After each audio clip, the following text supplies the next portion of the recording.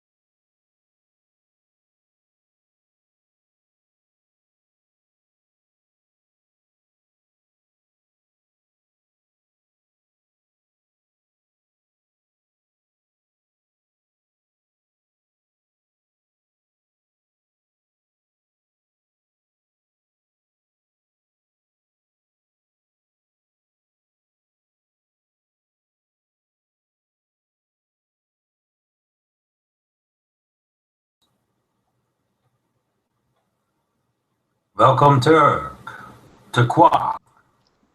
Welcome Isa. Yeah. Here we go again.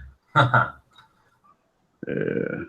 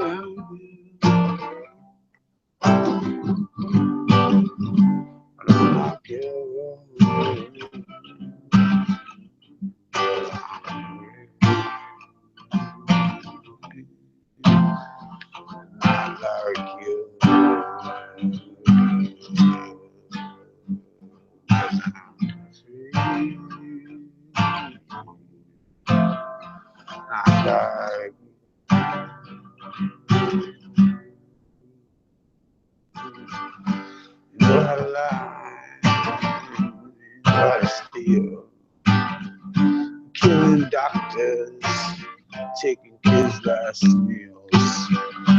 You walk around acting strong, but when I come around, you don't last too long.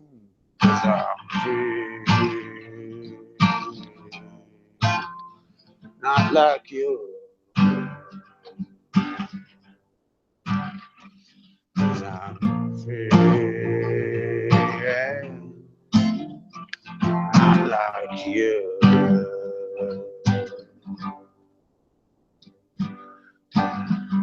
I don't like you. I don't like you.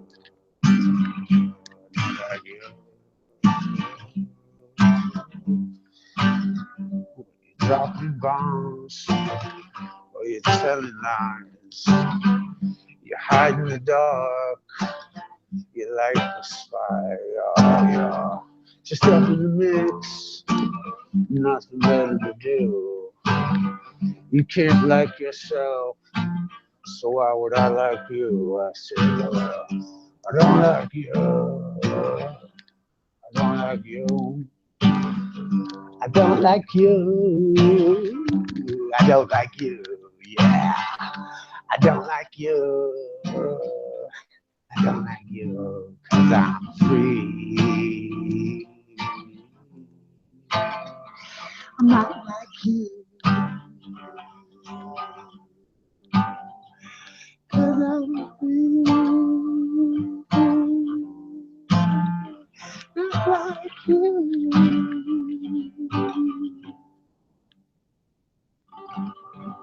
Not like you. Not like you.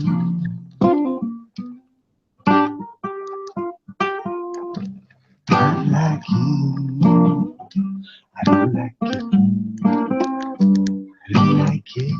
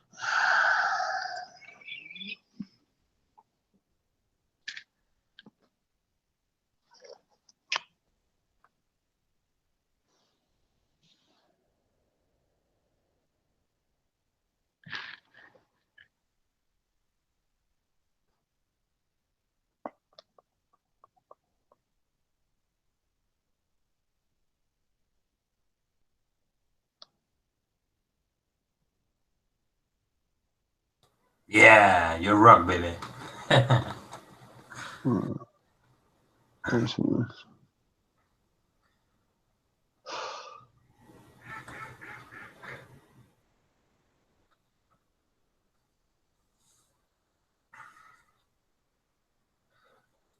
Well. Yeah.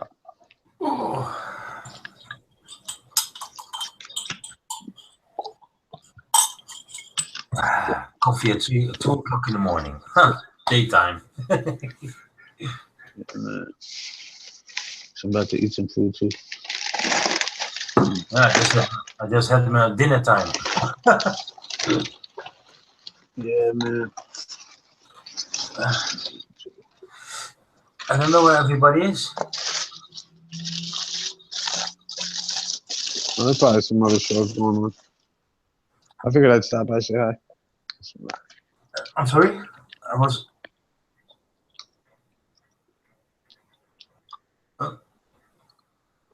Yeah, I'm gonna go. I'll be back later, brother. All right, I'll see you later. Yes, man. Thanks for opening the show. Yeah, man. See you, brother. Bro. Yeah, see Later, you. man. Later.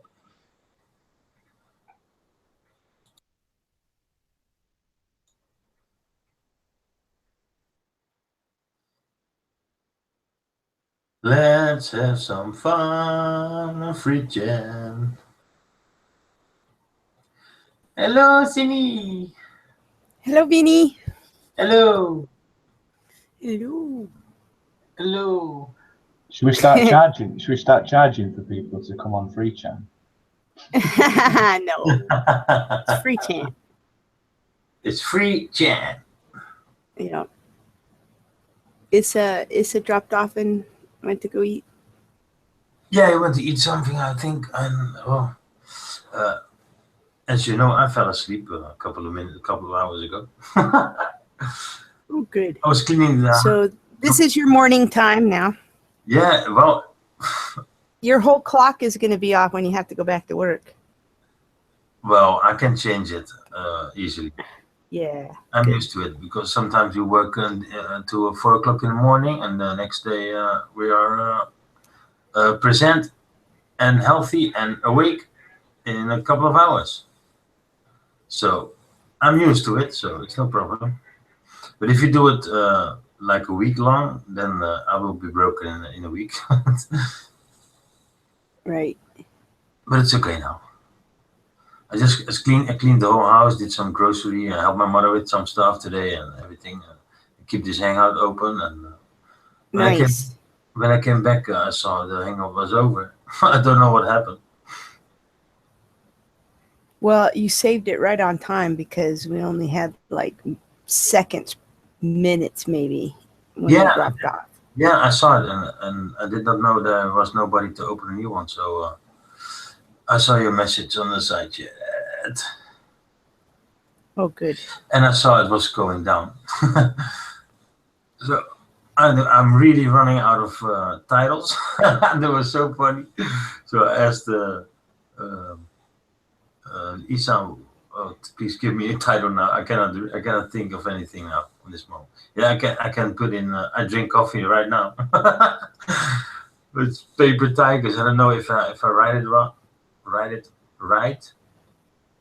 It's okay, no problem. We can always change the title. Yeah, you can change the title. Yeah. Well, Yvette can do what she wants when she comes back. Yeah. Yeah. They're busy. Oh, okay. It's okay. They're busy having a good time. And that's all right. That is all right. Yeah. That's right. Put some weed in it. That's it. Put some weed in it, you man. And snack. Yeah. Huh.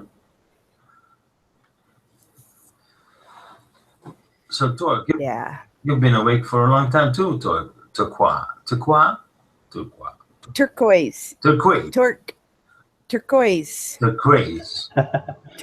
I like how you struggle with that. Yeah, I'm struggling with it. Since I met you, I'm struggling with it. Yeah. No, yeah, I've been up. Just for your Torque. Yeah, I'm just having a listen to that other channel that people are having issues with. Like they're trying to work out the curvature math behind it. The way it works is you kind of need to know the distance to the center of the Earth to work out. Which channel? Yeah, the red rhetorics. Oh, I don't go there. I've noticed everyone's like jumping on YouTube. He's trying to ask a question about the moon, and someone's even created a user called YouTube 2. Oh, okay. Well. But yeah, really, they're working out the maths. And the maths, the way it works is trigonometry-wise, you'd have to understand like the distance from the surface to the center of the Earth to work out the curvature. Now, do we have that number? I don't know. I know everything in Dutch, but I'm so sorry. You know, I know the whole math, and I know everything to do. I don't know if you saw the Hangouts together with James, and then we talk about it, and he always helped me a little bit by the English word, because I know everything in Dutch, but like for the math and doing things by spinning things and all those kind of things, and well, I cannot explain in English, and he always helped me though. It's good when James is here. Sometimes I really don't understand what somebody's saying, so I have to search for the word. Oh well, it's okay, no problem. Oh, you do pretty good, Vinny. Thank you very much. Yeah. I do my best. Yeah, you do good. I'm stuck at home, and we had a lot of fun on the other channel. I want I want to have a lot of fun here too. Yeah. I heard you guys were laughing really hard when I was running the other channel when you guys having fun. Yeah, that was fun. Well, I liked it. Ooh.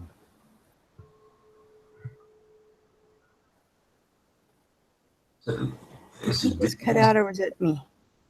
Oh, no, nobody cuts out. Okay, it was me. Oh, well, is it dinner time for you guys now then? It's just past. It's like 7:30 here. Oh, okay. Oh, then you already had your dinner. Yeah. Nice. Hey, you're lighting up something. I'm just I had my thumbsing dinner and I down had that to take. rhetoric. Yeah. Yeah. How's that going? Yeah. Not bad. Talking geometry and stuff, and I don't think we understand. Kind of, you've got to have the distance to the center of the Earth.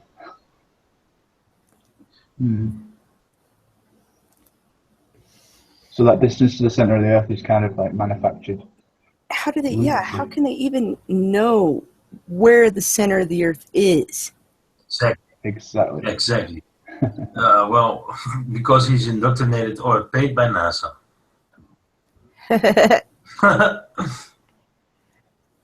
I'm just keep posting this question until I get answers. Oh, you are there now asking questions. Yeah. Okay.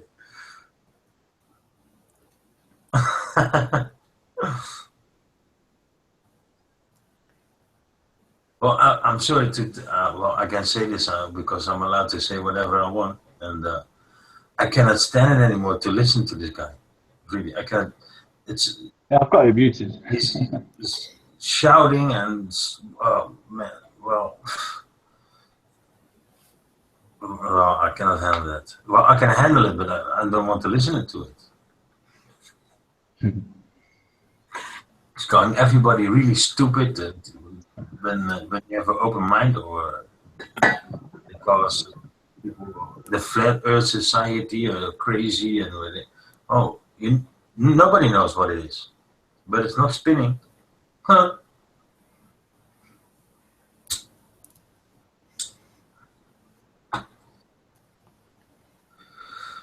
Oh, I'm saying wrong things. I'm talking shit.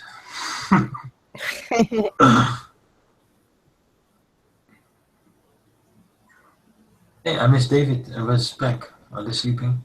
Yeah. Where are they? I don't Where'd know. they go? Maybe I don't know. Proprietor. Shout out to Proprietor. Oh, And Lee. Hello, Lee. hey Lee! Shout out to Lee. Nice to see you, Lee. Let me take a look. And Phantom Prophet. Prior. Who'd I miss? Is it proprietor? Proprietor. Proprietor.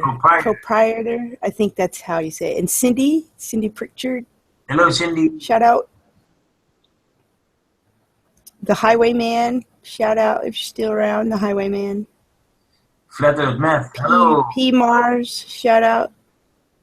Shout out to Turquoise. Shout out to Vinny. Yo, shout out to Cynthia. Shout out to YouTube. Okay, I think I got everybody in chat. Yeah. That's Flat Earth. oh, yeah, Charles. Shout out, Charles. You got it. If somebody wants to join, here's the link. Un momento, please. Yep. Where are we? Here we go.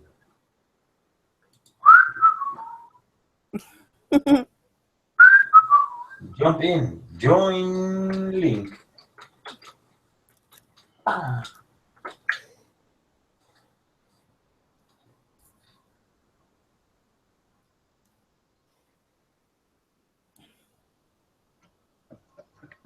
Hello, Lee. I see Lee everywhere. I come on the internet. I see Lee. Yeah, Lee. He's like me. Yeah. He likes to go everywhere. Yeah. See everything. Yes. The all-CI. See. Big Brother is watching you. Big Lee is watching you.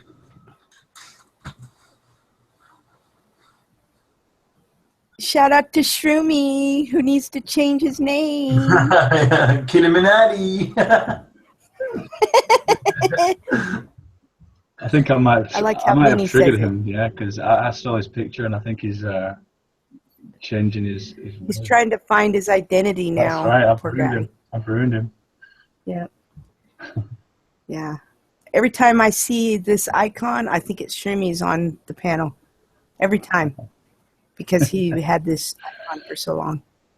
Yeah. It's so weird. I think you guys are about the same age. He might be a little bit younger. But he's up there in Scotland. Shrimmy. I do love to join, but I'm in a naughty mood. What the hell? Yeah, that Phantom Tom was instigating a bit of anarchy, or not anarchy, lawful rebellion. His idea was to to kind of stop the traffic, what do they call it, the payment things, the ticket machines at hospitals, like block them up with like expanding foam or something. Yeah.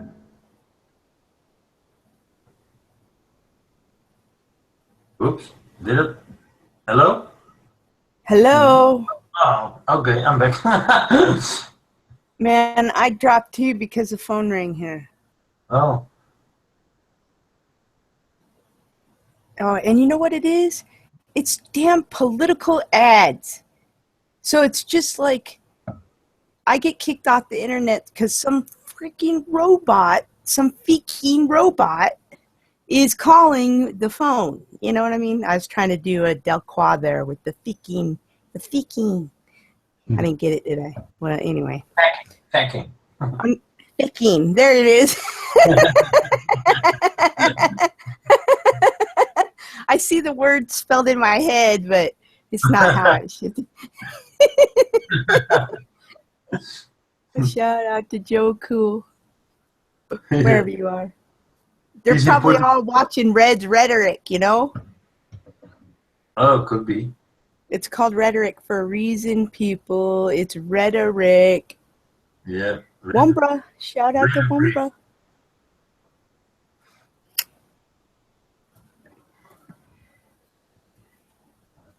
I'm just going to keep watching this question until I get a response. Because, yeah, they're trying to work out some curve on a ball and they don't know the distance to the center of this ball. And you just, I don't know where they're going on.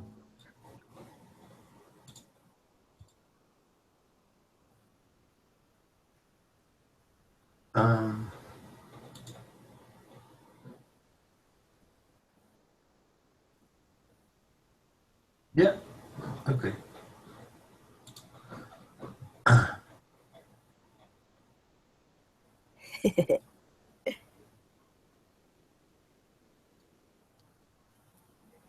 I got so much tablets open. I can. Oh, how do you say that? Windows. Tabs? Tabs. Yeah, I cannot Windows. find it. Windows. I got my own channel, my own thing open, and hey, Hitchhiker, welcome. Welcome, Hitch. Shout out to Hitch and his lovely little family.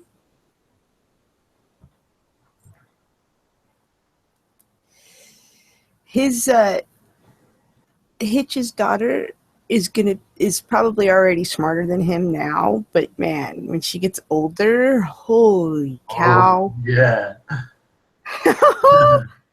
That girl, she is so smart. Yeah.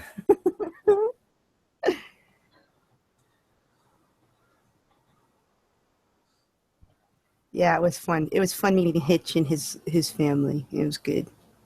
Yeah. Great. Put some Cynthia's in it. Wombra.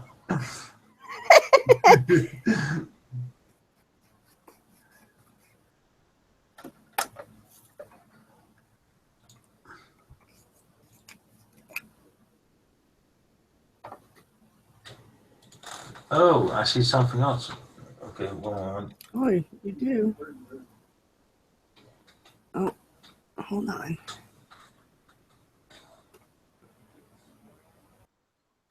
That's what I'm saying.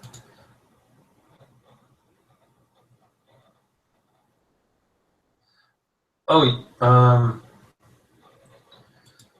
already forgot it. Torque. You're totally right. If you don't know the center of the Earth, you cannot measure the radius. Yeah, I know, man. I know my geometry. Yeah, me too. But I was figuring it out in English. You're totally right. Well, you got to find the drop, even for a quarter of the Earth's, like, a section of the quarter of the Earth. You're going to still have to need the center of the Earth measurement. We've got the distance from, like, the circumference of the equator. We know that. Yeah, well... that doesn't give you the center of the this makeshift ball that people are there. There is Flat Earth Math. Welcome. Hello. Can you folks Hello. hear me okay? Oh yeah, that's Yeah, we're fine, bro. thank you very much. How are you? I'm doing quite well. I missed the part of this start of your conversation. I was upstairs trying to teach my son how to use a towel rack. Okay. Well, we just Ever tried to teach a 4-year-old how to hang a towel? well, you're breaking up. Oh, I'm sorry. We're streaming. Oh yeah. Let me so let me reduce bandwidth. I understand. I can hear you drop sometimes. I can hear you. All right. Can you hear me a little better now? Yeah, it's a little bit better. It's A little bit better. well, we were talking about some stuff, and I started the new Hangout, so it's already started in just started a couple of minutes. So we are ready to fire it up. It's okay. You can have a Okay. small talk with Torque. I'm going to grab a new coffee because it's 2:30 in the morning for me, and I need another cup of coffee. So I'll be back in a couple of minutes. Have fun, people. Yeah, okay. All right. So who else is in the room? We got Turquoise. Oh yeah. Have we ever spoken? Not that I can recall. No. I recognize your avatar, but I don't think we've ever been in a hangout together. No. You might have got me mixed up with Shrumanati. Apparently, I've stolen it. Oh, okay. He stole your avatar. Or does he have a very similar one? Does he have a similar avatar? It's the same artwork, basically. Oh, okay. Okay.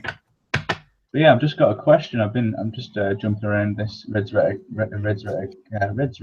channel. He's like trying to prove the curvature, but like, to be honest, to work out the trigonometry, you're gonna have to find the distance from the ground level to the center of the Earth. That's how the model goes. Yeah, curvature is a tricky thing. That's why I usually stay away from it, because there's too many variables. But yeah, I mean that you could do the trigonometry, but your starting value, you have to basically assume the radius of the Earth. But the thing is, you discover the radius of the Earth using other means. You don't discover the radius of the Earth by observing curvature. It's using different means of calculation, you could figure out the curvature of the Earth or the radius of the Earth, but not by observing ships over the horizon. That's not going to be helpful. Yeah, is it still called a radon or radion? On a 3D sphere? Because I know on a circle, the radius imposed on the circumference is called a radian. Right, a radian, yes. But on a sphere, is how would that's got to keep lateral lines, doesn't it, to keep the measurement accurate? Well, no. I mean, all a radian is just another way of measuring an angle. It doesn't matter if you're talking about a circle or a sphere. Most people are comfortable with degrees, but when you start getting into the math and you want the math to be a little bit on a pure level, being that degrees are a human construct, whereas radians are more mathematically pure. Like the number 360 was invented by the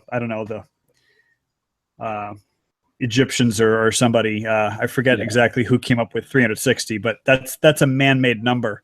Whereas a radian, it uses the property of a circle, to define the angle. So does that make sense? Yeah. So. But that all depends on if it's a perfect sphere as well, the maths they're using. Yeah, but the thing is, if the Earth, the oblate spheroid, if it's close enough to a perfect sphere, like for example, even flat Earth people don't say the Earth is as flat as a tabletop because yes, Mount Everest exists and the Grand Canyon exists. People don't go crazy with like flat Earth being flat, you know. Yeah, you've got similarly, like the water, for example, that's immeasurable.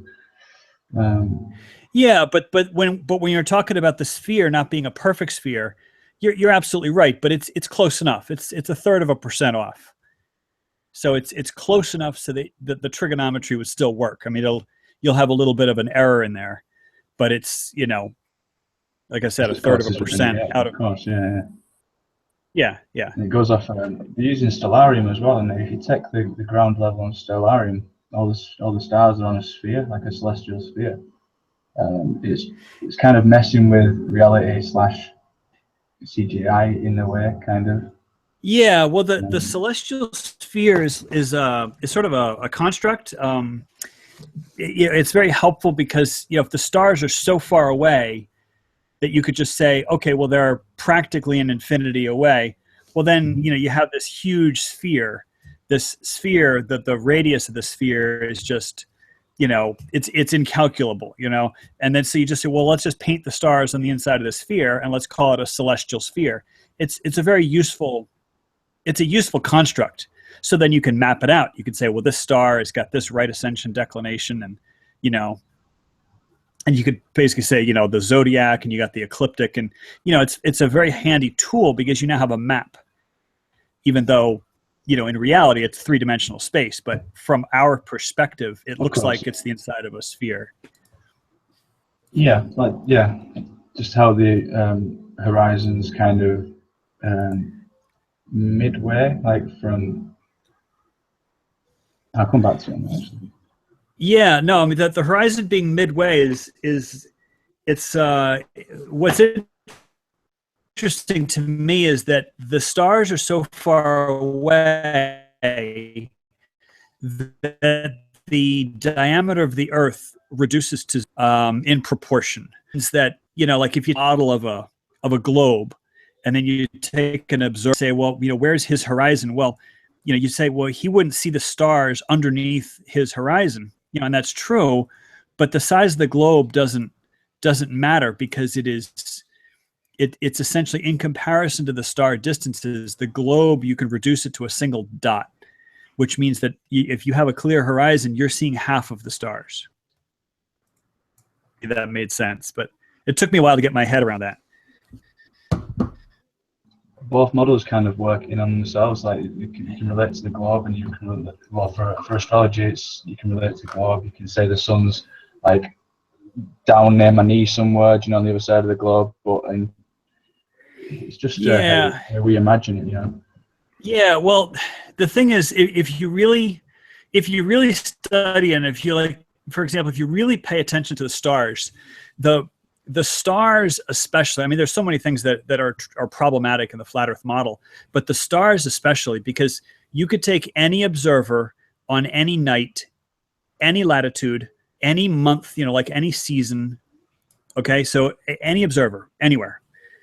And that person, if they have a clear sky and a clear horizon, that person will see 50% of the stars.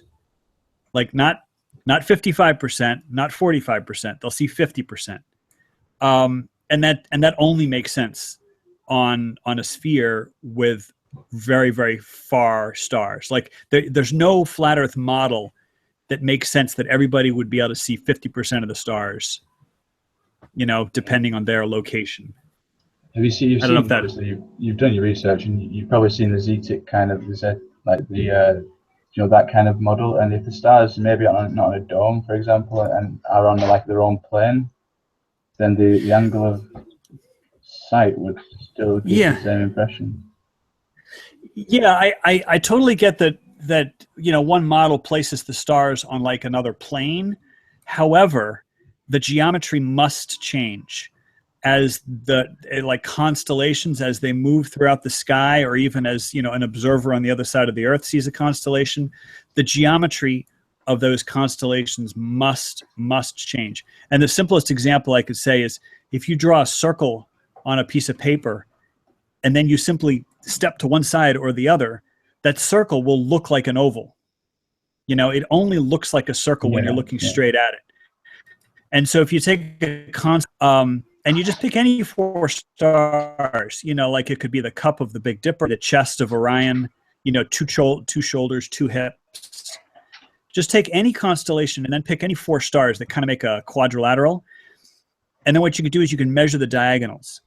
All right. So if you have the stars numbered, 1, 2, 3, 4, you go from 1 to 3 and you go from 2 to 4, and you just measure those 2 lengths. Mm-hmm. You just measure the lengths of the 2 diameters. And or 2 diagonals. And when I say measure, I mean in terms of angle. Yeah, that's right. Yeah. Okay. And then you can look at that constellation from any observer. You could open up any astronomy book.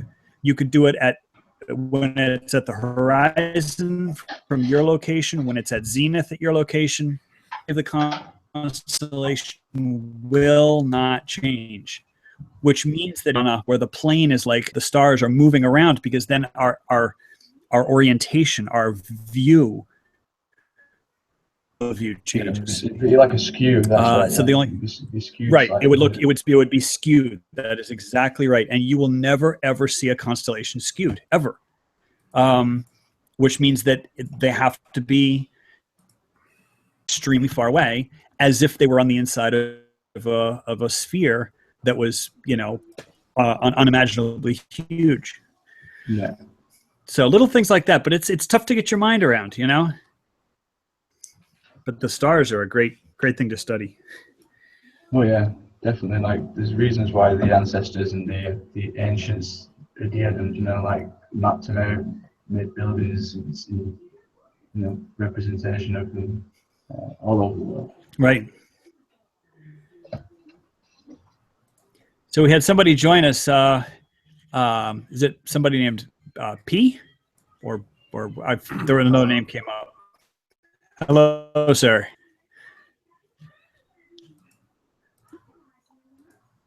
Yeah, so Mr. Mars. Mars, do you have problems with your microphone? Can you please refresh your? Oh, can you hear me? Yeah, I can hear you. Yeah, we got you. I don't know. I was just listening, I guess. Oh well, Mr. Flat Earth Meth just asked you a question, so. Oh no, yeah. I mean, you could jump in anytime. I don't want to monopolize the conversation. I was just. Oh no, I didn't. Yeah, if I have something to say, I'll say something. Oh, okay, but you're welcome to jump in. I saw you join the Hangouts, so got anything on your mind? No, I was just interested in what you were saying, actually. Oh, okay. So but I don't really have any comments on what you said. So Sure. Yeah, the stars are really fascinating. The flat Earth debate in 2008, and if you want to, put that time on in the flat Earth community, even Eric Dubay was not a flat earther when I started studying this stuff, and he's sort of like the father of the new renaissance of the flat Earth movement. And then Mark Sargent came along with Flat Earth Clues. So I've been studying this thing a long time, but when I started studying in 2008, even I didn't understand the perspective of stars in like the Flat Earth model versus the Globe Earth model. And because it does take a while to sink in, and I think I understand them a lot better. Like, I never thought about the location of Polaris in the sky. It just never really occurred to me. And then it finally dawned on me that Polaris matches your latitude, if you're in the northern hemisphere. I mean, perfect. When I say perfectly, within a half a degree, because Polaris is not exactly at the, it's not exactly at the celestial pole. Really, from what we've been told, it's switched around, hasn't it? Well, it's there's this thing called precession. Precession, but it takes so many like something. So Polaris is like within a half a degree. The precession of the equinox, exactly. So it's close enough. It's a good proxy for the north celestial pole. It's a half a degree off, so it's it's good enough for like navigation. But I totally didn't get that Polaris matched your latitude. So like no matter where you are in the northern hemisphere, like for example, I'm at exactly 40 degrees north latitude. Yeah. Philadelphia, Pennsylvania is 40.0 degrees north latitude. So when I look up at Polaris, it's exactly, 40 degrees off the horizon. And that's just, I just think that's the coolest thing, because it's like, doesn't really matter where you are on Earth. If you're in the northern hemisphere, like if you're sitting on the equator, well, Polaris is going to be right at the horizon. It's going to be at zero.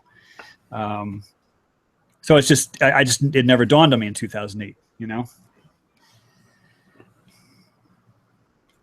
There's other cool stuff with the stars. Like, I don't know if you've ever thought about the celestial equator. Like if you take a look at star trail photos, I really like star trail photos where they aim the camera either due east or due west, because then what you see is there's one line that's a straight line. Like the stars above this are slightly curved northwards, and the stars below it are slightly curved southwards. But if you look at a star trail photo that's due east or due west, the stars that are right on the what's called the celestial equator, they're literally a straight line. It's a straight line in the photograph. Well, the cool thing is that you could take a protractor and you can measure that angle that straight line makes with the horizon, and then you're going to get 90 minus your latitude. So again, I'm at 40 degrees north latitude. So when I look due east, the stars rise at a 50 degree angle when I look due east or due west. I just love the geometry of it. I just think it's so, it's so harmonic, just reinforces itself. Yeah, I was almost going to say perfect, but yeah, that's pretty much it. But I mean, it's the beauty of nature, I mean, we really do live in an amazing, amazing place. That's true. I mean, just looking at the sky, like I drive home.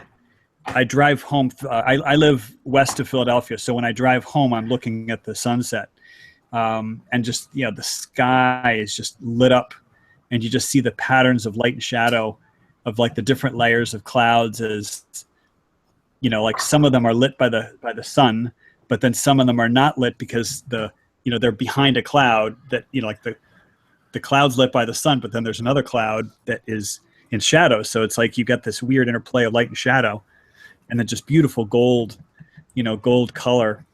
And it's just beautiful. I mean, it's like I have to keep my eyes on the road so I don't run into somebody, but just looking at the sky, just beautiful.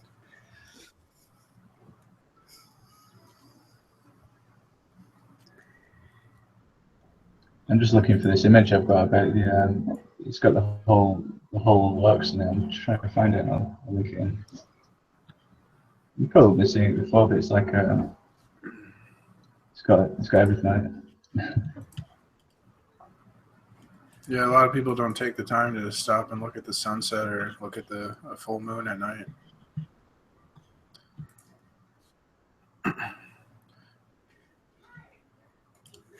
I just opened up the chat, the side chat. I normally, when I'm in these Hangouts, I normally don't watch the chat just because I'm very ADD and I can't focus on talking and reading at the same time. And it looks like there's some really funny stuff going down. A lot of people talking slowly. Hello, Mitch. So a lot of very interesting personalities in the flat Earth debate. Yeah, I've linked it in the side. It pretty much covers everything. I think so if you Hitched. If like people identify with the flat Earth, and then if you like disagree with it, they take it as like a personal attack. Yeah, sometimes. The thing is, there are a lot of really rude globers out there. I mean, there's another hangout going on right now, and lots of profanity, lots of insults. If you don't get what the person's saying, then you're an idiot. And I just think unnecessary. Yeah, it works both ways as well, man. It works both ways. I mean, we can't say we're 100% all the system. Yeah. You can't close it off either. what people are saying. Sick. The thing is, I teach high school. I teach teenagers math, and there's a lot of really bad math instruction. A lot of kids come to my room very poorly served by their and it's a tragedy. I mean, that you can't undo years and years of really bad math. Like then what does the kid do? He just wants to grab a calculator and try to fake his way around everything, and it's like he's just lacking fundamentals that he was not taught by his other teachers. And it's like I can't get mad at the kid, And then if the kid kind of cops an attitude because the kid knows he's bad at math and he's very uncomfortable and feeling self-conscious, and he kind of lashes out. I mean, I can't yell at the kid if he doesn't understand to teach him. And so it's like, people aren't necessarily going to see eye to eye like right away. And then there may also be differences of opinion. Like, we've got this big election here in the United States, and it's like, if you want to vote for Smith and this other guy wants to vote for Jones, like you should be able to sit down and have a civil conversation. It's like, yes, I'm voting for Smith and you're voting for Jones, but we can still talk and have a good conversation and not try to kill each other, But some people take it real personally. The whole flat Earth debate, they take it very personally. Yeah, like there's a reason why it's come out of the woodwork. It's part of the control system, isn't it? It's like they're not going to tell us everything, but they're just going to keep us arguing between each other. There's the purpose, isn't there? Divide and conquer all the way. I try to do my part and be respectful, and if somebody throws a bunch of crap in my direction, like, for example, if I'm on, making comments on somebody's channel and the person's like, hey, you better stop trolling me. I'll be like, okay, I'm sorry. I don't want to be seen as a troll. And then I simply don't comment on that person's videos anymore because I don't want to, I don't want to be that guy, But a lot of times I just try to laugh it off. If somebody's like throwing all this profanity in my direction, I'll just, be like, yeah, you're pretty funny. Yeah. Like just try to make light of it, This is exactly it, and you've got to roll with it, man. You can't take things to heart, right. Especially if it's about a belief system that we're kind of we're not fixed on anyway. I mean, just look at the distance from the sun through history. It's changed drastically, Sure.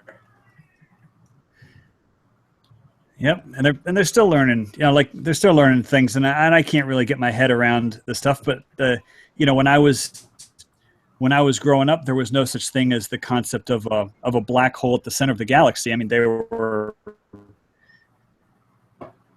nobody talked about supermassive black holes. That was a fairly new, discovery / invention.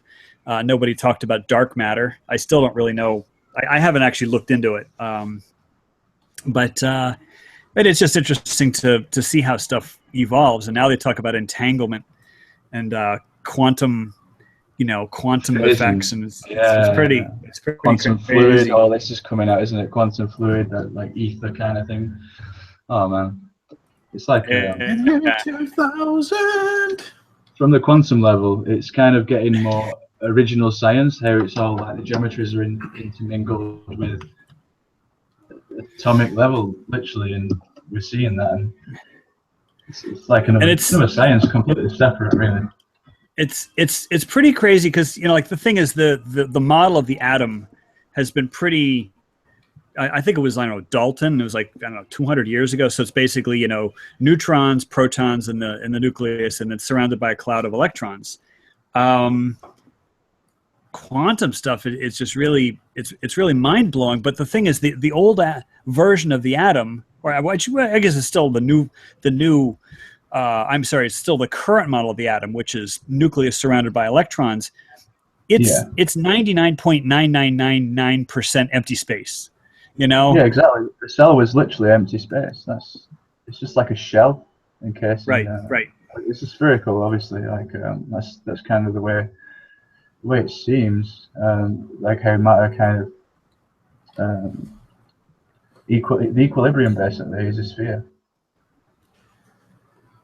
I was doing the math. I figured it like if the nucleus of an atom were the size of a basketball, the actual atom is like the size of a city. I mean, it's pretty ridiculous. If you look at the dimensions involved. And then it's like, to me, that almost is very similar to our solar system, or even, like the galaxy itself, in that the planets, in a solar system are like smaller than flecks of dust. The space between them. As we've seen, it's like microcosm, macrocosm. It's as above, so below, literally, quite like that. Like, you can understand the universe by understanding a cell, and likewise, it's quite easy to do, really. Right. Well, are you familiar with a movie by I think it's Charles and Ray Eames? It's called Powers of 10. It's from like the 1980s. Yeah, I've seen that. 70s, right? Late 70s. I mean, it was all before computer technology, and what was pretty amazing is that the further you go out and you look at galaxies and stuff, and then the further you go in and you look at molecules and stuff, and it's like it ends up at you end up at the same place. Yeah, it's almost like there's chaos. My philosophy behind it is basically there's chaos in one order, there's harmony on an outer order, and then there's chaos again, order again, chaos again, order again. It's like a shells within shells, basically. Like harmonies, basically. Obviously, where life exists there's some kind of golden mean of existence, really. Right. And there's a lot of interesting stuff about vibration and energy, like the new age, where you get some spiritual mumbo jumbo, which starts to make more and more sense when you start thinking about energy and quantum mechanics and vibration. It's like the spiritual mumbo jumbo starts sounding a whole lot like science, Oh yeah. It's like what holds these. It's like what a wave's made of. It's like the holding the particles together. Or it's like it's a Schrodinger's cat kind of thing until you observe the individual particle. I mean, the whole of life's Schrodinger's cat. It's like, what is it? I don't know until I check it. It's one of them. And it's all dependent on the observer. Like all the lab rat experiments they've been doing over the years and coming out with like results at the end have been swayed due to the male or female scientists, and we've just come to realize that in the last 5 years. It's pretty amazing. Yeah, could definitely, be the same people, and that could be a conspiracy. The New Age agreeing with science. Well, I'm just saying it's the New Age stuff is sounding less and less flaky. I mean, and there's going to be people on the fringe who are just like making stuff up. Like I saw this clip where he was talking about like the male energy of the octaves of the sun and blah, blah, blah. And it's just like, I mean, he just literally, it was just like, he just made up a bunch of words and they were coming out in sequential order, And so it's like, so yeah, you can't have somebody who's like, on an acid trip and they're just now, they put a microphone in their face and they're describing, whatever.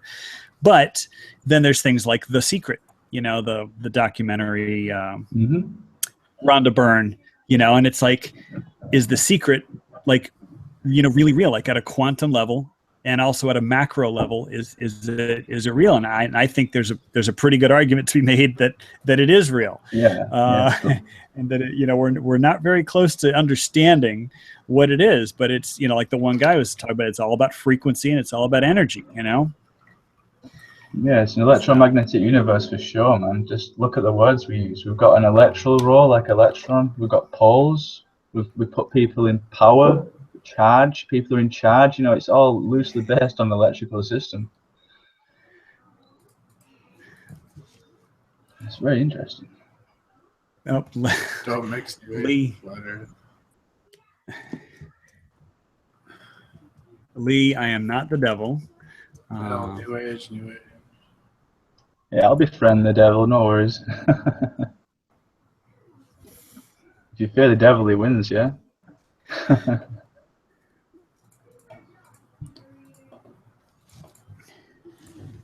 I'm quite into Oh, so alchemy and kind of geometries that way. And Oh, really? the whole of the stories of mythology and mythos are really just alchemy, just describing the same story, the same cycle.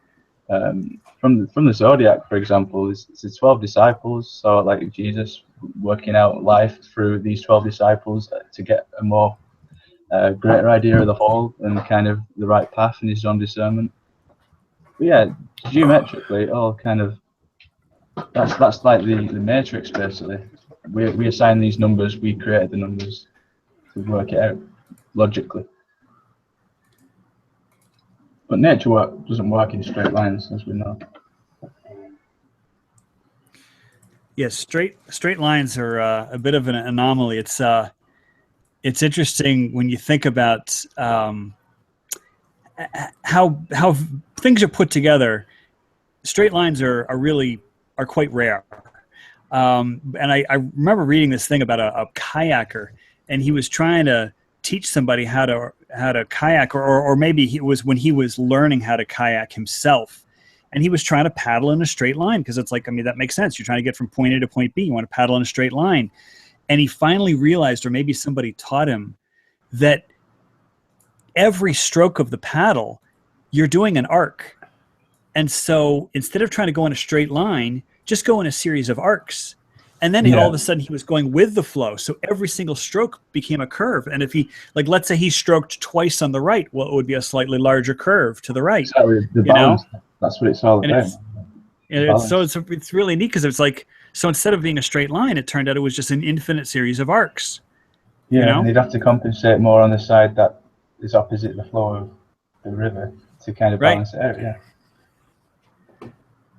And an interesting thing to think about is the human body, and just like I'm a teacher, so I stand in front of a chalkboard. Now it's a whiteboard, but if you ever think about just taking your arm, like when you're a teacher, you use your arm and your shoulder to write on the board. Like when you're writing, normally people use their fingers and their wrist, but when you're a teacher, you use your whole arm. Okay, because you want the kids in the back of the room to see it. So it's interesting to think about drawing a straight line on a board, like let's say a diagonal straight line on the board, like let's say it's a chalkboard or a whiteboard. And then, so you draw the line, and then you imagine you've got your shoulder joint, which is ball and socket. You've got your elbow, which is pretty close to a hinge. You've got your wrist. You got your wrist, which is kind of like a universal joint. It's sort of like a two-way hinge joint. And then you've got your fingers, and then also you have your waist. Maybe you turned your waist a little bit, as you drew this line. And then when you think about it, that straight line was the product of a whole bunch of curves.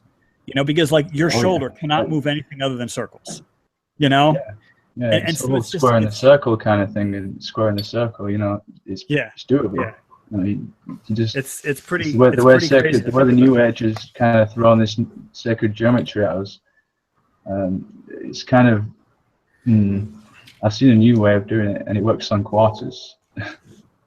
I'll get you a link in a minute, but you'll get a better understanding of it.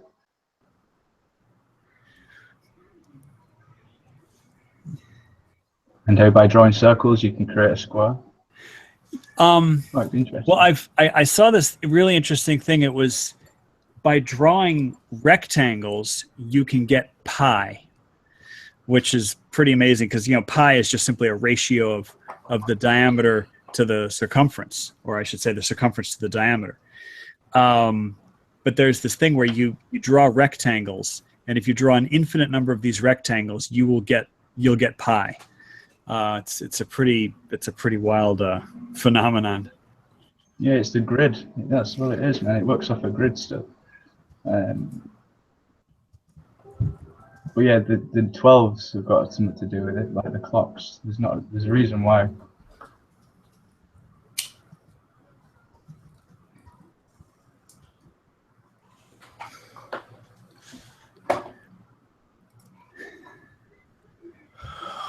So, Mr. Mars, is Mars actually your name?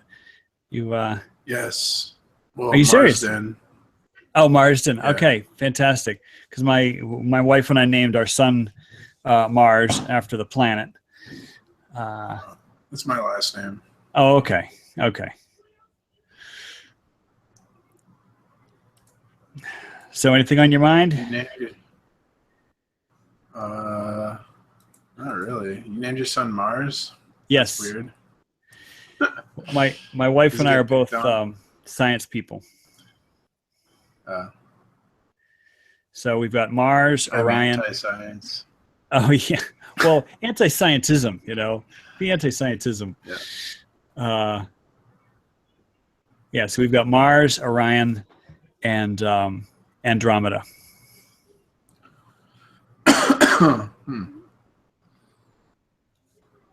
Nice. They're currently addicted to Super Y. I don't know if you've ever heard of that show, but it's a pretty cute show. It teaches kids sort of the fundamentals of reading in the context of kind of messed up fairy tales, and it's a pretty cute show. Really, really good for kids.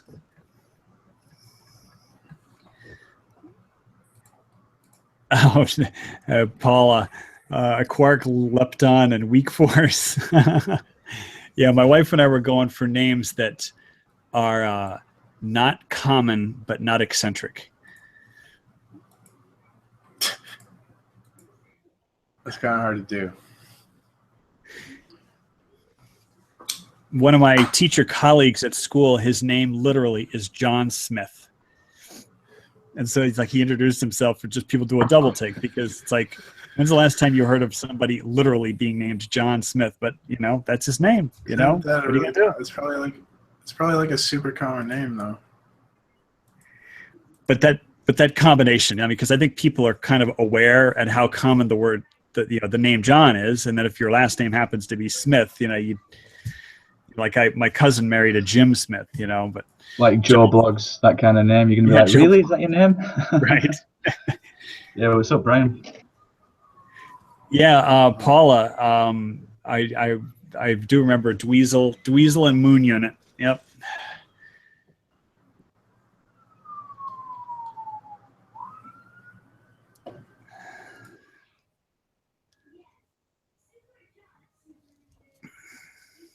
Cops here again. All right, what did you do this time? I live in a big ass building. Cops are like always here in the fire. It's crazy here.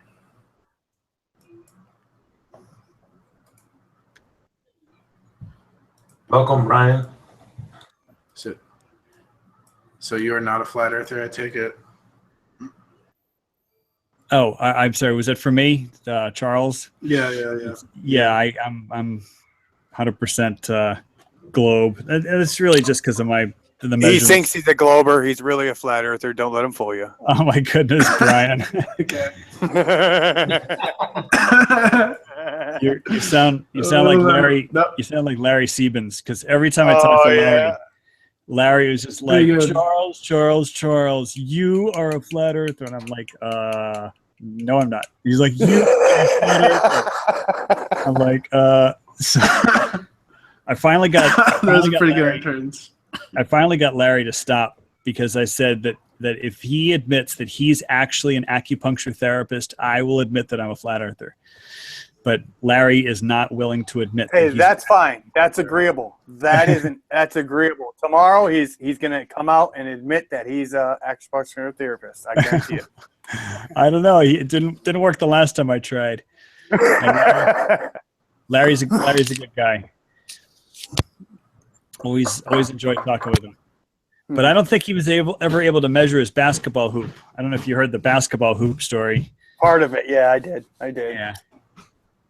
But the point I was trying to make, and it was from my debate with Jibby Jedi, was that there are things that we think we see, but we might not really see them. Like yeah, that makes sense. And so, yep.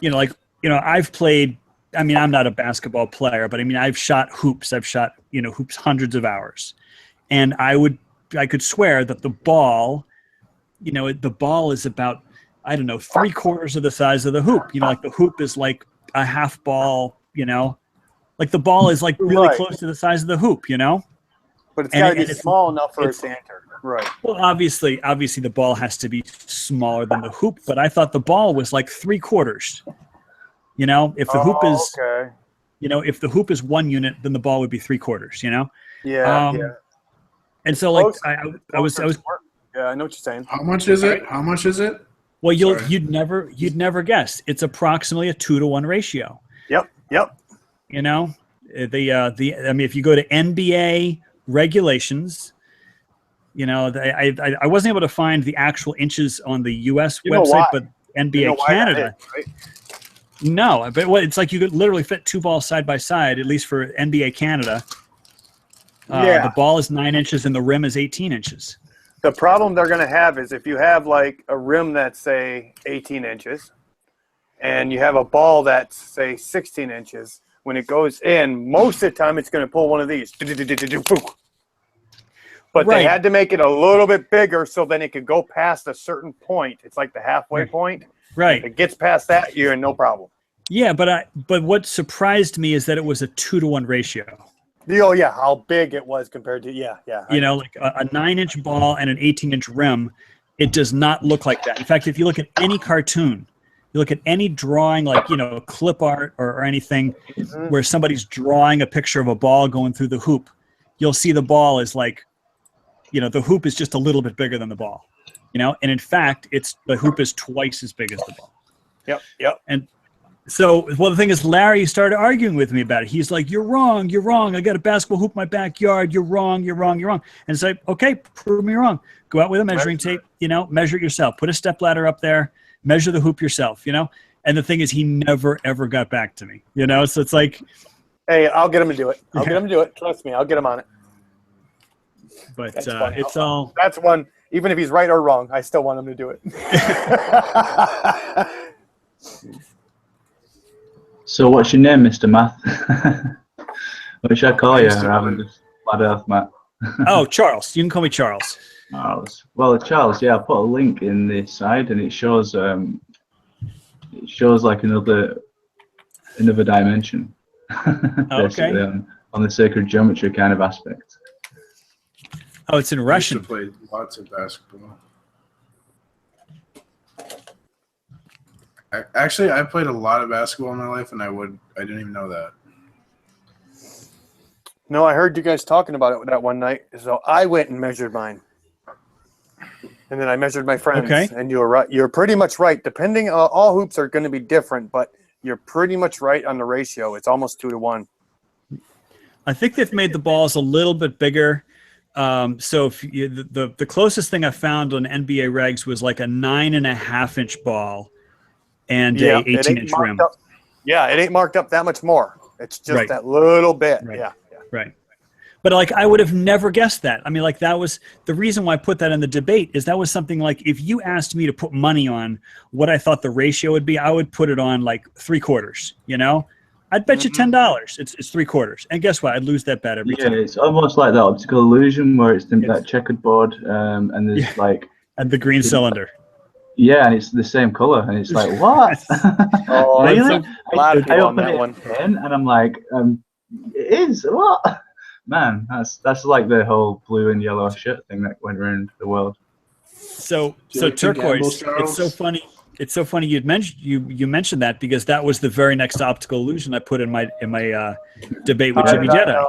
How did Is I the- know? The checkerboard and the Yep. and the green cylinder. You know. Yep. That's right. I mean, like, you could get somebody to bet $1,000, and they'd say square A is darker than square B, or whatever. You know, it's like, it's so obvious that one square is darker than another, and it turns out they're exactly the same shade of gray. You know, and like, boom, I just lost $1,000. You know, and it's like, your eyes can deceive you. Exactly, man. Exactly. That's why we need to use our third eye. The reason why I brought that up in the debate is because a lot of people, they come to flat Earth because they don't feel the Earth moving, and they go to the beach and they see a straight horizon, you know, and it's like, okay, so I don't feel the Earth moving either, and when I go to the beach, I see a straight horizon also. So it's like, so that's our starting point, you know, and we could say that we feel no motion because the Earth is in fact stationary. We could say that we see a flat horizon because the Earth is in fact flat. Like that's possible. Yeah. But then there's another possibility, and that the Earth is moving extremely slowly compared to us ants, and that the Earth is so big that the horizon will look flat. There's multiple possibilities. Hey, Matt, see, I agree. Okay, if it ain't anywhere near flat, I say that it would be anything but way bigger, or it would be way bigger. Yeah, because if we can't see that horizon bending or anything, that would mean it'd be so big that we wouldn't be able to see it. Well, even if you're looking at 1,000 miles, yeah, go ahead. Yeah, well, Brian, it's dependent on like the atmospheric conditions. Like if you're in a fog, then you've only got limited vision. So would you say? I understand. No, I see what you're saying. I'm just saying an overall thing. Yeah, whether I thought of that as well. Flat, it's either way too big to be what they say it is, or it's flattish. Charles, I have a question about, like, speaking of the spin of the Earth, doesn't the Earth spin faster near like the North Pole than it does on the equator? Well, it depends on what you mean by spin. Are you talking about the revolution around its axis? Right. So the revolution around its axis is the same everywhere. Okay, because it is you have at the top, like you don't have one part of the top that is doing more RPMs than another part of the top. The entire top is doing X RPMs. All right, so the entire Earth is doing the same revolutionary speed. Now, what trips people up is they say, well, what's the linear speed? So somebody standing on the equator is doing something like, over 1,000 miles an hour. And it's like, and that's right. Somebody standing on the equator they're covering more ground in the same revolution, right? Right, because they're at the widest part. They're the widest part of the sphere. Right. But they get all tripped up by that. Like they focus on this 1,000 miles per hour, like it's 1,000 miles an hour through air. But the thing is, the Earth is not traveling through air. So that 1,000 miles an hour is meaningless. In fact, it's on a planetary scale. If I put a pencil on a stick 6 feet up, is that traveling through the air? Yeah. Well, all right. Say that again about the pencil through the pencil on a stick. Yeah, and I put it 6 feet now traveling through the air, or it's no longer on the ground. No, the thing is, it's not traveling through the air unless the air is moving. Like, I mean, if the wind were blowing, all right. What I'm getting at there is, if you look at like a kid's playground toy, what is that called? Where you get on it and it spins it, merry-go-round? Yeah, I don't know what they call the playground toy, but yeah. You know what I'm talking about. Yeah. If you're in the middle, if it's still doing the same revolution, whether it's in the middle or the end or on the edges, you're feeling it a lot more on the edges than you're in the middle. Absolutely. So you're going to feel those forces. Well, so then the question is, can those forces be calculated for the Earth? Well, calculate or not, we can still feel them. Well, no. See, now you got to be careful. The last time somebody dropped a flake of pepper on your shoulder, you didn't notice, right? But technically, somebody dropped something that has weight. Flake of pepper does weigh something. And they dropped it on your shoulder, but you didn't notice. So then the question is, can the centrifugal force be calculated at the equator? Like, given the heliocentric model, we turn approximately once a day. The Earth is approximately, 25,000 miles around. I mean, like, can you run the numbers? Can we calculate it? And the answer is yes, we can calculate it. So then the question is, how much force are we talking about? That's the thing that trips people up every single time. They focus on 1,000 miles an hour, and they won't let 1,000 miles an hour go. And I'll be happy to admit, we're going 1,000 miles an hour at the equator, actually more than that, faster than that. But the centrifugal force is 1/3 of 1%. Okay, it's 1/3 of 1%, which is, you can measure it with a scale, but in terms of a human being, somebody has a bowel movement and it's more weight than that, I mean, most people who, drink a 12-ounce can of soda, you know, they don't all of a sudden say, you know, I'm feeling like I'm 12 ounces heavier right now, you know? Well, kind of using that thing where you said the grain of pepper or salt on my shoulder. Right. That's a small grain. Yes. If we're doing it like that, you can measure it. Right. You can measure it, but the thing is, that's your difference in weight compared to the North Pole. So then the question is, you're standing on the equator and you're feeling a certain weight, right? You're feeling, let's say you're feeling, you know, 199 pounds and 8 ounces, right? And then you get on a plane, you travel to the North Pole. This journey will take you 12 hours or whatever, right? You get off the plane at the North Pole, and then you feel 200 pounds. You are not going to feel the difference because of the length of the journey. I mean, you're not going to notice that change in weight in ounces over an 8-hour period that at the time it takes you to get from the equator to the North Pole. Does that make sense? Well, it is if I'm flying at, say, 2 miles up, and then they get down to the ground, I should notice some kind of a difference. I understand what you're saying. I'm just saying the difference should be there. Well, here's the thing. Let's say you have a precision scale that measures in pounds and ounces. You know, most scales just say pounds or, you know, 0.5. But let's say you have a precision scale. You stand on that scale on the equator, and you get a very accurate reading. And then you carry the scale with you, jump on a plane. 8 hours later, you get off at the North Pole. And the thing is, you have to have not used the bathroom, and you haven't eaten or drunk anything, right? And then you get on the scale again, and it's like the scale will show you to be several ounces heavier, you know? And it's like so you'll see the numbers on the scale, you know, you're definitely reading heavier, but would you have felt the difference, being that change in difference is spread out over 8 hours or however long the journey takes? And the answer is you can't feel it. There's no way you can feel it. You'd have to set it up different. Yeah, you'd have to way different. You had to do the testing. So there's this really clever experiment. It's not an experiment. It's more of a publicity stunt, and it's called the GNOME experiment. GNOME, the GNOME experiment. And where they weighted it way up high, they weighed it way low, weighted in an airplane. No, they didn't do that. They just shipped it around the world to various scientists, and they shipped it along with a scale. So they've got this precision scale. They have a little garden gnome, and they just the instructions were just like weigh the gnome, you know, and then sure enough, the gnome weighed more at higher latitudes, and the gnome weighed the least nearest the equator. I think the gnome was heaviest in Antarctica.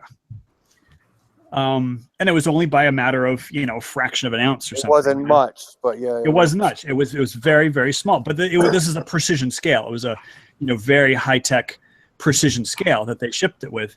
And it was just a cute little publicity stunt, you know? Yeah, they were trying to see the differences in the gravitational pull all over the world. Hold on a second. Sorry, I got my dog. Yep, that's my dog. Come on, shut up.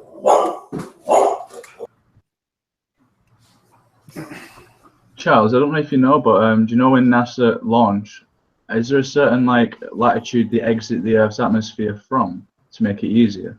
Because wouldn't you think it'd be easy to exit from like the pole latosphere, like the zero?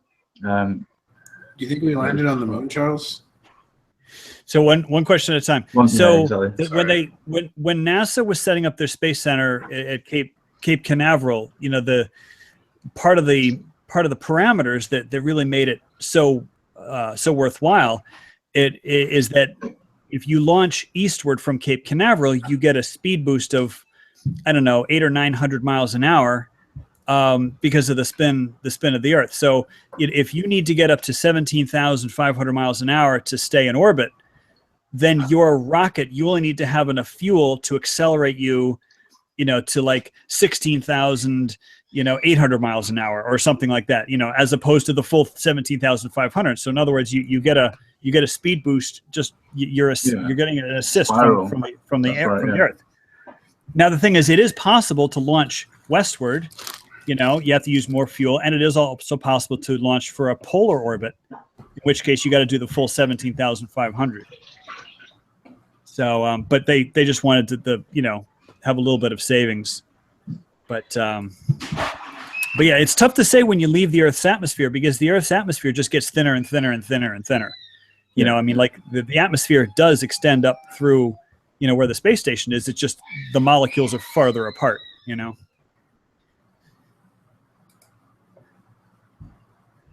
I'm sorry, what was the other question? Somebody asked me. Do you believe we went to the moon? Absolutely. Yeah, absolutely. A lot of people don't understand that I'm a very, very skeptical person. I'm extremely skeptical. And so there are some people they take their skepticism, they're skeptical of NASA. And I say, I totally get that. But then when I hear somebody say, we didn't do XYZ, well, I'm skeptical on that claim, and so I'll investigate it. Okay? I'm skeptical, so I'll investigate. Okay? And every single time that I've pulled on a thread, like somebody said, they used the same backdrop and all these photos. And so I'm like, okay, so I pulled on that thread, and I learned a whole lot about lunar geology and all these different missions and then exactly how far away that mountain was, and it was really eye-opening. It was a wonderful experience. I got a question on that. But it's the truth is they didn't use the same backdrop, so the claim unraveled. But when they got a mountainside that looks all the same from that point of view where the camera's at, and then the next day they are, say, 2 to 10 miles that way looking in another direction, they shouldn't see the same backdrop. It's all relative to the distance, though, isn't it? It is relative to distance. Even if it's relative to the distance, I should not see the same mountaintop over this way, like you do the star, like we supposedly see the stars, where the stars should not be here and over here at the same time. You're absolutely right. But if the thing that is key with these claims is they usually strip off the captions. They strip off the captions of the photos. So if you then go to the official archives and you find out exactly the grid coordinates where these photos were taken, we've done that.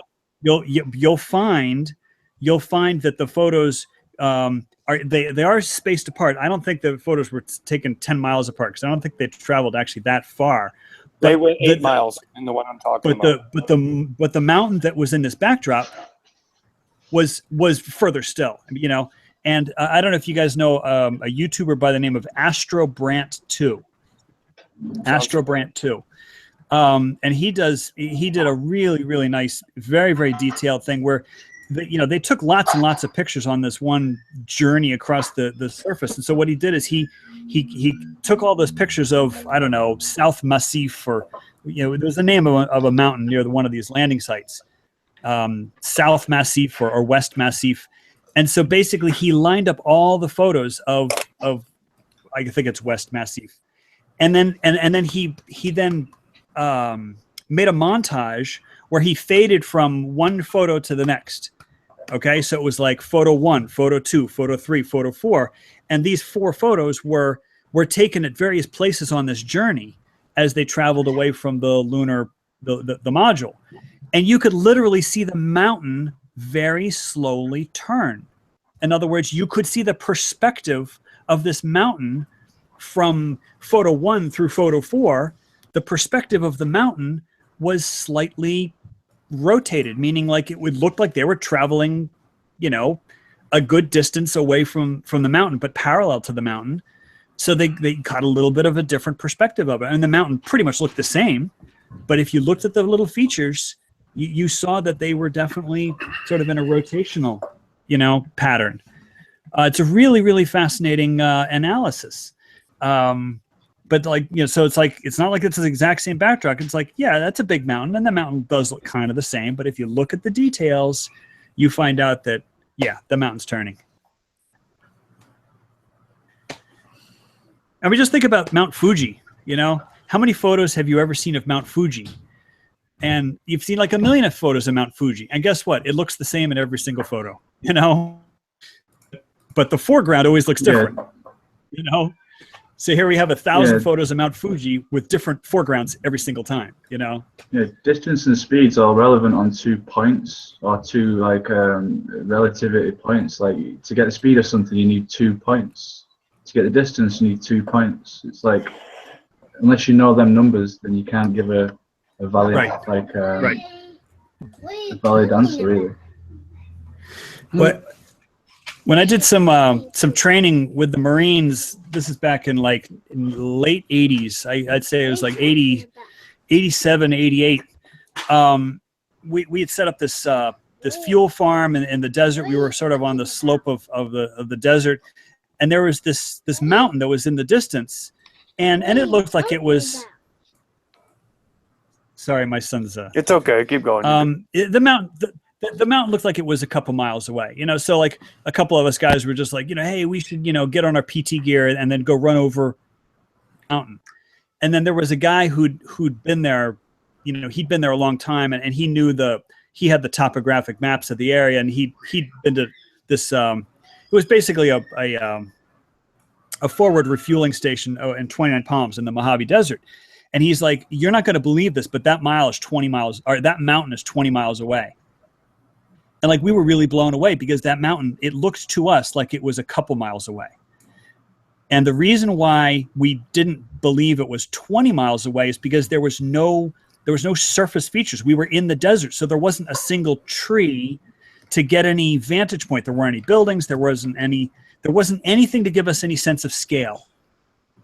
So that mountain that was 20 miles away, you know, it was a trick of the eye because we had nothing to compare it to. And then so you jump to the moon photos and you see this hillside in the backdrop of a moon photo. Well, in actuality, that's a mountain that may be like 10 kilometers away, you know, but you can't tell because there's nothing to give you any perspective on the and side. parallax basically. Yeah, you need. Yeah, that's it. Right.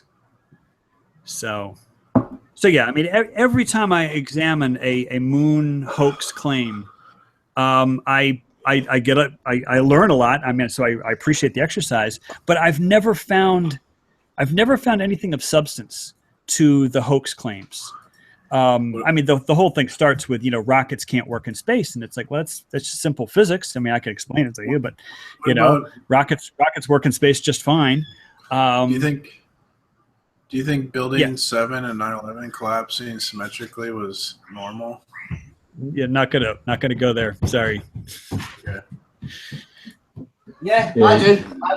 I think it was normal, considering they'd never showed the arse end of Building 7, and the whole thing was alight for like over 12 hours, and they didn't tell you that there was a gas tank in the bottom of the building that was supplying more fuel to the fire at a rapid rate. You know, all these things. It's what you don't hear, man.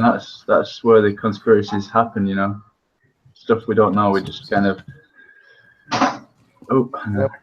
When you investigate it on your own and do unbiased research, then you realize that the conspiracy theorists they have just as much to lie about as the government, sort of thing. You know, they're trying to make revenue just the same way that the government is. Manipulation. Okay. Welcome, Adam. Welcome, brother. How's it going, guys? Yeah, I've just burnt my toast. I'm great. But if we're talking about like 9/11, then I'd say that the people that they say was responsible, I don't believe that. I don't believe it was 9 hijackers from Iraq or whatever they say. Well, whatever it is, I don't believe that. I believe that it was the U.S. military and other militaries combined. And they done it. How the buildings fell and whatnot, that's irrelevant. It was the people that done it. That's the conspiracy. Okay. What are your thoughts on that, though? You're an American, aren't you? Yeah. What are your thoughts on that? Who do you think 9/11 was responsible for 9/11? Well, I kind of have who's responsible. Well, I guess that. Pretty much Okay, the way that, sorry. Carry on. I was going to jump in.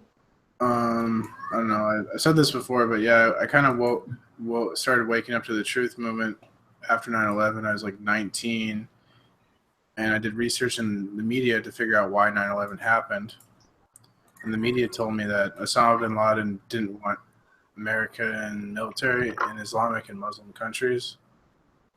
So I reasoned to myself that if he attacks us and does what he did on 9/11, like that would not, if his goal is to get us, our military out of their countries, his attack makes no sense because his attack like pissed off our country and made us want to go into Iraq. So it's like, it made me think either Osama bin Laden is dumb or illogical or like a bad strategist, or he's working for our government. And then you look at like the plan for a new American century, and it seems like obviously what we've been told about it is bullshit.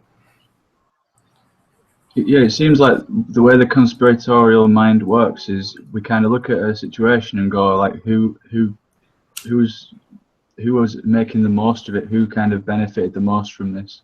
So we point fingers, you know. It's like we don't truly know, so to speak, you know. That's you're kind of looking for who's going to benefit. Why would they do it? Why? It's questions, man, questions. Well, we know some things.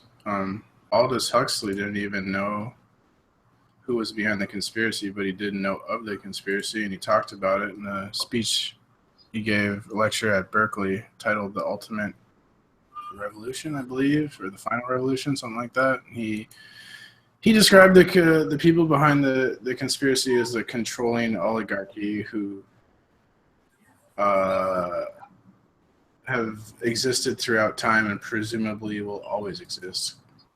His words. And he's a person that mainstream academic types will respect as like an intellectual, like.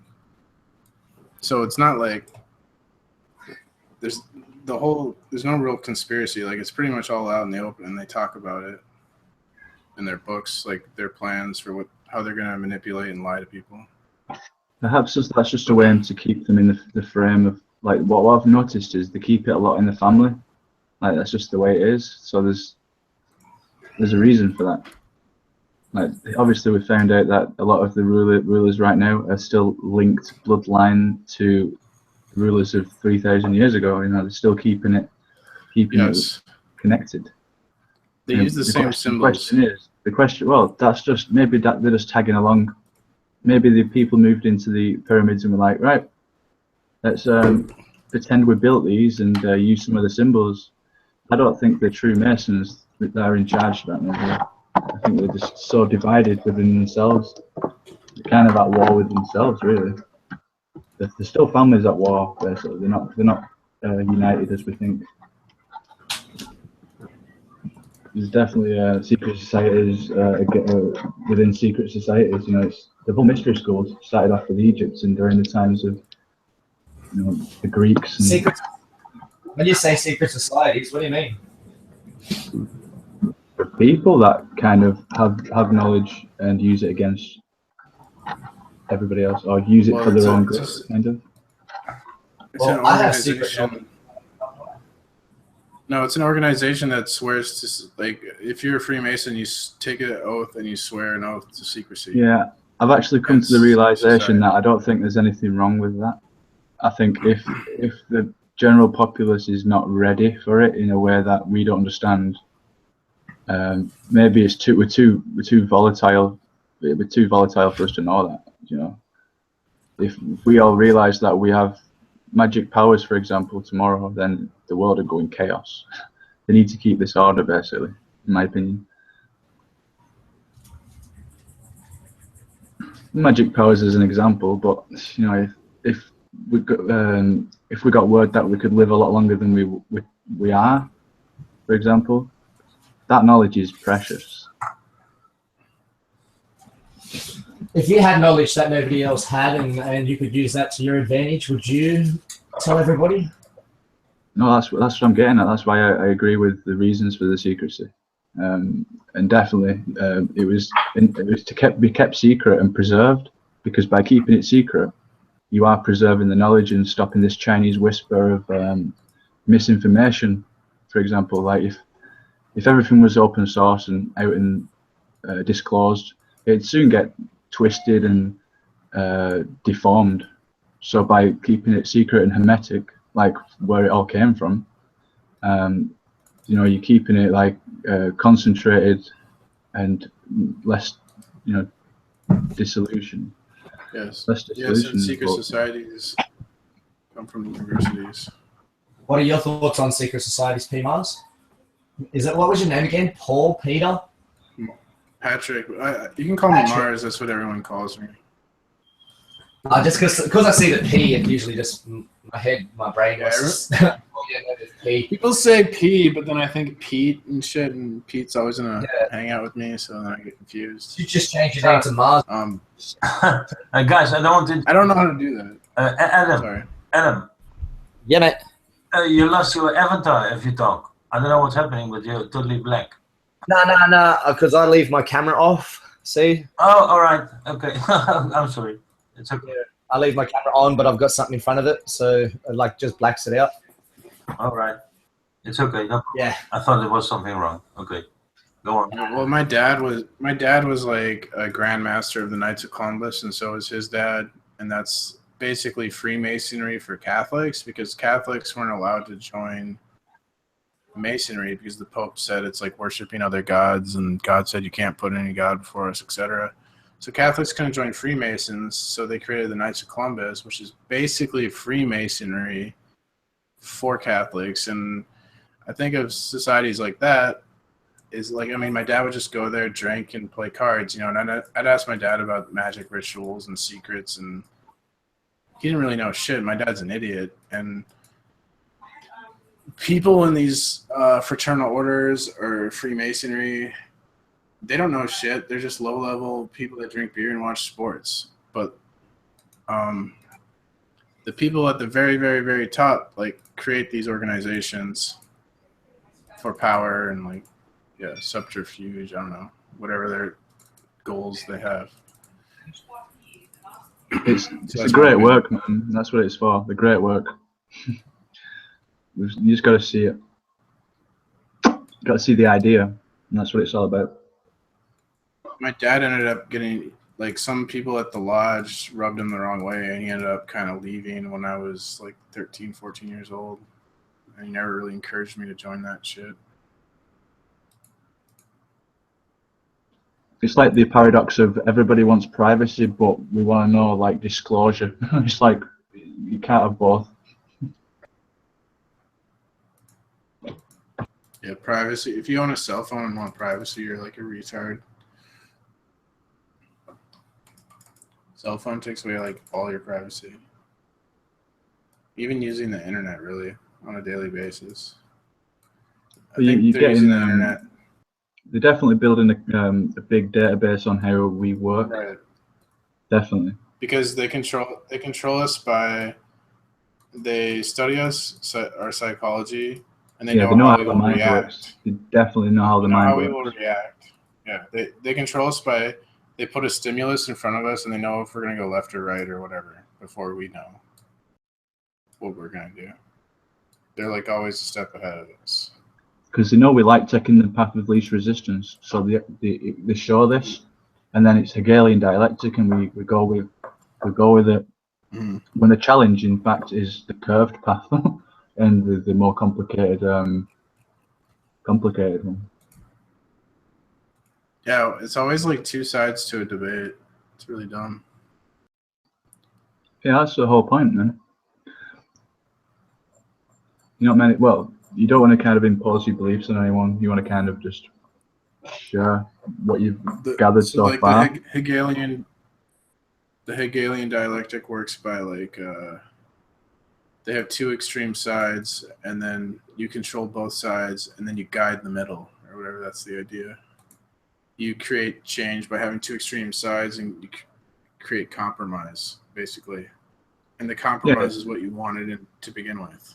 Exactly. The problem, they create the problem, which they've got the solution in the back pocket, and this back pocket solution is the whole idea of creating the problem. It is order, basically. Yes. And the more they understand us, the more information they gather on us, the better they can control us and make us better slaves. They're just making us better slaves. That's what all this is leading to. But then is it slavery or is it a service? You're in service. Well, or they're making servitude? us, I guess, agree to it, right? Well, yeah, we comply with everything, man. This is the law of free will. We can't Servitude. compromise that. Servitude is a better word. You're right. It is just exactly. It's just what you use, man. There's many words out there. I'm not big with like. I suck at vocabulary and semantics and spelling and stuff like that. I don't really think like that. I should though, I guess, because words are powerful. Mm-hmm. In the beginning was the word. And I'm sure it'll be the end as well. But the word came from a thought. You know, the words and symbols, they're just symbols. Letters are symbols for just thought form. So it's kind of the higher dimension of thought being like transcended into this reality. There's symbols and words and logos and logos, you know, it's what it means in Greek. I listened to an interesting lecture by Manly P. Hall where he talked about the words and the problem of semantics. And Manly P. Hall was arguing that like words don't hold meaning because like the definition of good in our society is different from the definition of good in the society of like 1850 or whatever. Well, maybe that's a bad example. Yeah, I don't know. True. Well, okay. Language in general, man. He's saying if I say the color red, and then some French guy says the color red, his mental thought pattern is different. Well, he said he was arguing though that like, Completely. morals and values change. Like, for instance, we used to have slavery, right, or whatever. So, like, Yeah. the definition of the word good changes by the society and what the society deems is good, right? Yeah, So- morals and dogma, man. Albert Pike was on it on the map. Yeah. Yeah. But That's we're why I only think gonna- personally we're they're gonna attacking later. they're attacking our morality. Well, They're trying to ethic, make it. moral, They're trying yeah, to make it so exactly. moral. Yeah. And they're trying That's to. only like, that's only so drug they us. can make the decisions. You see, you need to take your kingdom back and understand that you make the decisions in your life, and then you claim back your kingdom and your authority. The way the legal system works is everything you do with the legal system, you've complied, you've allowed it, basically, Yes. in some way or form. Exactly. Yeah. Exactly. Yeah, the Tweedledee and Tweedledum decided to have a battle. Yeah.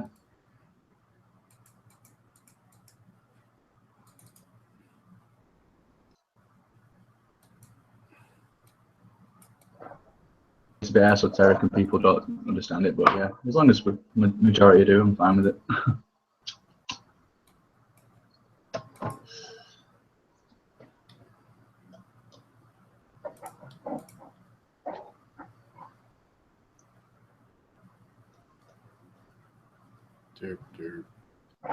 So, Charles, what kind of age group do you teach?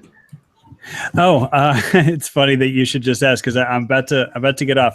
Because I gotta go help my sons.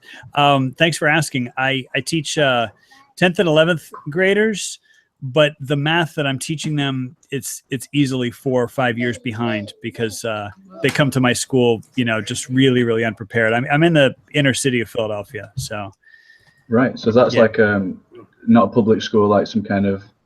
It is public. It is public. We're paid, by taxpayer dollars, but it is a charter school, so it's an independently run public school. Right. It's like that movie with Coolio. I never saw it. No, me neither. What's it called?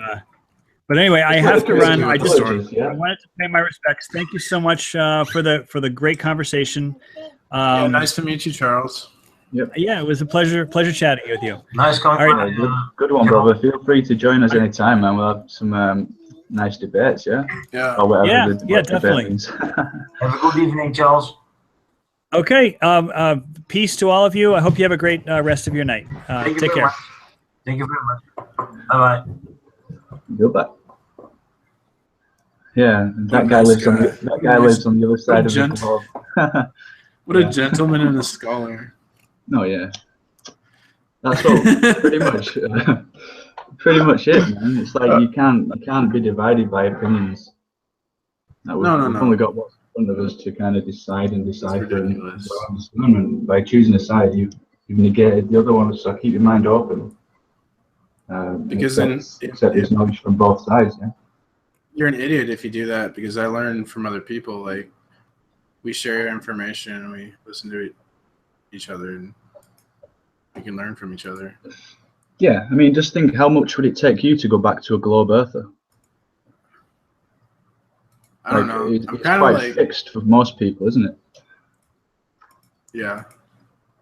And that's just as bad as the globers and how we thought the globers were with us. Like, we were trying to get them to see the flat Earth side, and they were firmly stuck, you know. But from the other side, it's the balance. You should follow the truth. You should follow the truth no matter where it leads. You shouldn't have a preconceived notion. Yeah, because as we found out in science and experiments, the observer changes the outcome. But yeah, the middle way, basically. I think that's why we're here, and that's why it's called Earth and this electrical system. You know, it's neutral. Pick a side, and It's good to question. Yeah. It's good to question things there, because then even if you're wrong, but you're questioning it, you can learn.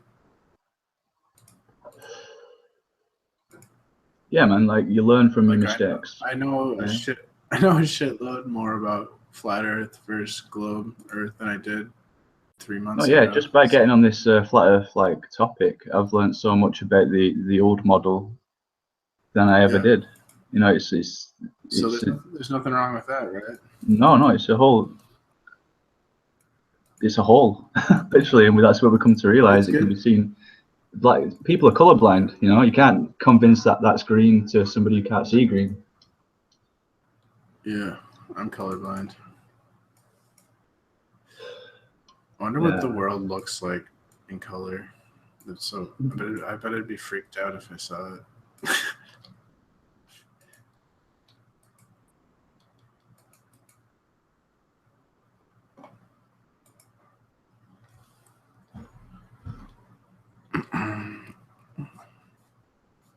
Supposedly they made some glasses that help colorblind people see colors better or something. That'd be kind of weird. Just try that. It'd be like they make them. They make them. Alice in Wonderland. Alice in Wonderland, when they turn on the color after she gets to Oz. No, yeah, well, you get to start seeing certain bits of color. They don't. I got a friend that's colorblind, and that's what he said, that it turned on different shades. It didn't turn on everything, but at least now he can see shades of color.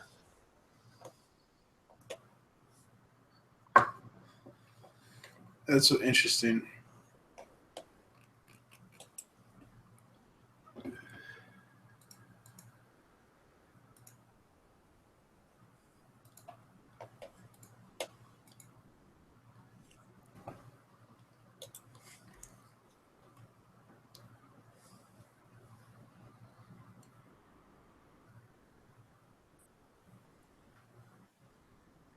I think that's really funny when I talk about 9/11. Oh, the different conspiracies, even with some people that they know it was not correct and this and that, but they still go with the official story. Is that what you're talking about? Well, yeah, I asked him about Building 7. He's like, I won't touch that. Well, they can't. They can't touch it. It fell exactly the same way as the other ones. And the other one supposedly didn't get blown up. But if you go to Building 7 and prove how it went down, you'll say explosives. So then you go over here, they found exactly the same way. Everything, the pylons were cut, everything. Because that's the topic I personally know the most about, would be 9/11, because I was 19 when that happened, and that's when I kind of like started waking up to the truth. So I obsessed over it, right? Mm-hmm. and I had to know everything about it. And You I've been to still every were- debunking site and argued with everyone you could think of, and the debunkers will not touch Building 7. It's hilarious to me. They won't even talk about it. They'll point you to a picture that shows like a bunch of damage the building had and a big fire in the building, but they won't talk about why it collapsed symmetrically. They will not touch that shit, and it makes no goddamn sense. If it got damaged, this official story is it collapsed because it got damaged from falling debris of from the other two buildings. I'll accept that. I would agree that, but it's not going to fall in its footprint. That's I'd not like to going to happen. can I answer a question that somebody gave in chat? Basically, it says, how can you kind of, hang on, if you are on the path of truth, what good does listening to known lies help you learn? Now, you can split this into like a dark and light kind of thing. Now, you've got... Wait, say that again. What he said? Say that again. I didn't hear you. Yeah. Sorry, From the chat. if you are on the path of truth, what good does listening to known lies help you learn? Now, my answer Known to that lies? yeah, So my that you well, can see it coming later on. well, my answer is like you can understand the light by the shadows, and you see where the light is with by the shadow. It's like this yin yang kind of thing, understanding both sides of the story to get a grasp on the whole. You're not here to pick a side. I mean, you might have a preference, you might have a favorite color. It's not a favorite color for everybody. You know, everyone's got their own aspects and view on this. So all we can really do is just use your own discernment at the end of the day, but don't kind of impose it on anybody. Don't try to influence anybody. Just lay it out there and let them choose. Yeah. Can't break the free will thing. Yeah. But from the light and dark kind of view of it, you can only see light. You can only kind of distinguish light from shadow with the shadow and the light. You know, the separation between them is only visible with the other one. You know. Yeah, I've had to learn There's no that. light without there's no light without shadow, man. Well, shadow without light. Yeah, I was gonna say you had it. You just said it a different way. Yeah, I knew what you meant. I knew what you meant. It's all good. Yeah. Yeah, no need to mention. Keep going. See, I've been thinking about that. With that in mind, I've been thinking lately a lot about antidepressant medication. So, like, if you take a medication that makes it so you can't feel sad, then you can't feel happy, right? Because you need darkness to feel light, right? Kinda. Yeah. So it's like, yeah. it's like a if you can't gradient, feel yeah. sad, you can't feel happy. You're just like this fucking emotionless robot that doesn't feel anything. Like, what the fuck kind of life is that? That's like worse than any, you know? Well, it's another thing is most of these channels, like this one and other ones that we frequent and stuff like that, we're people that we already understand what we've been fooled and everything else. Then you have now. I'm not saying Charles is doing the wrong thing, but he's coming to us barking up the wrong trees sometimes because he's still trying to convince us that it's a globe, that it's a sphere. We know different. So it's like, okay, you can keep going, you can keep trying with us, but I don't think you're going to grab anybody. You know what I mean? You might grab the newbies I that think don't he's just kind understand. of elaborating and kind of he's elaborating the stuff behind the other model. Basically, you need to understand both of you because it can be seen both ways. It's been seen both ways for the last 500 years. That's the problem, because you can have 5 or 10 different models. Me and my dad and a couple other friends have looked at. There's 5 or 10 different models that you can actually, when you look at it from our point of view, they all would look exactly the same. Like putting the sun or us in the middle and the sun going around us. Okay, there's other dimensions there where you could switch things in and out and it would still look exactly the way we see it. Right.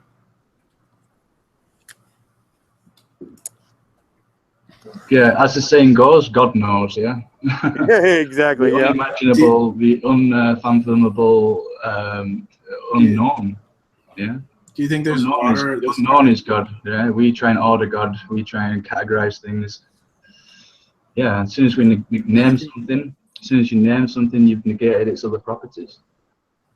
Do you think the sky is blue because it's water above the firmament? That could be one theory.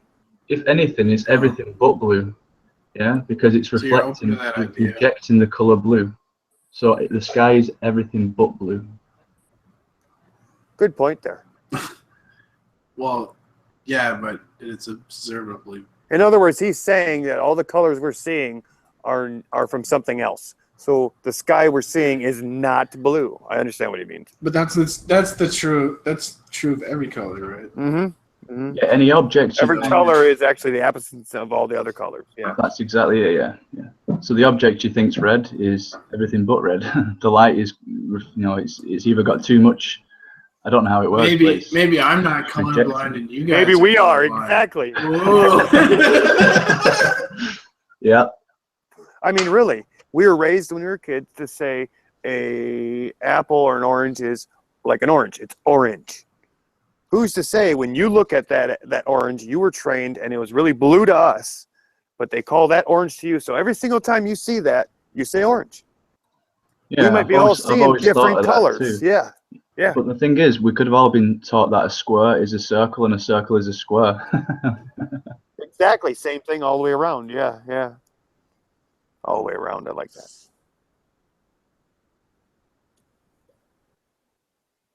But yeah, that was interesting.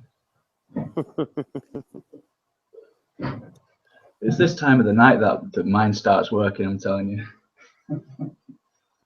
Well, yeah, once you've been up and you deal with all the bullshit for your regular day and then you start relaxing and hanging out, that's when all the free-flowing happens.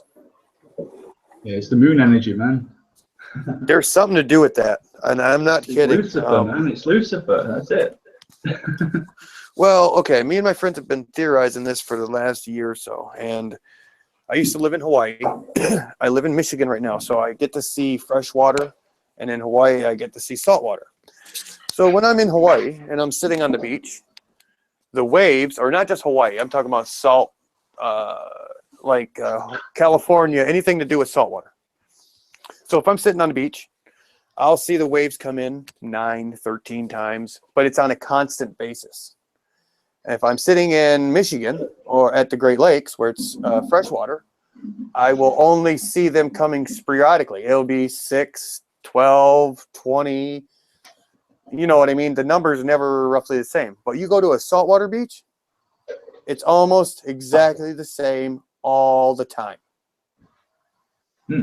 Even if a boat drives by, that boat's waves get mixed up with the regular waves, and that's it. Unless it's pretty much flat, then yes, it creates waves. But you know what I'm saying? There's a difference between saltwater and freshwater. There's a big difference. You've heard of constructive and destructive interference? What do you mean? What do you mean? Like a standing wave, and then you kind of give the opposite wave to it, and you cancel it out. Okay. So you're saying like saltwater would be almost like the opposite of freshwater in a way? Like it cancels it out in a way. Yeah. Well, just waves in general, really. And I'm not even talking about high tide and low tide, because that happens everywhere. I only found this out a couple years ago when I'm sitting at the beach and realized, wait a second, ever since I was a kid, they always said, the waves in Hawaii and California, they all come in the same, and I started watching. And yeah, that's roughly the same number. Came back to Michigan, going all over the beaches that were freshwater, and they're all different. So there's some to that saltwater. There's a lot to that. Yeah, there's a reason why we're it's to do with the electrical current. It boosts electrical current. That's what we've been theorizing, that it might have a lot to do with something down there that's pulsing, something that's creating certain things. I don't know. We theorized a lot. Yeah, it's a mix of the sun and the moon, kind of. They've got their own ratios. We're almost, when you look at it, it really, when you guys dig into it for about a year or so or more, you guys will notice that the sun and the moon it looks like they have nothing to do with not the tides. I'm talking about the other things. Now, even the tides kind of get iffy depending on where you're at to say that they are the sun and moon, but we've always been raised to think that it is. So it's going to be hard to get out of that norm and try to figure it out. the tides were the moon. The not tides the are sun. supposedly, yeah, the moon coming across, and it makes the water bulge and bring it across. I understand that. Yeah, Venus or whatnot. Yeah. Yeah. It's just when you start going all over the place and mapping it down, keeping charts of regular But things. there's an occult reason. There's an occult reason for them to say the tides are controlled by the moon, because they say the moon is the female energy, and the water represents female energy. Right. I've seen it the other way around as well. Like the rain, from an occult Masonic kind of point of view, the rain is the male, like seed. Really? Well, that's funny you guys are saying that kind of, and Mother Earth is like obviously the other reciprocant of it, and then life is formed through that. Yeah, you guys are basically saying that you got the sun and the moon that are opposites, right? That they do this and that. male, female. We were saying the same thing, but we're making it more like magnetic, to where the And sun and the moon backward. might be Yeah, some yeah. kind of a magnetic pull, where they stay on the opposites pretty much all the time, and they create all these other things, and they could be explained by magnetics, you know. Yeah. But Sex because is it's kind of different- like magnetic. Like you're rubbing your sexual magnetic organs together or something. I don't know. Right, yeah. And there is a point of obviously eclipses, and that's kind of the sexual union of the sun and the moon, kind of. Like And how it's the, canceling themselves out at the same time. Let's start tracking down when they have eclipses to see what happens with the tides and all that. You know what I mean? Next time you Yeah. guys start seeing that stuff, start keeping track. And maybe next time we get together and, you know, all start talking, yeah, maybe it is there. You know, maybe there's something to it.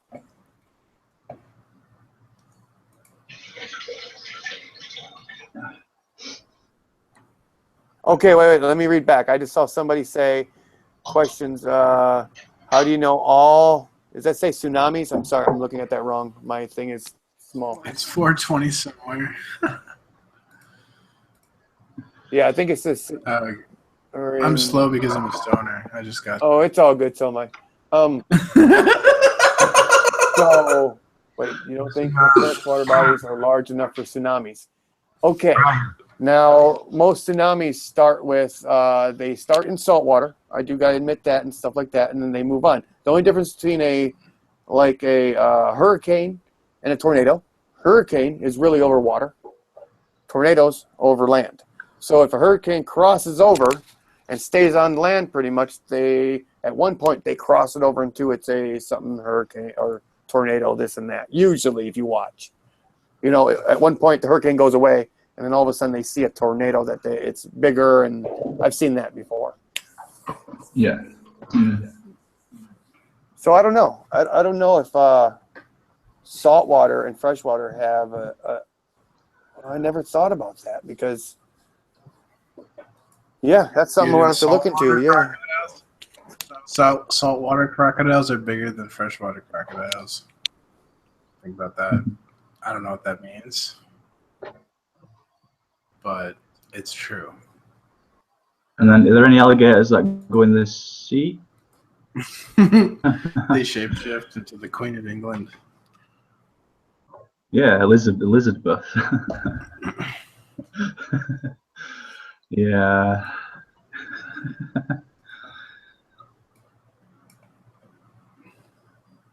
See, when I look at that, somebody said they don't think saltwaters are big enough, or tsunamis aren't big enough to be in saltwater. Well, in the Great Lakes here, we get rogue waves that are over 100 feet tall. They hit the big freighters, just like the ones out in the ocean. We got inland lakes, or we got inland seas. That's what we have, but they're freshwater. But they're big enough, just like seas. So there's no reason why we shouldn't get that type of thing, unless it's just salt water that causes tsunamis, that has something to do with it. Maybe the salt being up in the air, that's doing something. I don't know. But that's something we should look at. Brian, Yeah, go ahead. it's 4:20 here now. Always.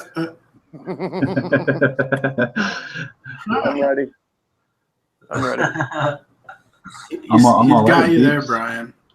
You gotta do it for me too. 6 Well, minutes. that's what my thing says. It's 420 somewhere, and it is. Yeah, it is here. Right on. Dude, I love you, Brian. You're oh my god, your intro, like the first, I don't know what you said. That was hilarious when you came into the call. I don't remember Oh what my I God. said. I don't remember either. You know why? Because we're stoners, right? You're right.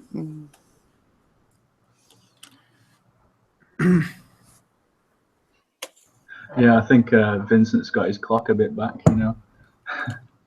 He didn't set it right. You know what pisses me Oh, yeah. off? In order to I'm sorry. know, It's in 4 minutes. It's 4:20. I've got really- a question about time zones as well. Basically, you've got every hour is separated by the latitudes.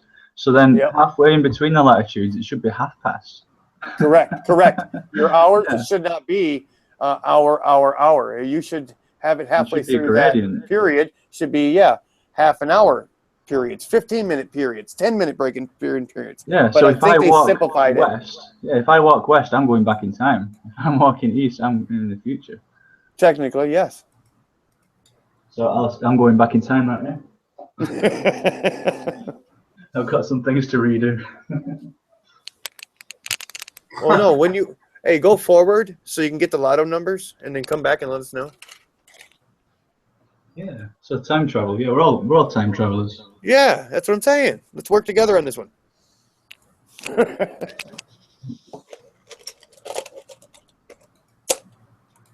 it. Where's my scraping? Go.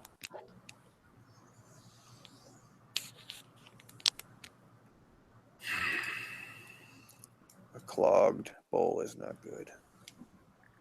no, it's not.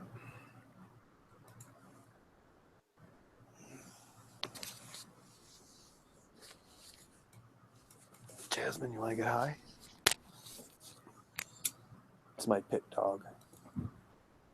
She eats the stems, she eats everything else, and then every once in a while I catch her eating my weed.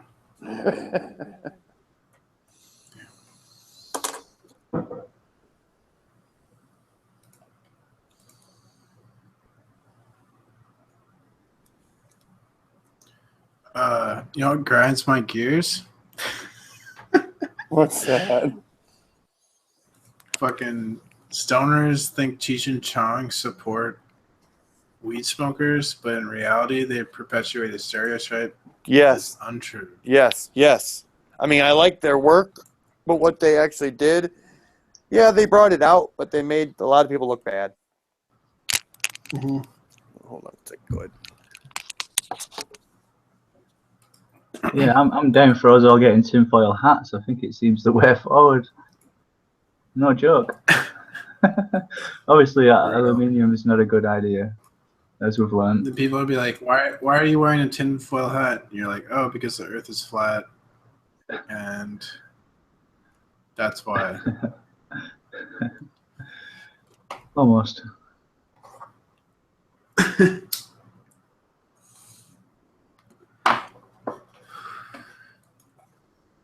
It'll bring up a conversation, right? Like, put on a tinfoil hat and go to the bar. People ask you why you're wearing it. You just be like, try to protect my brain from the alien EM waves. mind control. EM waves in general, yeah, that's it. These 4G masks, all these masks everywhere. Have you not seen them? Yeah. Not seeing these towers.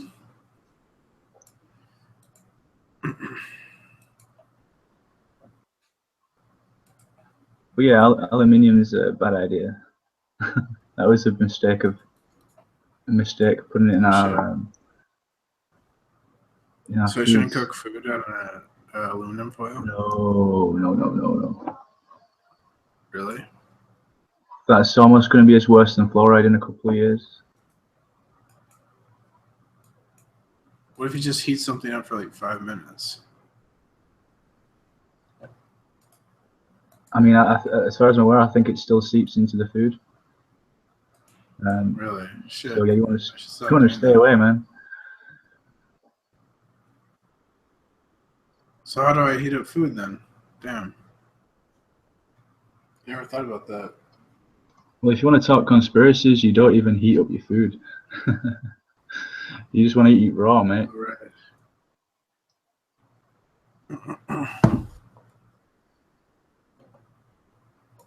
Son of a bitch.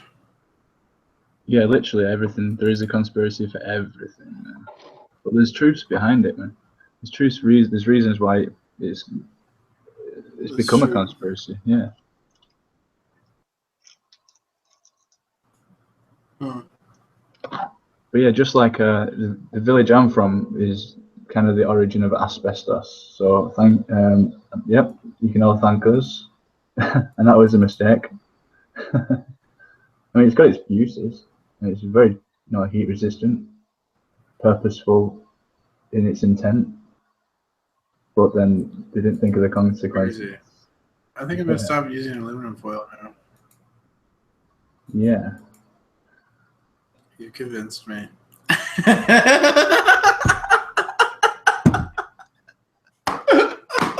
Sorry, that's funny to me. I laugh at my own jokes. Hi, I'm Mars. I laugh at my own jokes.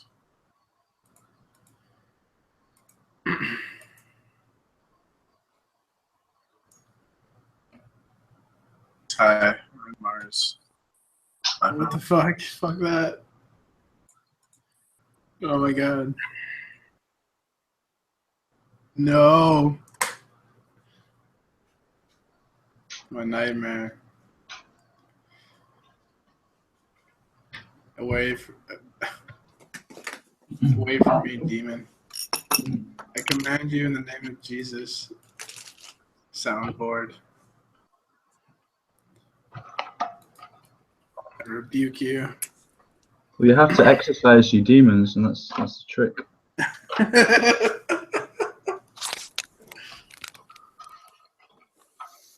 Anyway, demons have been given a bad name, to be honest. Oh shit! I think we're rolling with pocket nines.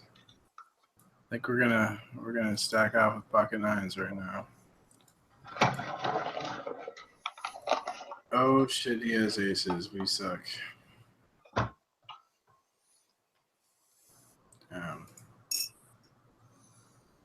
All right. What are you playing? What place? I play online on Ignition. Okay.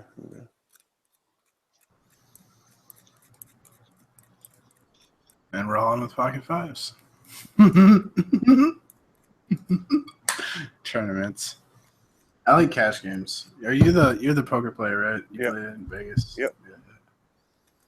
Yeah. The only way I can live right now. I got disabled, and I used to play on and off. And then when I hurt myself really bad, I started playing. And then they pushed my meds up, and I couldn't start thinking, or couldn't think anymore. So they backed me off. I had a little bit of surgery, but I'm waiting for the next one. At the same time, now I'm okay for the last year, 2, 3, actually 3 years, I've been doing all right. I've been living, paying off 2 houses. One in Vegas, one here. Yeah, so it's doing okay. You got to know when to say when. That's it. Yeah, self-discipline, then. Yeah, that's all it is. Well, yeah. Moderate your own lives, man. That's it. Now, if you're playing online, my suggestion there is do not play online for your own money against everybody else's. Play free rolls, play stuff like that to where you're not risking any of your money, period. Well, I deposited like 200 on the site, and I turned that into like 50 grand. I understand that, So but most like people free-rolling. get screwed, and I'll tell you why. I'm a computer programmer, okay? Yeah. I can easily, without being a computer programmer, sit down and have 5 computers set up, or at least a computer with 5 different browsers set up, and I can even change the IPs on each one if you know what you're doing. So now I'm 5 different people. You take up that 6th seat.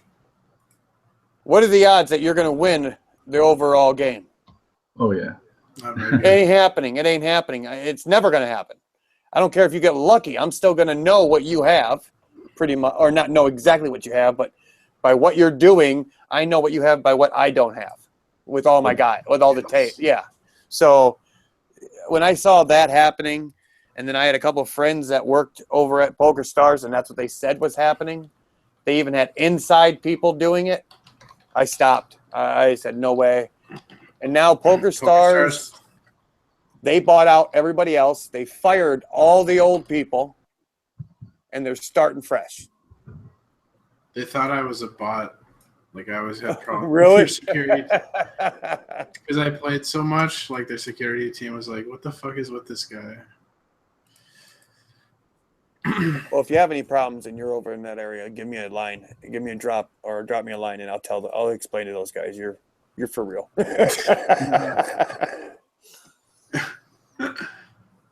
They would do like, you know, your chat box, it would go blank and it would be one of those like type in this like code to see if you're human. Yep. Yeah. I was like, holy shit, they think I'm a bot. What has my life become? Well, if you start winning a lot more, or at least playing a lot more hands than other people, they will start. There's flags that go off, so then they start paying attention. They don't want somebody stealing the money they're stealing. And then one time their security team like messaged me and asked if I was like related to this account I've never fucking heard of. I was like, the fuck are you guys talking about? I don't know what the fuck. They're like, we know you're him. I'm like, no, I don't know what the fuck you're talking about. And they're like, okay. And they're like, okay. Well, they were trying to get you to admit it. And if you didn't do it, you would respond the same way you just did. So, yeah, they got their answer.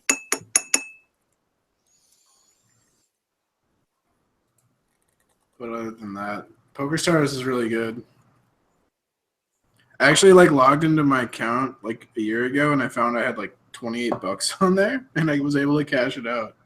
Oh, wait, let me actually rephrase that. It's WSOP that bought out all those other ones. It wasn't. Poker. Yep. They're the ones that went out and bought all the ones that were cheating and this and that. They wanted them out so they can start fresh. And then they can regulate their own crime. Yeah, the mafia. You got it. I'm not saying they're perfect, but yeah, you got it. Yeah. My buddy just moved to Vegas this month and he won like $8K at the cash tables. Okay, is his first month there? Yeah. Okay, he sat down and people didn't know how to judge him, so they didn't know whether he was playing or if he was what. So when they can't read you, that's actually the first couple weeks they can't read you. If you take advantage of that, you can win. I mean, win. But you got to watch out for everybody else too, because you don't know them.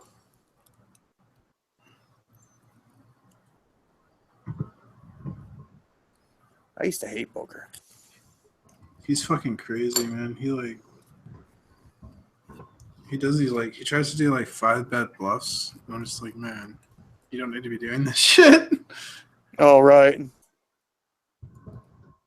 But he gives me a reason or whatever, and it works for him, so.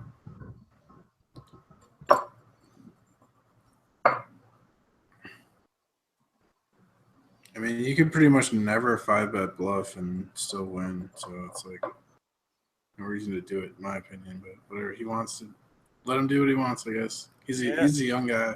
He'll learn. It might work for him. It'll work for you a few times, but overall. Well, it's going to increase your variance a shitload. Yeah.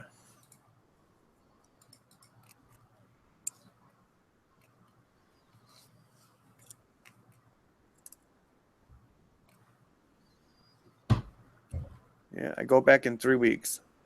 My wife is one of the only wives that I know that tells me, go gamble. That's awesome. Yeah, I've had a lot of trouble getting a girlfriend because they're like, you play poker for a living? Yeah. That's stupid. It's like, not if you have an edge and you pretty much know what you're doing, you can make money at it. You just got to know when to say when. That's it. Yeah. And that's a big one. People don't know when to say when. They think, oh, if I leave here, I'm going to miss out on a good hand. You know what I mean? It's like, walk away. I know, like, every poker player is cocky, but, like, fuck, man, I hired a coach 2 years ago. I've been studying. I'm working hard. And I'm pretty fucking beastly, I feel like. Well, do you do It's fun. any live games with your friends? Do you ever sit down and No, play I live? don't have any. I don't have any friends because they believe the Earth is flat, so they don't hang out with me. I got friends. They know the world's flat. Just- They don't believe it, but they know it. Yeah, none of my friends are really into poker, but I don't have very many friends. No, if you go out, you'll find people that are playing games and teams. What I'm getting at is if you want to play live, get used to playing live. Do not go from online. I played at a bar. A couple times. I played live like a few times, but I want to go play live. It's a different game. It's different. I mean, you literally, especially if you're playing live or tournament, that's different too. Yeah, I'm a cash player online, so I'm pretty confident I will destroy people live. I think online's a lot harder to win. Online's easier to win. Think so? Yes, because everybody can go. I can start 4 games, hit all in each time. Odds are, one out of the 4 games, I'm going to make it to the end just by going all in, all in, all in, all in, all in. So, Oh yeah, for tournaments, I'm talking like cash games. okay, yeah. Well, yeah, tournaments. Yeah, I got you there. Even cash games, man. You got people that I got friends that will literally play. They'll put $1,000 out there in a night easy, just by playing 4 or 5 games at once and doing that same strategy. They're just boom, boom, boom, and some of them make money, but most of them don't.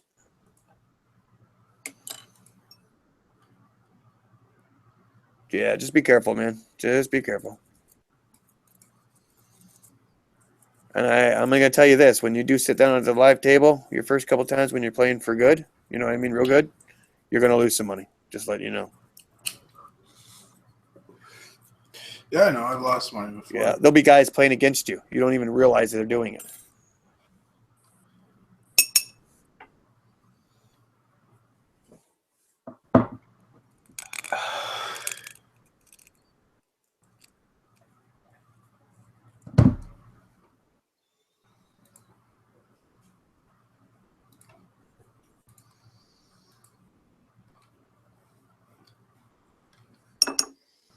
Pretty nice that poker exists though for like people like us who can't get jobs or whatever. Mm-hmm. Well, I had 2 businesses running pretty good. I was buying my 3rd house. Everything's going good. And then my ex-wife, her dad was a sheriff in this town. Yeah. Needless to say, I said ex-wife, so things just went bad. Right. And Obviously. yeah. So yeah, poker can be good and all that. It can be great. I don't know. Everybody's different. I don't know. I can't really function in like a job environment, man. I don't know. I'm a weirdo, I guess. No, that's kind of like what I was getting at. Was my ex-wife made it hard for me to get any kind of real work around here, so I had to start my own businesses. And when I did that, and then she divorced, and I ended up giving her everything, I had to do something. Right. So I started doing stuff that wouldn't hurt my back and stuff like that. But then when I started playing poker again, and realized I was good at it, you know, that's what I've been doing now. That's it. And it's Poker can fuck up your back if you like sit in the chair. For sit there too long. Yeah. It can. That's legit. Yeah. People think it doesn't, but No, really, you can. A lot of poker players have really shitty backs. Yeah.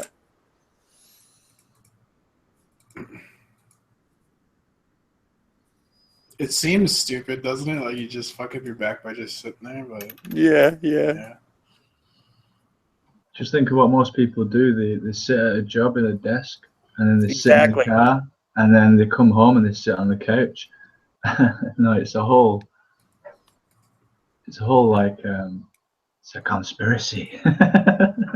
Mm-hmm. at least at school they made you like get up and walk to a different class every 45 minutes.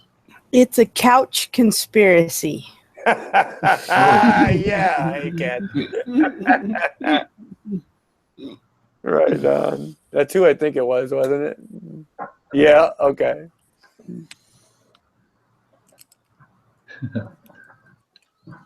I like Put that. some weed in it. Couch conspiracy. Yeah, they're just kind of like restricting our connection with the universe, basically by fucking our spines up. Almost. Couch conspiracy. Well, that's what they would be to us then. Couch conspiracies. Look at Poncho. What's that? Vincent, me, Jibby. All of us are kicking back on our couches when we're here.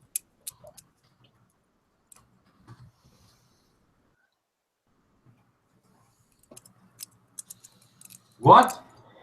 Huh? I hear my name. Hey, that was a while ago, Vincent. I'm sorry, I'm busy doing something else. I hear my name. Yeah, it was only a compliment. A compliment. Okay, sorry. Kind of. Talking on your couch. Yeah, yeah. Nothing bad. No.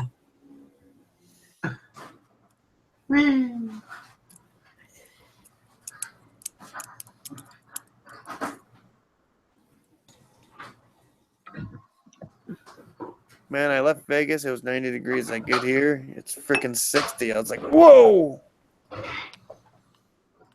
That ain't right. I think if everybody turns on their heat and steps outside, open the door, it should raise it like 5-10 degrees. Momentarily.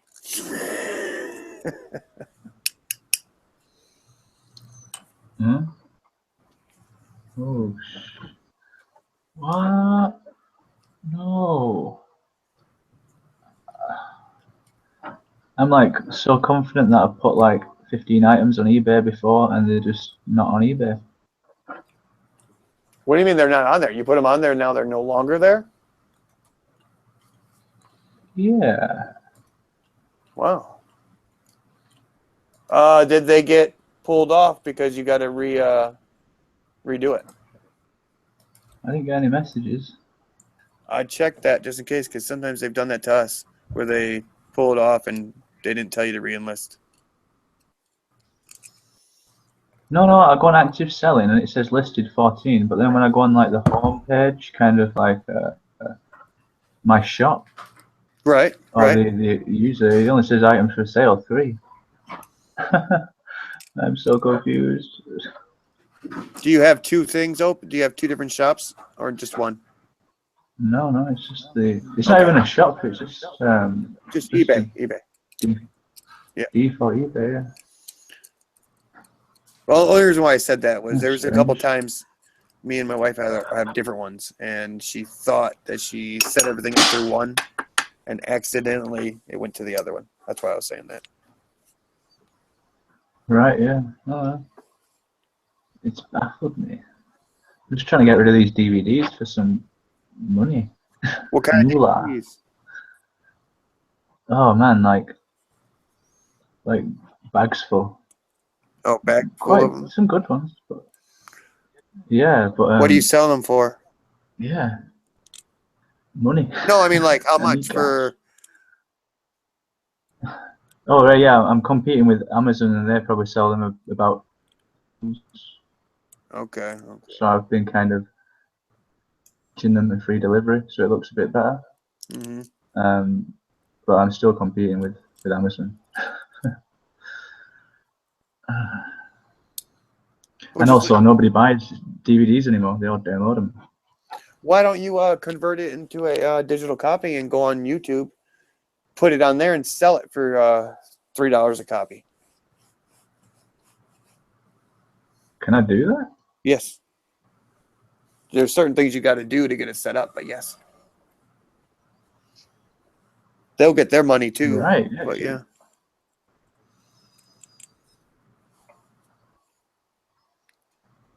If you want, save get a hold of me on Google later on, like tomorrow, and I'll try to send me a link so I remember, or a message, and then I'll look for it and show you how to get there.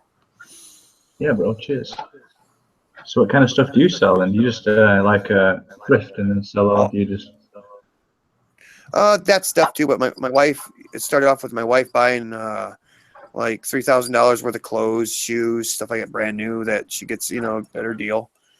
And we sell that stuff. I sell electronics online. Like if I go to Walmart and they got a messed up deal to where they made a mistake and you got a $300 camera there, they're saying it's for $5.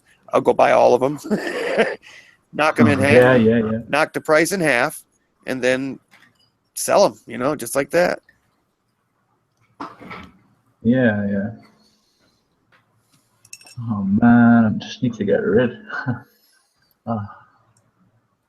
Unbelievable, man. Well, like, at that point, you can get rid of them. You can literally get rid of those copies, and just you're selling just the online version at that point because you made it into a digital copy.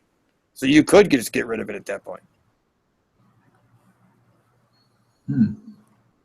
Yeah, all those DVDs also, you can go to any digital store and they can turn those into digital copies online. So you can just go, if you want to watch those movies, you go online, click it, and you got it.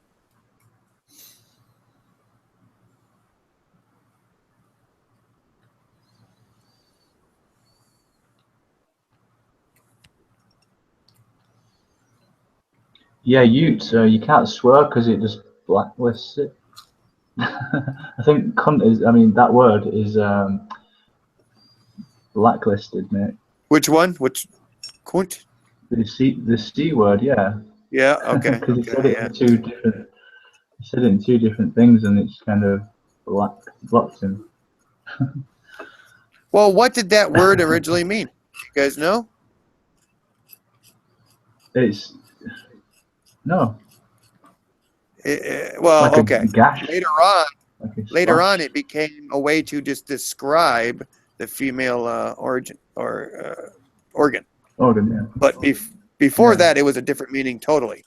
But even then, that's not a bad meaning. People with slang turned it into a bad meaning. Oh yeah. No, yeah. I'm looking at the etymology of it now. Yeah. It goes right back.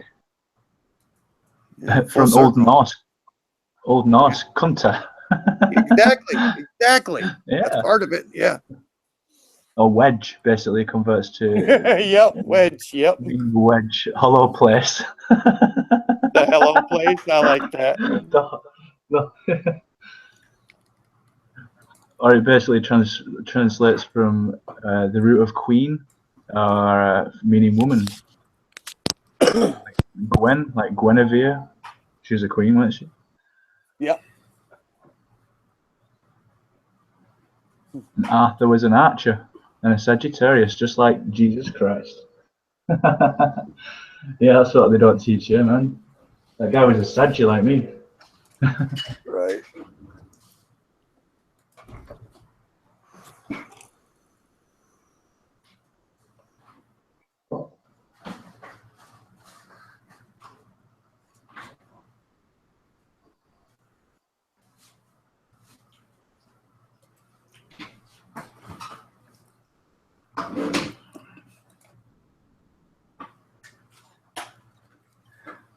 Yeah, Jonathan, that is quite true. Yeah, made up for the queen. Yeah, I just saw that too.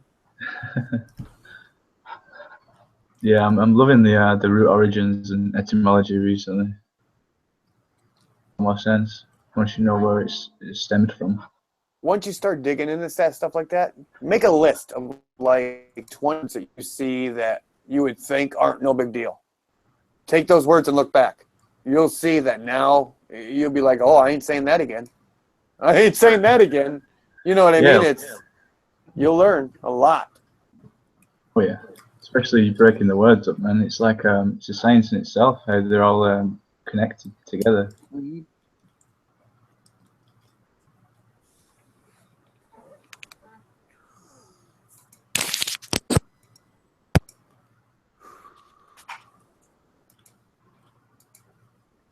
$4.20.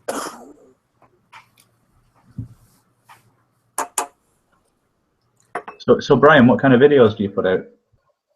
I used to make videos, to actually tell you the truth, but in the last year or so, I backed off and just was doing Hangouts where if anybody did a video or we were talking about certain things with flat earth or conspiracy, things, I would try to have everybody on to try to talk about that. You know what I mean? To try to keep it going.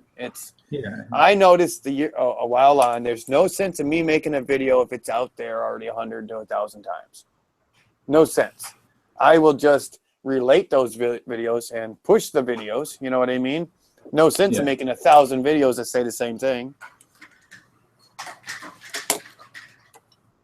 Yeah, I'm trying to think of what kind of niche I'm going to be putting out, and I think it's kind of a news media kind of aspect of it, but kind of linking shit together, you know. Yeah, we got a couple things in the works right now. We've been messing with for about a month, and I got a feeling that we're going to be coming out here in the next few weeks with something. You'll like it. If you go ahead and do the Google thing with me, I'll make sure I send it out on Google so you guys can see it. Yeah, I'll follow you straight away, but I do have two accounts. One I messed up when I was on my wife's account, and I'm not sure if that's this one. Let me look. I like your little motto on your account anyway. It might not be absolutely flat, but it's definitely not roundish. Yeah, exactly. Well, every time I run into people, they're like, flat earth. It's not flat. We got mountains. I'm like, okay, whatever. It's flattish. You know, you're going to have a mountain here, and then it's going to go below, and then one that goes a little bit lower, and one that goes a little bit higher, whatever. You know, the point is, where the bottom's at, it's flattish. Sorry. You can even go to all the plateaus in the world. And if you look in a certain world, there are a certain height. And when you go there, they're all the same, and they're all pretty much flat. It's a plane. That's it. A mesa. The word mesa, man. Yeah, the mesas, the plateaus. Yeah, I know what you're talking about. Yep.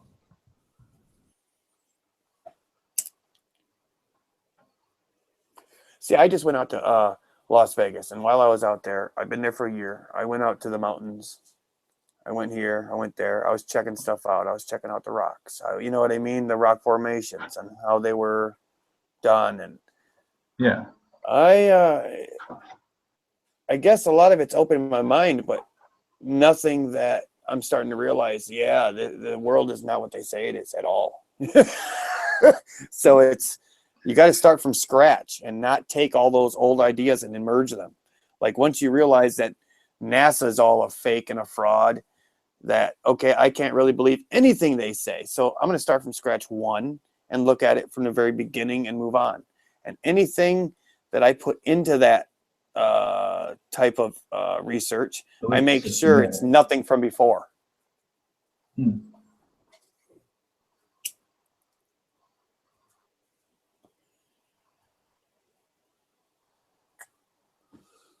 Well, it's just like everybody talking about the concave versus this and that. I don't see none of that. I see flat. So in my mind, that takes away whether it's bent this way or if it's bent that way. You know what I mean? Either way, it's like you've also got to think about how many people live below the equator, like 10% of the world. Mm-hmm. There's not enough evidence. I mean, it might be like concave one way, convex up the equator, you know, like the whole concave Earth kind of ideology. I mean, it might appear as a sphere in the northern hemisphere, but it might be like a concave in the southern. Well, I just seriously think it's kind of messed up that we're not allowed to go, what is it, below the 60-degree mark there?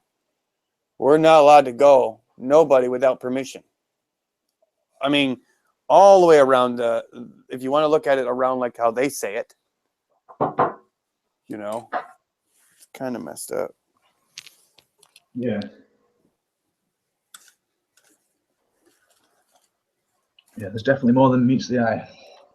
Yeah. But after looking at magnetism a lot more, I've realized that if we live on anything, it is the plane and the dielectric plane. If you understand magnetism that way, the whole toroid field, the whole universe is like a It's still unknown, really. I mean, we haven't got the bigger picture, but we can just kind of test things down here and figure it out.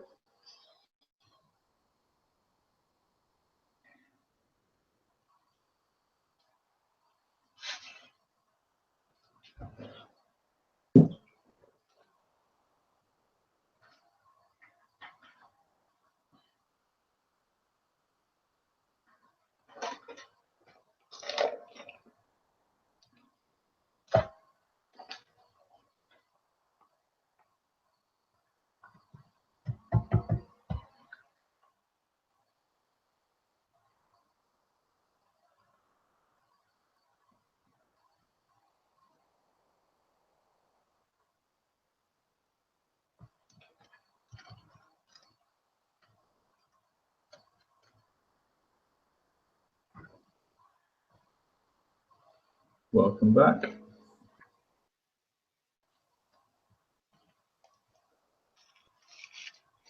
Sorry about that. I think I ended up bouncing for a second. Hello? Yeah. Oh, can you hear me? Welcome back. Yeah. Okay, 1 second. Let me make sure I switch everything back over. Is there something wrong? No, what's that? Is there something wrong? Oh, I'm having trouble hearing. Give me a second, guys. I'm sorry. Oh, okay. I don't want to drown you guys out with my TV, so I got to turn it on and off other spots. You guys know. Oh, okay.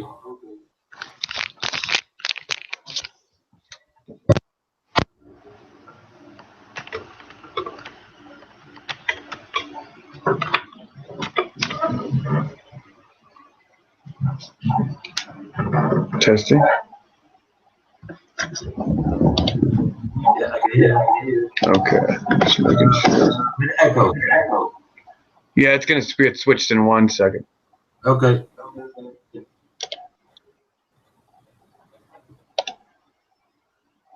One second.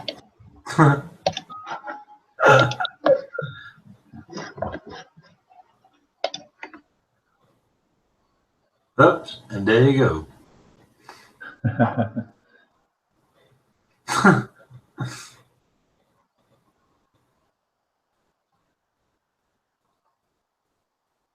And there he is again.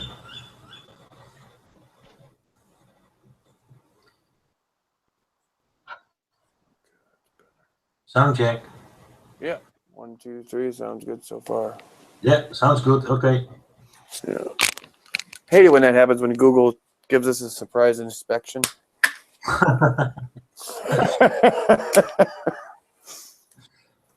Oh, it's okay now. Go on.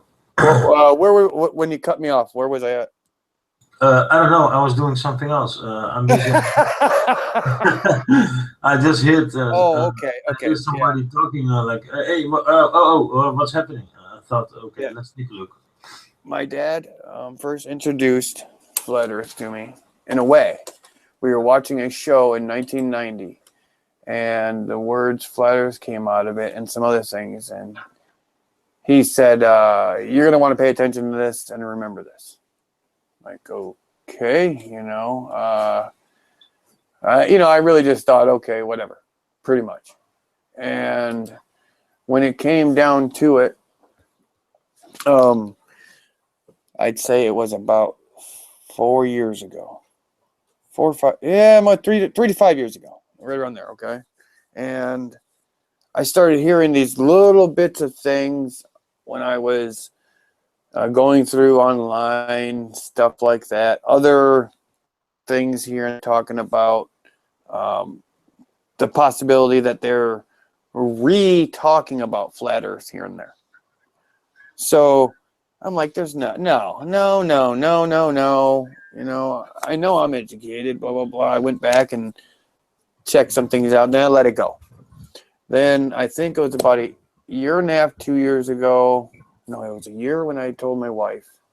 She'd been watching for a year. So it's 2.5, 3 years ago when I think it all happened to all of us. We started getting these recommendations on YouTube that said recommended for you. And it led from one thing to another, and it got to a point where I saw stuff for flat Earth, and at first I'm like, nah, bullshit, you know. So let it go. Well, one day I click it, and when I'm watching this stuff, and the first one I landed on was stuff about stars and the horizon aspect and boats and stuff like that. But I understood the boat thing really quick because I've lived on near beaches all my life, on freshwater and saltwater. So I have seen a boat go over what they call the curve, and then a friend of mine bring over the binoculars and been like, hey, check out that, and brings it back into focus. Yep. And then when I realized what that really meant, that made me think, okay, they're right about that. Now let's check out the stars thing. Looking at the stars, and yeah, we're supposed to be able to see, we've been traveling through supposedly thousands, if not millions of years, and there's no way our forefathers have been seeing the same stars we have if we've gone through that much of space, and at different times of the year, you're looking in that direction, and you're seeing Orion and all that. And then in 6 months later, different part of space, totally opposite. We're seeing Orion. If we do see him, he should be inverted. Yep. If we see it that way, if you want to say it's reflection, or you know what I mean, it's some kind of an illusion there, and whether it's reflection or whatever. But that's where right there I started pondering everything, and here I am trying to keep this away from my wife on the side because I don't want her thinking I was crazy in any way. She already knows I'm crazy. I just don't want her thinking I'm even worse. You know what I mean? You know how we all think that way. So I'm watching all these videos, which I think I'm hiding. And she's making dinner. She's doing this. She's doing that. So all these years, in the last year and a half, 2 years, before I was I'd say a closet flat earther for about 1.5, 2 years. So I didn't realize she was watching all this stuff. So the night or the day or whatever that I came out and explained, okay, I got to talk to you about something. I don't want you to think I'm crazy. Yeah, and I even joked, you already know I am, but I don't want it getting any worse. Same thing that we joked around about here. But I sat down with her and started showing her some things, and she's just looking at me like, yeah, and yeah, that's the way it is. I didn't realize the whole time she was behind me and everything. She was paying attention and researching it kind of on her own with her own thoughts and this and that, so it was kind of easier getting into this knowing that I have a wife to back me up. And she's not backing me up because of she's my wife and she has to. No, she logically has looked at it and come to the same conclusion. Oh, that's great. Yeah. So, yeah, that's, but you know how you hear people bickering. Oh, I've been in this for a lot longer than you've been in here for 5 minutes. Well, I'm sorry. Time really doesn't have nothing to do with it, except for the longer you're here, the longer you get to explore. Sorry, a few cats that just like to tear things up. I see things flying. So, are you spinning? Yeah. Yeah, exactly. Hold on 1 second. I'm sorry. I have to go to do something really fast. I'll be back. Oh, go ahead. I think they all went to sleep. Torque. You married a stupid flat earther? No, she married a stupid flat earther.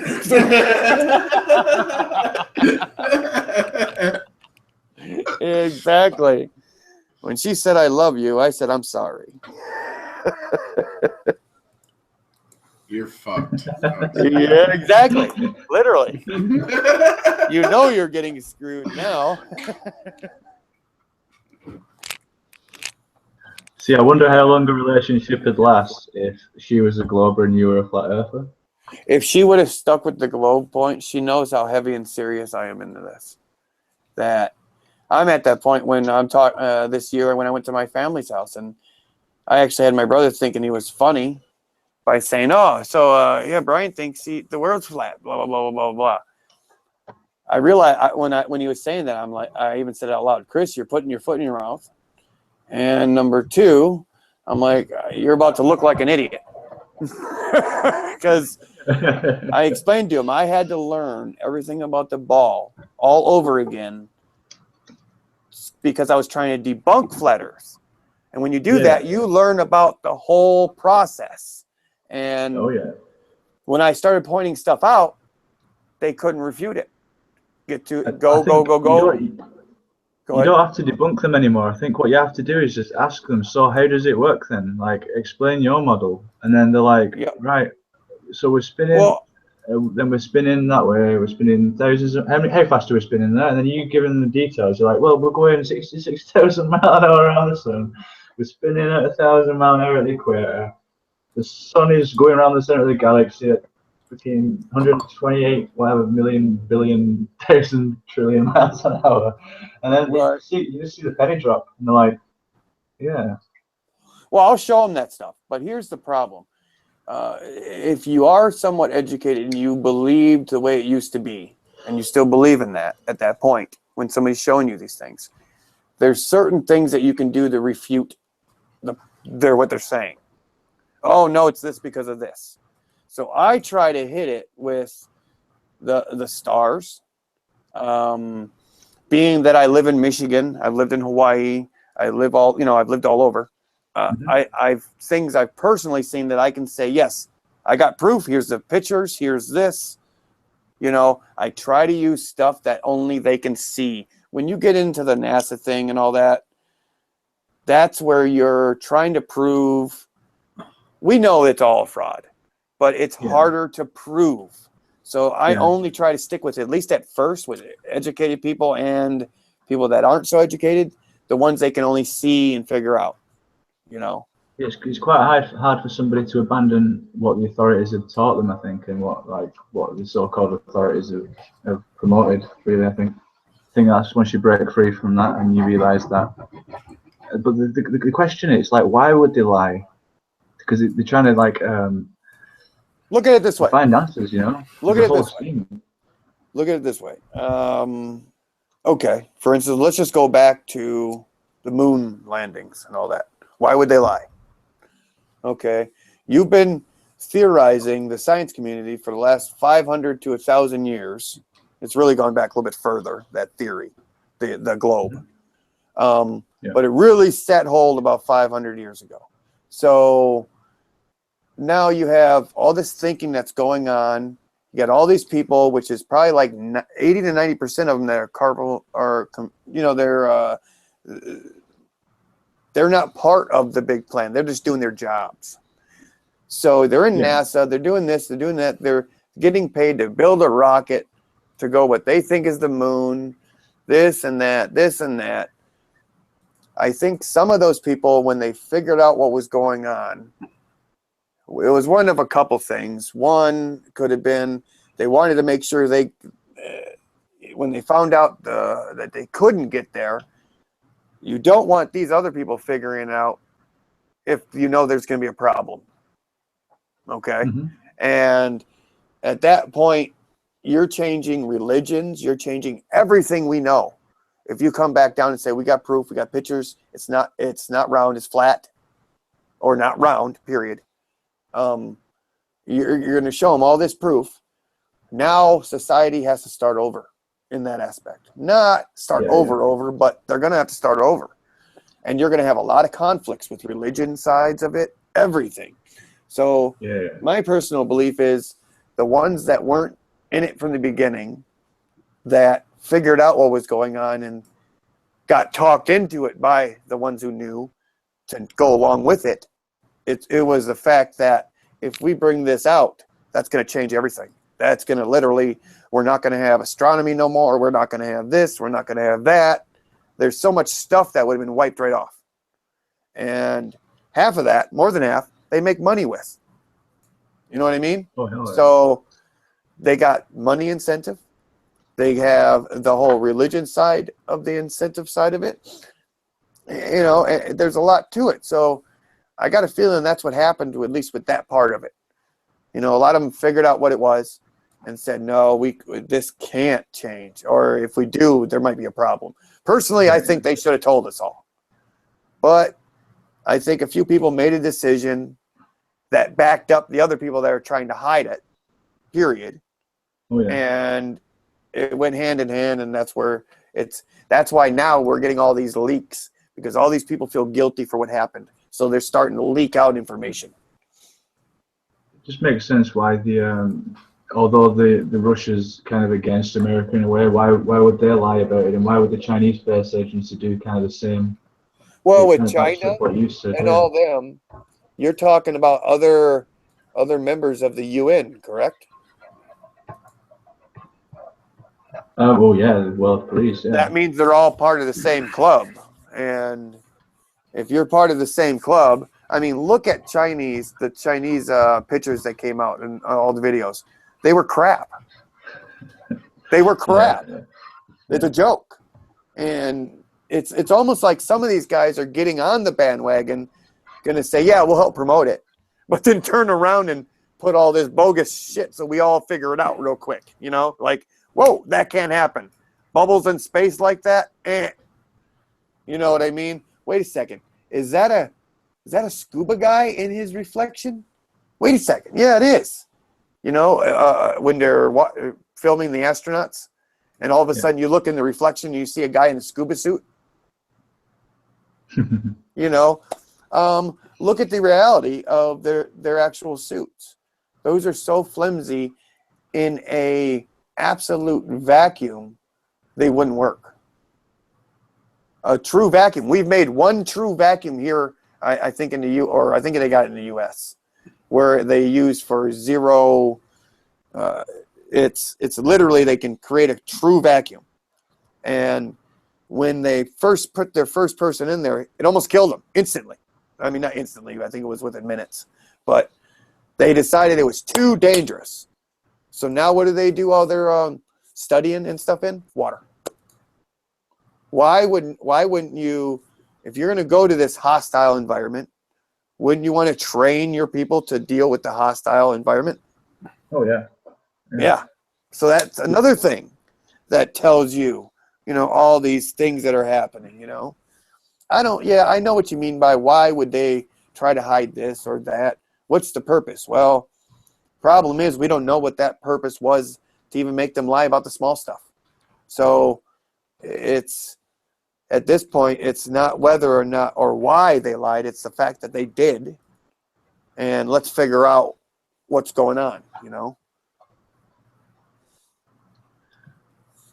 Yeah, you've only just got to look at the distance, the measurements through history of the distance to the sun and how vastly they've changed. Oh, like, they're not small increments. I bet you. And if this is this live? Yeah. Okay, good. I predict in the next 20 years that those things are going to change by at least 20%, minimum 20 years, or let me say 15. I'll even lower it. 15 years, things are going to change. Everything that we know about this, and this, 20 or more % is all going to be changed, period. Normally, we go at a rate of 2 to 5% every 20, 40 years. But I'm telling you right now, because of all this stuff we're talking about and all this other stuff that's coming out, things are going to escalate and things are going to change a little bit. Yeah, you're right about that. Another thing I question as well is they mention all this technology they take up there, like water purification, air filtration, carbon dioxide kind of conversion to oxygen kind of stuff. Why don't they kind of prove it down here before they take it up there? Like use it down here first? Oh, what do you mean? Are you saying like they make it down here and then they go up there and then see if it works? Sort of, but I mean, it's not like widely known that we can. They say that they convert the carbon dioxide to oxygen. They've got some kind of oxygen generators. What they're doing there is it doesn't create oxygen. It just takes what's diluted in what's left, and like if it's say like out of 100, it'll be 20 to 30% left of oxygen mixed in with all this other crap. All those filters do is take back out the leftover 20 to 30%, and then they add in more. Well, here's the problem there. They're adding in more. They don't, there's in none of the flights going up and down, there's nothing stating that they're taking extra oxygen for those people to hang out there or for these things that will,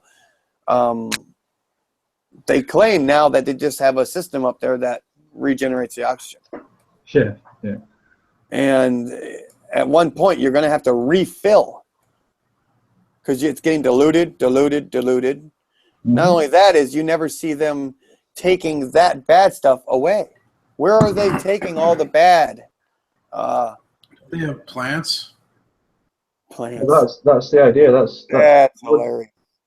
That would do it, but I mean, like a room full of plants would do like a couple of breaths of a. Just like being in a sub, it's got to be pressurized at a certain pressure at all points. It's not, well, the way it's not like a sub is sub moves, so they change their pressurizing and all that. Well, being up there, they claim that it's just in basically the same area, so it's the same pressure. Well, you're going to, hold on. Oh, you're good, Larry. You're good, Larry. You gotta, no matter what, they should be sending extra ships up there for doing the, I want to say this the right way. They have all these bulkhead doors and all that they should be keeping lubricated. All this stuff, it has to be lubricated and stuff like that. And you never see them doing stuff like that. You never see they should have a crew working 24/7 on just fixing this and fixing that, and have the actual crew that does their scientific experiments. There's no way only a handful of them are going to be able to do all this stuff and keep that ISS up there as long as it has without any problems like it has. We should have already seen problems where a meteorite or whatever crashed through there and they all had to go to one side and close it off. Well, they got a problem with that. When they put that thing together, if you notice all those doors, the bulkhead doors, they're removed. They can't close them up in a split second. Oh, yeah. You know, they can't. So what are they going to do when a problem happens? You know what I mean? All of them die? You know? And they fly around in there like it's no big deal. Like at any point in time, something could happen. And it's like they're not worried. Why are they not worried?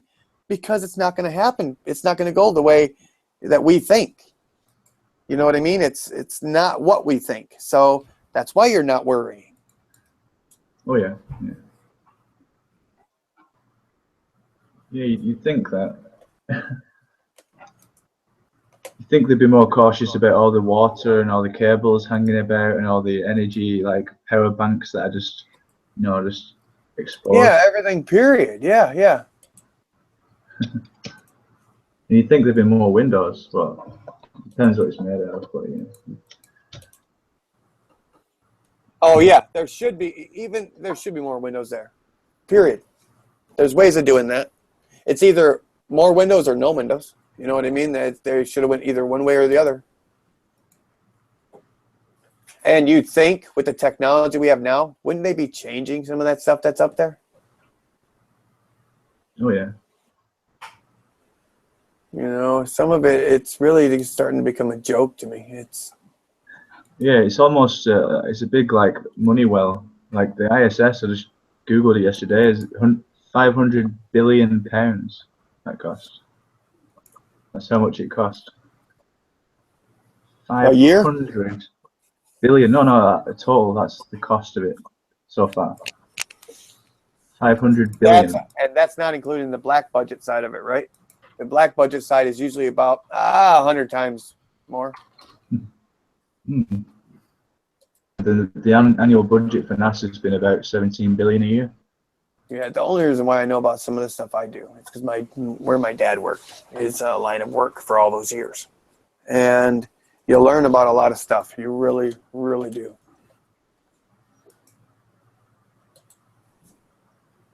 Now, I know that's, I don't really, that's why I don't really tell stories about what my dad's done, because that's hearsay. You know what I mean? That's me hearing it from hearing it. You know what I mean? So I do only like to talk about stuff that I've actually seen, or every once in a while I might mention stuff that my dad has done, because this year he actually, he had a 30-year contract not to say nothing. And I believe that 30 years is up this year. Coincidentally, he's dying right now. But hopefully he gets to pass along some information. I doubt it. He's already getting down to the point where it's getting bad. So that's why I go out to Vegas. I go back and forth. I do cards to play to live and take care of my dad most of the time when I'm there. Yeah, he's going through. He's got 6 different types of cancer. 3 of them are stage 4 to 4. One of them stage 3 out of 4. So that's 3, 4. I believe it's actually 6, but the 5th one, it's now has been pulled back to stage 2, if I remember right. Since I got him on all the CBCs and the edibles with THC, medical. Mm-hmm. Got him going on a lot of stuff like that, and I'm telling you, the doctors don't know what's going on. They tell me keep doing what you're doing, and they pulled him off a hospice a couple weeks ago.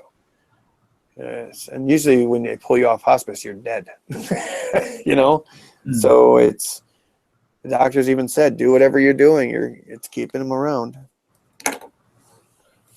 and that's great care of Mother Earth. Hold on one second. I'll be right back.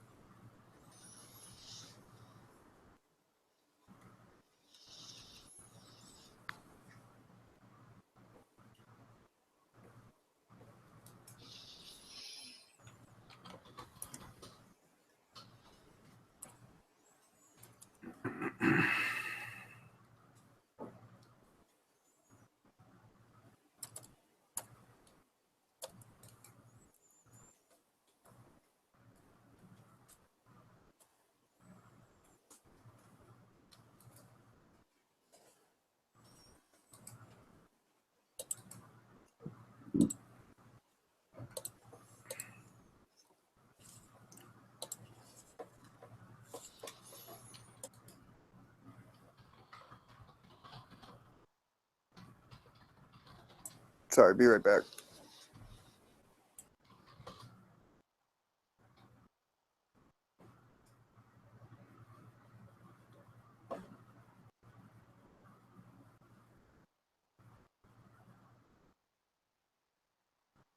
Salt people. Salt people.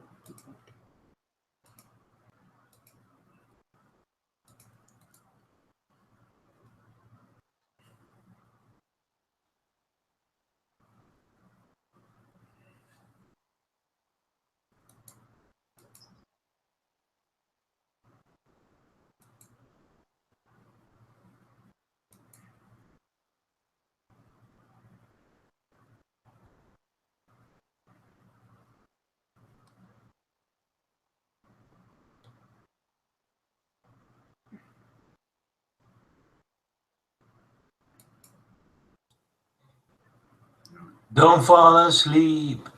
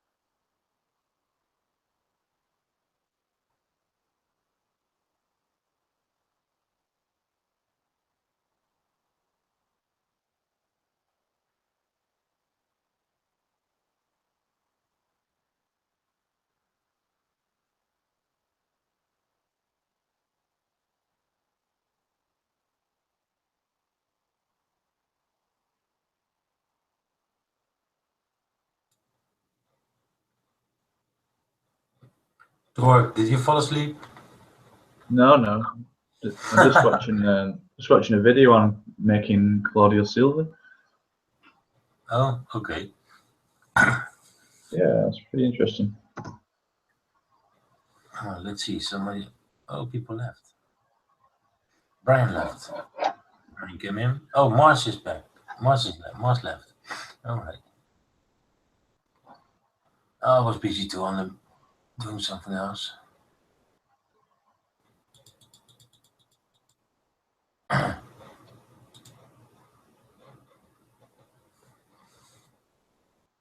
Itmar, good morning.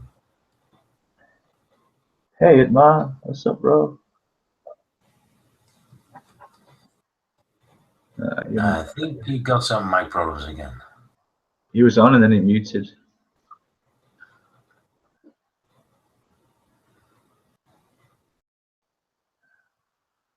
But yeah, I managed to find Itmar's channel on YouTube, and I've been watching a couple of those videos.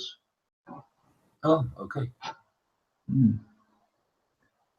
Can't understand anything he's saying though. He's speaking in Russian, so I'm having the same problem that you do, Vincent. Good morning. Well, good morning. Hi, good morning, Edmar. What's up? What's up, man? I woke. Just woke, but got my coffee. What time is it? I forgot. What time is it in Estonia right now? Hour less than you have. 1 hour before me. Yeah. Okay. So you had a Not good so sleep? far, but now it's 2,000 kilometers to you, but Yeah, I know. 2,000, not more. But Not so far away. yeah, been driving but many times that road. Yeah, you've been in the Netherlands for more than 12 times or 20 times. What was it? I don't know even but how many. There are some plane tickets, but now which came out something about in that time something 50 to 60 euros, but Yeah, I know. two ends, but not to fly to Amsterdam and that back. Yeah. It's cheap and very comfortable to fly there, but and get some weed. Well, the only problem is when you fly over, you don't have your own capability of driving somewhere. But, Yeah, but where do we want to drive? But if you're in a center there. Yeah, if you stay in the center from Amsterdam or whatever, then then you don't have to do anything. Then it's really cheap for 60 euros or 40 euros. Like they're saying, but Amsterdam is good for one day only. Oh yeah. Because every other day is gonna be same. It is. Every other day gonna be same. Yep. So Dirk, what you saying about colloidal silver? Yeah, I just saw a short little video on how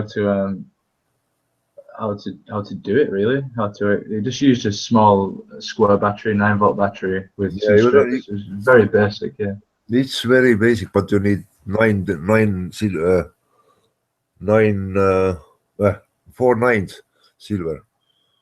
4 9 silver, but it's and there is easier way. You can just go to the antique store and buy but old table silverware. You don't need to do any colloidal silver. Just eat with the silver. That's all. Yeah. That's all. Every day you're just using your silver tableware and you don't need any colloidal silver, especially make. Yeah, that makes sense. It's working. Because there is, you need some impulses to have something with the salt water, because salt making water more active, more capacity in salt water. Yeah. It's dielectric surface again. The salt water. Yeah. I watched a couple of your videos as well. I managed to find your YouTube channel. It's somewhere but I never loaded it properly even.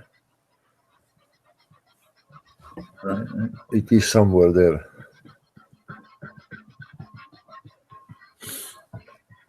I haven't had time yesterday to walk over your pictures. I found there but something also interesting what I want to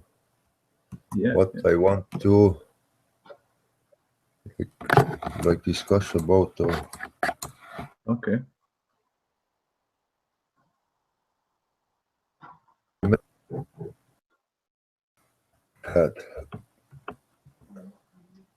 You broke off the mate. Up all night.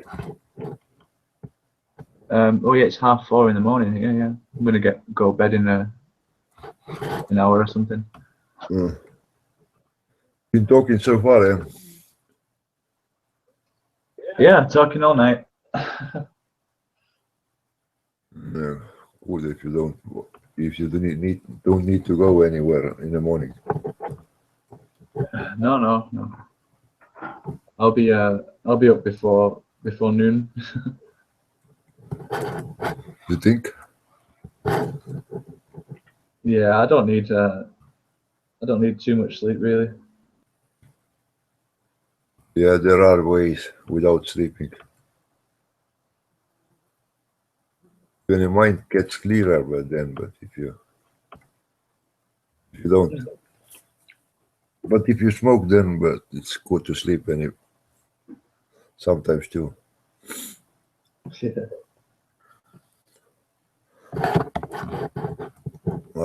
I'm kind of been switched off in the evening and just open my eyes now.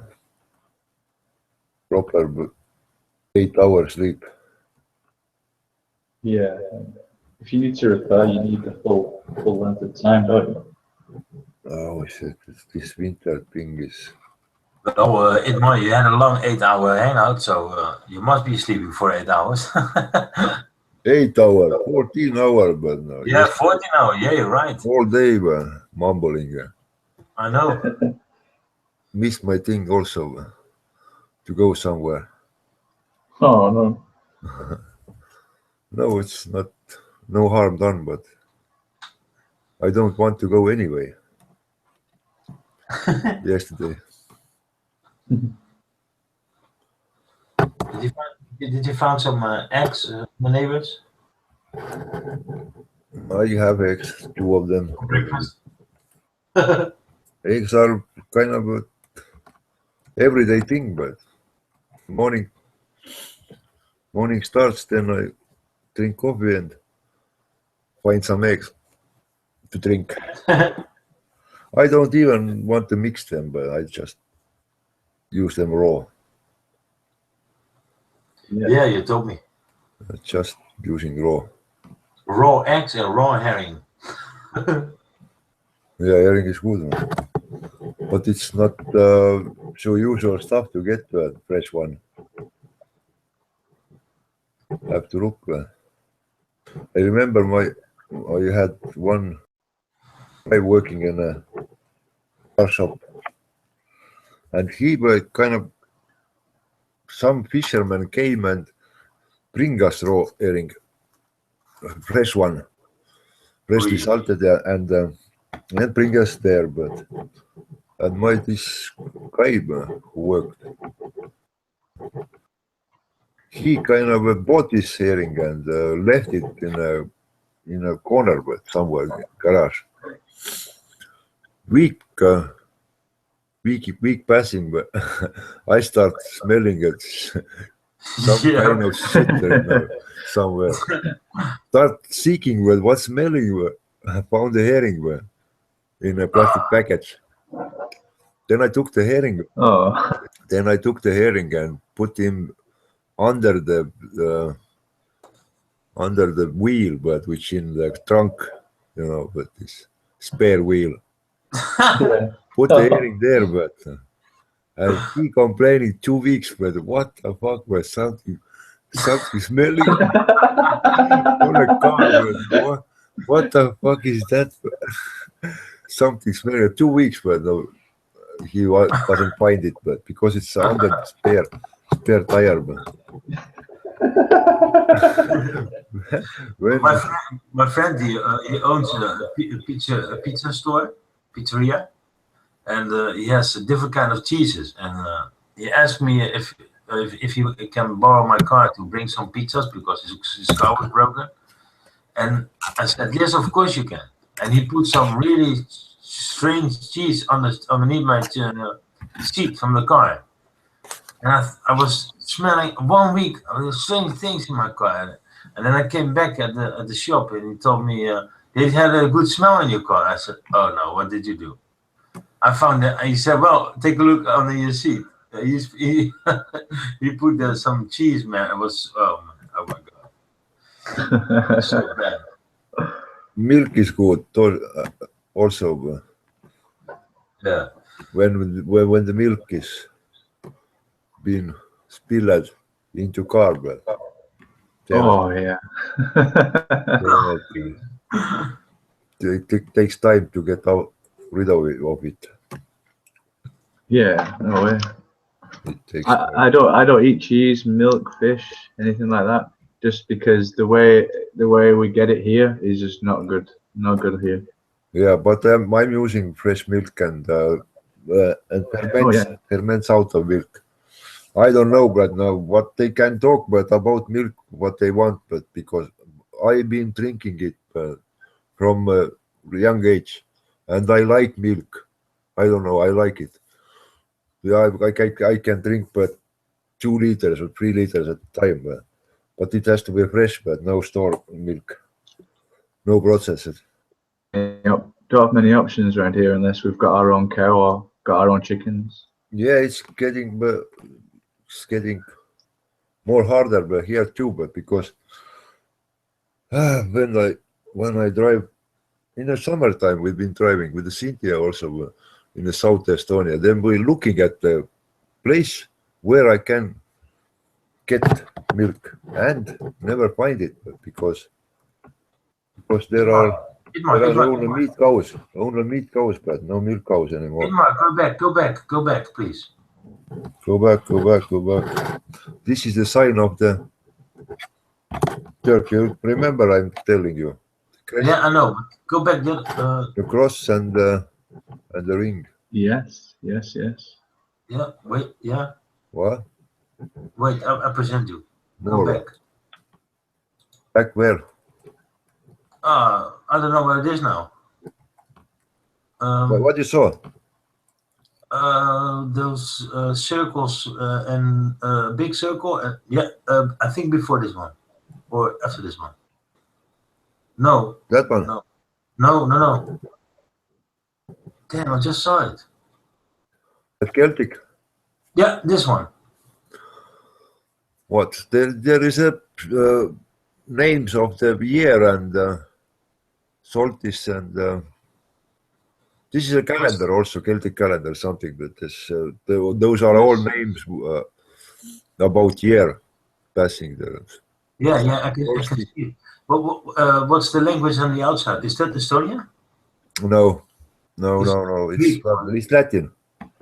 Oh, Latin. Okay, Latin. Oh, yeah, of course. Okay. It's Latin, but. Yeah, I've printed that one out. It's quite interesting. This one is about sun again. That's how we mark the sun, or we.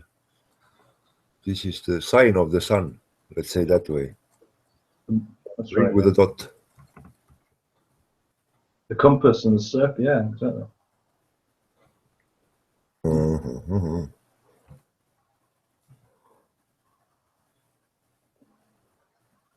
Huh. Yeah, well, those are those music sequences, and Marko Rodin also being bounded in here. He have his way, but 157, but something there, but it's moving 7 to 8, and but at the same time it's 396 and 936 and. Yeah, I see.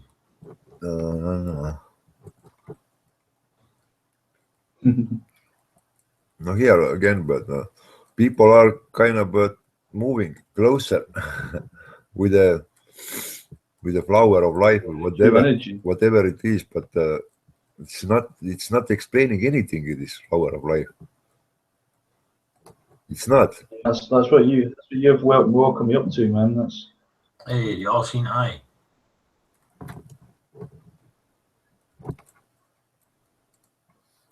And they are kind of seeing this Vesica Pisces thing, and rings are one size of the rings, and but no further. But yes, almost incomplete. Yeah, that one I have too, somewhere. I have also that drawing. Been obsessed with an egg, but a long time. But been printing out one egg, but now where the magnet is inside, but. It's 2-inch magnet, but neodymium, but it's inside, but then it's magnetite powder, but all egg filled in. It's like a magnet egg. And then I print 3D like case with cheesy egg, like putting it together, and it's magnet field on your hands.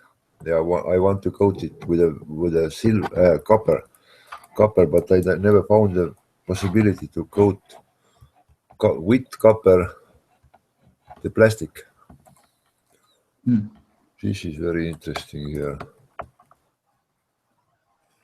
But again, this information doesn't explain anything. You can look at those pretty pictures, but they don't explain anything. They just don't. Oh, it makes squares. No, yeah, but there are always like what's here, but little bit explanation. But it's the only place where I'm finding the 12 rings, or is there more? But even, but I see there one. I don't see the angle where. Yeah, Where no more the progression. What? It's almost, yeah, it's nearly there. Nearly there. It's just not complete. Something here, but it's the only place where you see it. Because you have shitload of pictures here, but yeah, that's what I mean. Like I was getting to the sacred geometry and the way the sixes work, and just missed out on that 12. Really, it's all about the 12 as well. yeah. But this is like a better explanation that way. But when you start this one ring is a center ring, or you see the sun, but you see the ring.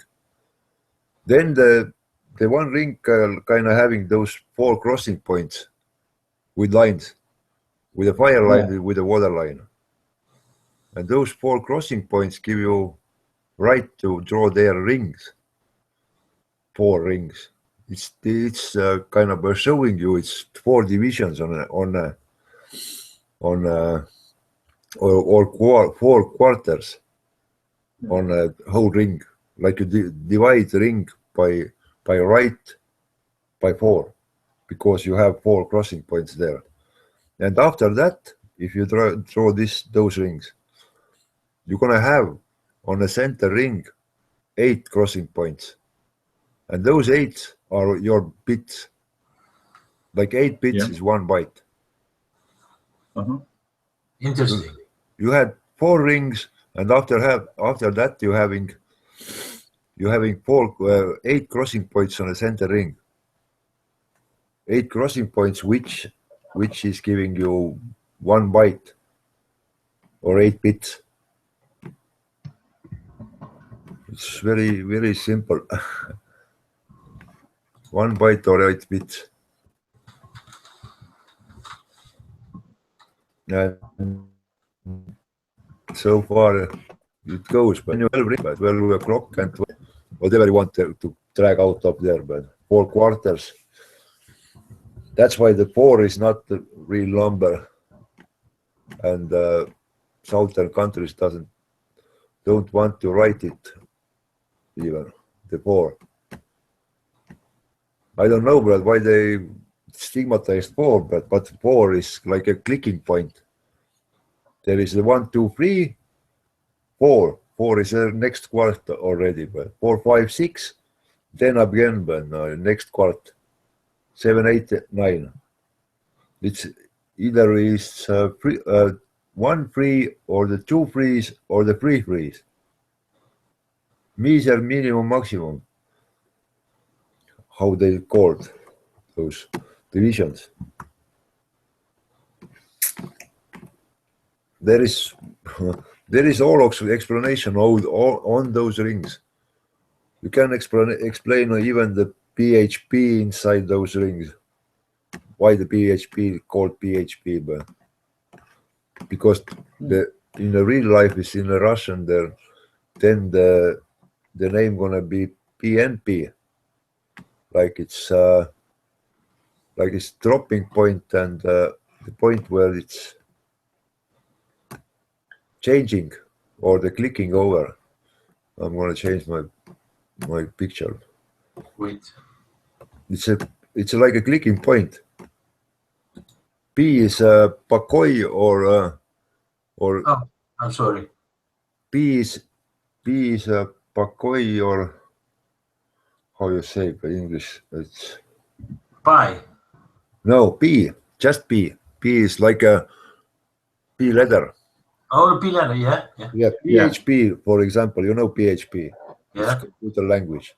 But the word itself is coming, or the 3-letter explanation itself is coming from those rings again. But the P is like a P is staying Check point the link in or the- nothing happening there, but it's kind of silence and nothing happened, P. After that, the P can be turned to the N or through the N to the P. But backward, it's like a P upside, then it's N in the center, then it's P downside. When the P went through the N into the P again. Because when you start looking at the N or Noi in Russian, then the N is like H, our H. The Russian N is like our H, and then it's giving you this PHP or PNP. It's kind of explaining some process in self, like the I can't say the silence, not silence, but Bakoi is like something staying stationary and not happening anything, P. And after that, it can be going through the N into P, but it's like a turning upside down itself. It's not a little bit, not so easy to explain. Oh. Here is, see, down here, but when you have a cross, then you have one ring, then you have 4 crossing points. When you use those 4 crossing points, you're going to have 8 more. Those are bytes.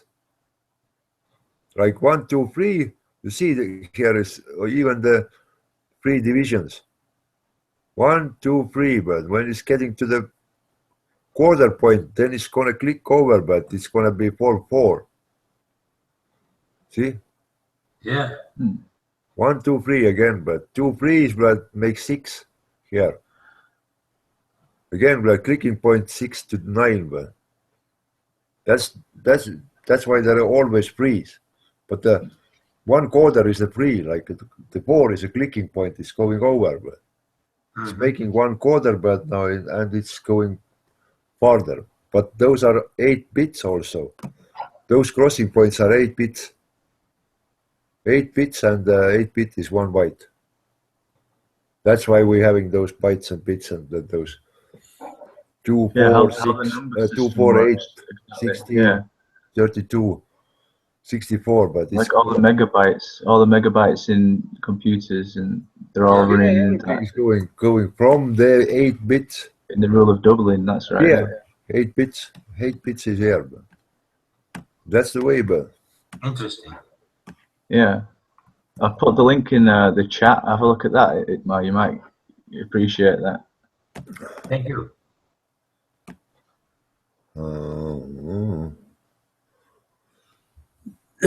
P through the X can be, but those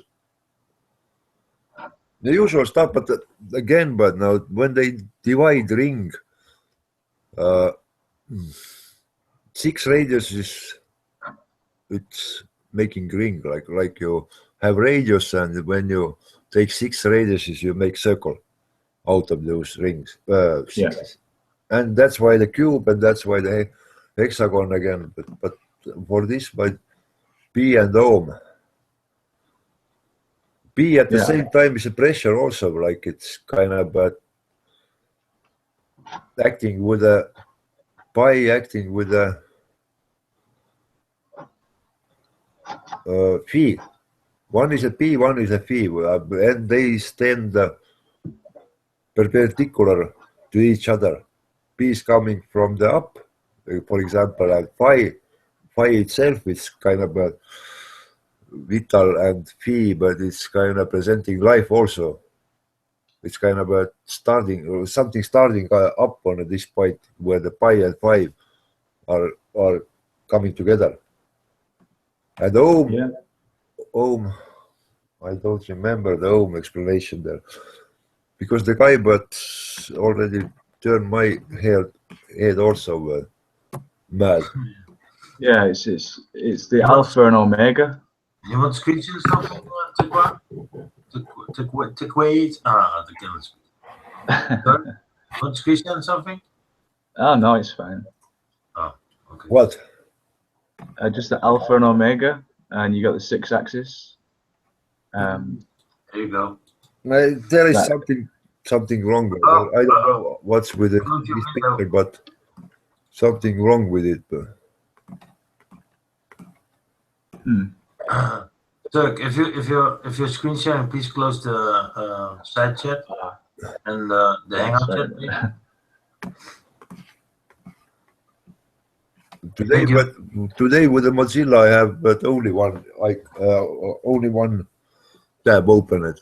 But yesterday, but it's kind of fooling me all the time. I want to share one window, but it's sharing all the screen, and I Yeah. don't have possibility to click over. But Well, it's okay now. where those letters are, you had Dirk, you had also there, but platonic solids with 144, but all this 14 by 4 division, but it's not explaining anything there. Did you draw this by yourself, Idmar? This one, no, Oh, but it's very, very hard to make with a compass. Even in computer, but you can't. It's take all day to sit there, but and put those rings one by one. well, I got a program. I'm gonna try something. No, you can try, but you can try. Yeah, I'll be right back. I'm going to try some things, and I have to first take a cup of coffee downstairs and come upstairs, and I'm going to try some things. Yeah, you can try, but I've been using a couple of programs already, but seeking the I answer. know, but I really want to know. I want to try something, so I'll be back in a couple of minutes. I've Guys, been just trying those there. make sure, Torque, if you screen share something, don't screen share the Hangout, please. Yeah, I will. Thank you very much. You know, I know. Hear those explanations again coming. Why there is 2 halves and why those 4 quarts and 4, but even the Roman numbers can be explained that way, but because before the clicking point again there is 4 points or 4 bytes before the clicking point, or clicking point is a 6. 6 is minimum, like can't be but less than 6. This 3 gonna be turned into 6 anyways, like Marco Rodin.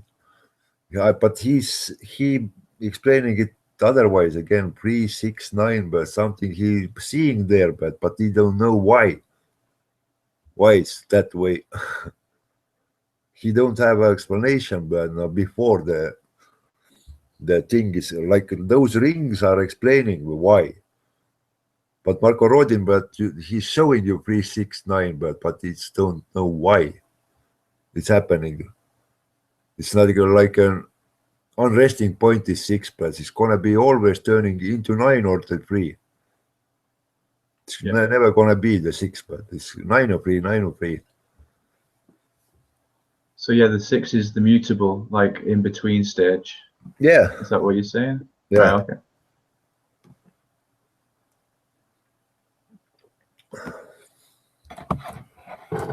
I have to look where I haven't opened the other computer again, but very difficult to operate in the bed, but with the 2 of them. I have desktop with a keyboard, distance keyboard, and here I have laptop which is just laying on my bed. What I want to show.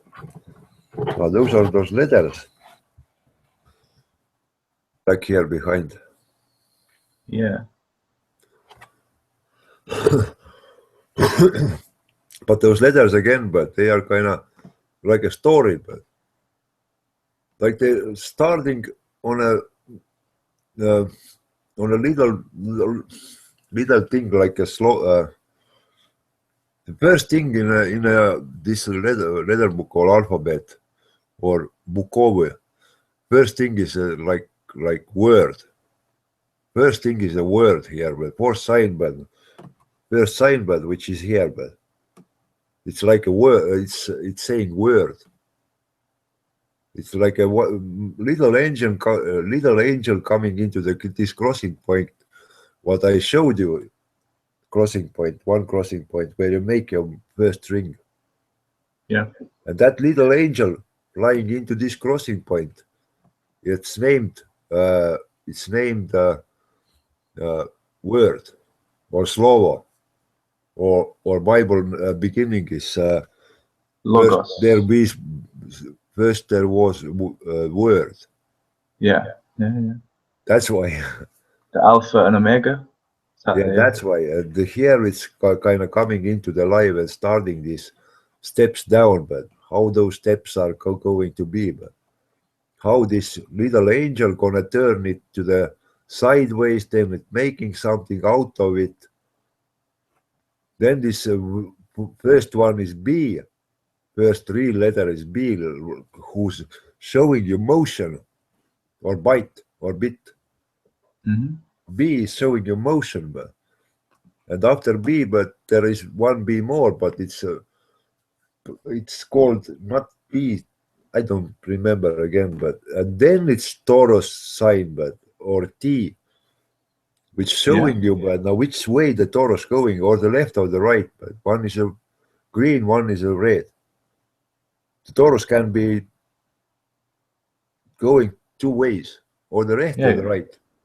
Mm. And those rings here, but those rings are explaining you about this Taurus. But when you turn this Taurus like you watching down, then you see ring. When the T is swirling like a drill, is going down. And you look upward, you see those rings. And afterward, those rings can start interacting with each other. But by 4 again, but those steps are by 4, and here is 4 signs. And those signs are named Vene Vidi Vici. But we're using them backward now, but our university is having this Vene Vidi Vici, but they're using backward, like you pulling something apart. But it's in a real thing, it's Vici Vene. In Russian it's a little bit easier to say, but Vene Vidi Vici backward, it's kind of you kind of putting something together or something coming together when you say that way. And the second sign is Vada or water here, but in our knowledge, the water is kind of pulled out.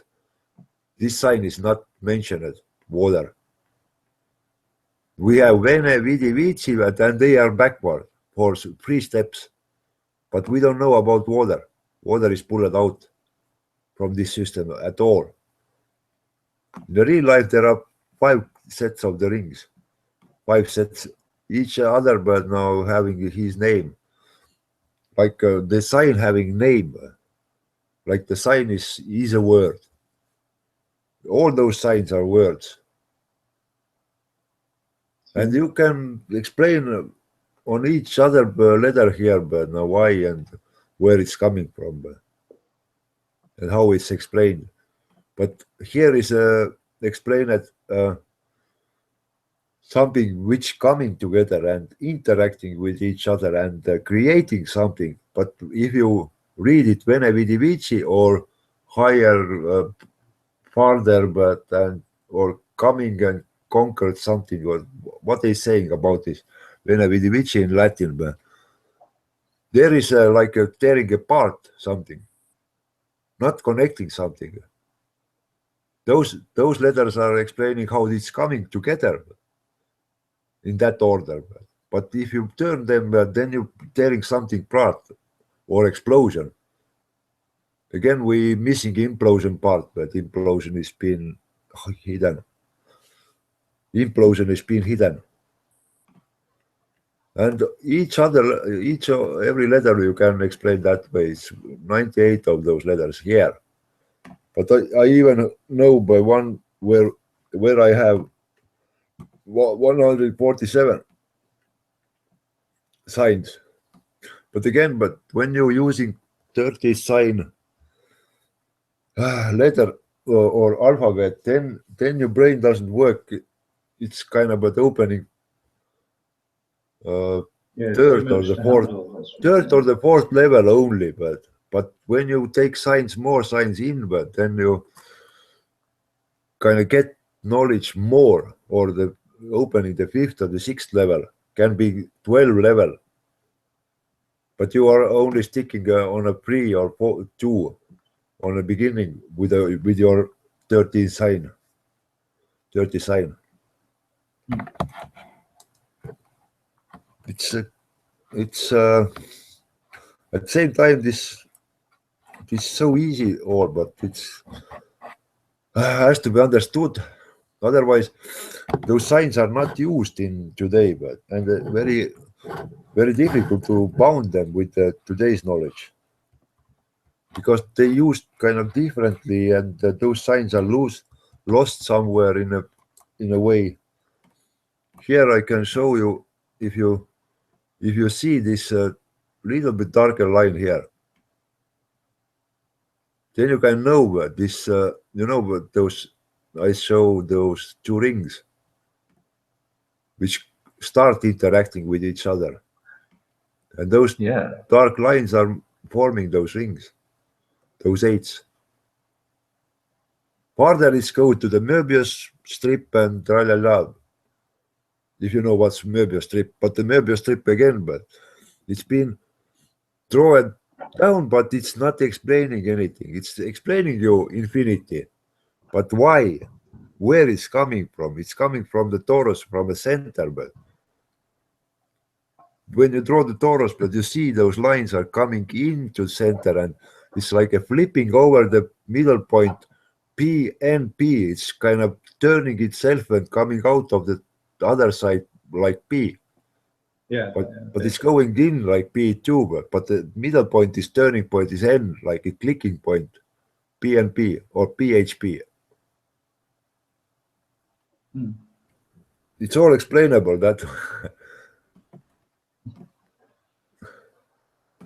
But again, you see these dark rings here, but they are forming those rings. That's why that's why they coming together in the center. But like the force is pushing them. It's kind of explaining your chemistry, ether, but all those things. Why are those things are happening? Why, for example, pushing force or the давление, but named давление? Why is that? But why is named Tesla? But Tesla is not the family name.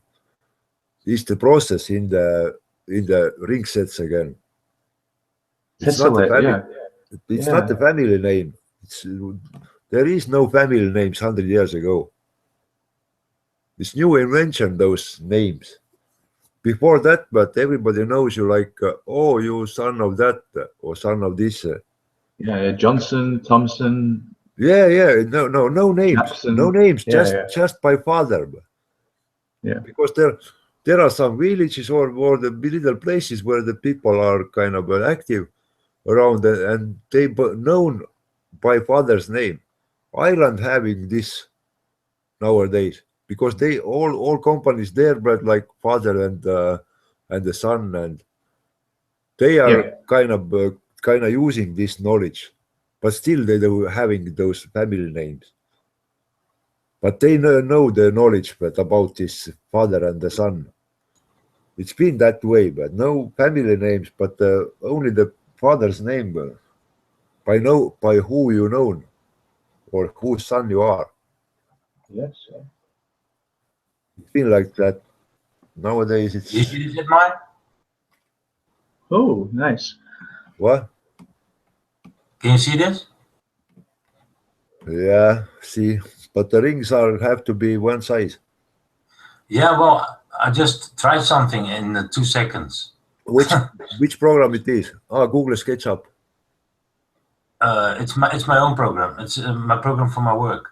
It is Google SketchUp or what? What is name? What do you mean? Google SketchUp. Or no, It's FactoChem. Well, I use it for making. Let me show you one. Let me show you what it is. But it's very important too with the hands. Then. Look, this is what it is. I make 3D models in it. Yeah. So if I what is that? Is wheel or what? this is a yo-yo. Oh, yo-yo. Also. Okay. That's like a Taurus. One moment, I have to. Almost. Almost, yeah. Uh-oh. So what's the chat is talking? Is there anybody or?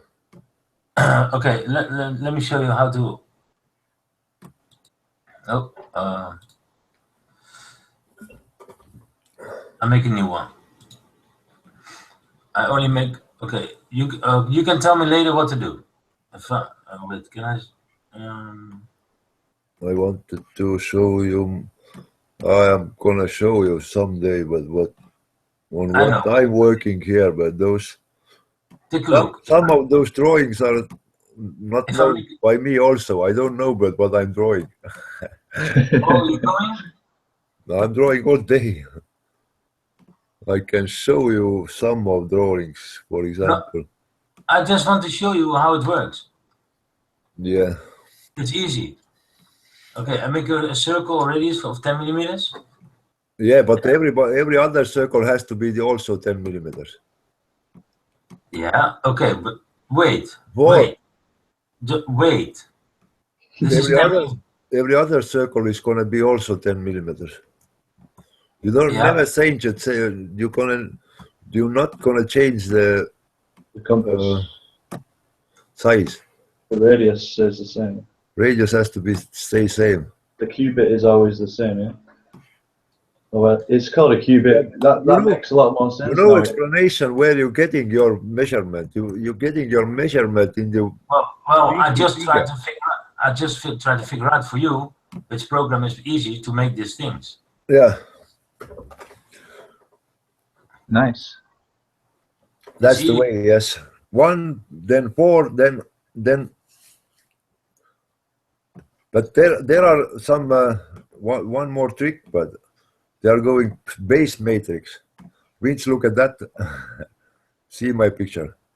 Oh wait, I'm not watching. I'm screen sharing, so I'll be back. 1 moment. Wait, look this picture, but I don't even know what it is. But I'm gonna draw it out, but some 3 years ago.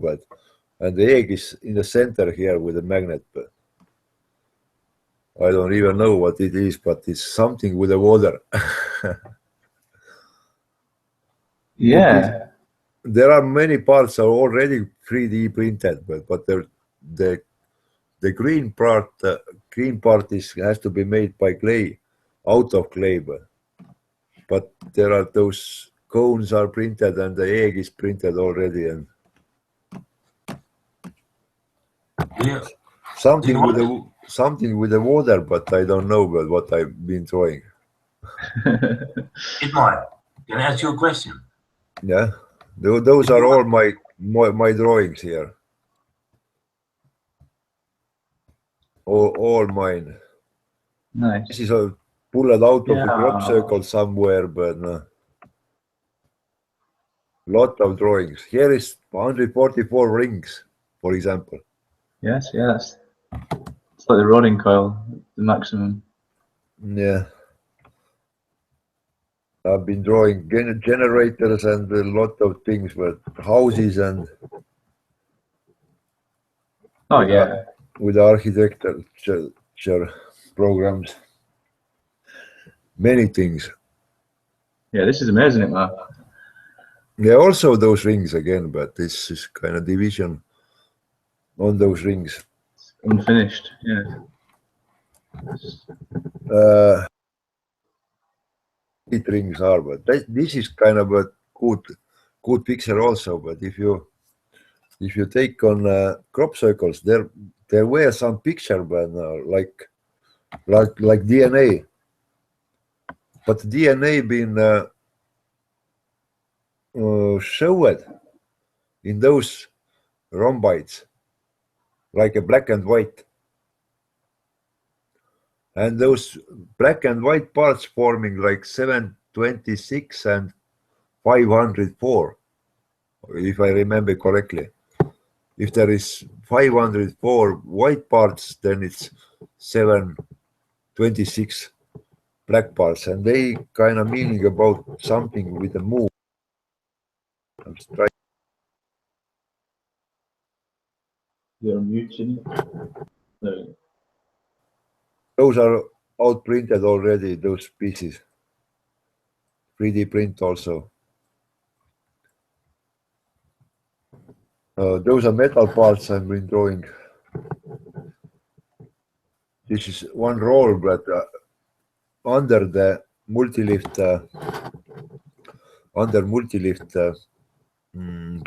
like carrying box or where it's coming off of car.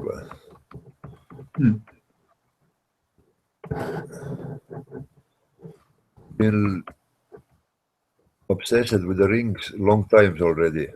Oh yeah, I can see that. This is the egg part, but for 3D printable. You just take the model, STL model out of here, but and can print it 3D. But its inside magnet is 2 inch. It's quite big.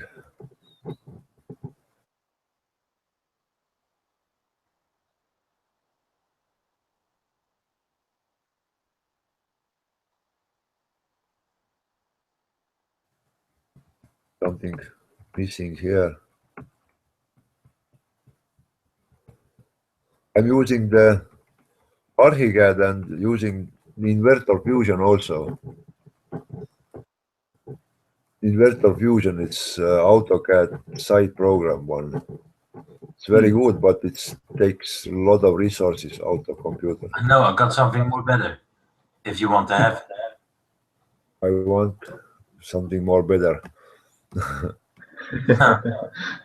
Yeah, because I've been trying those ArchiCAD, AutoCAD, Inverter Fusion, Google SketchUp, Render, Maya.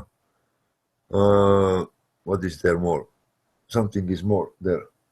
I got one. Space claim. How big is it, or how you can transport to me?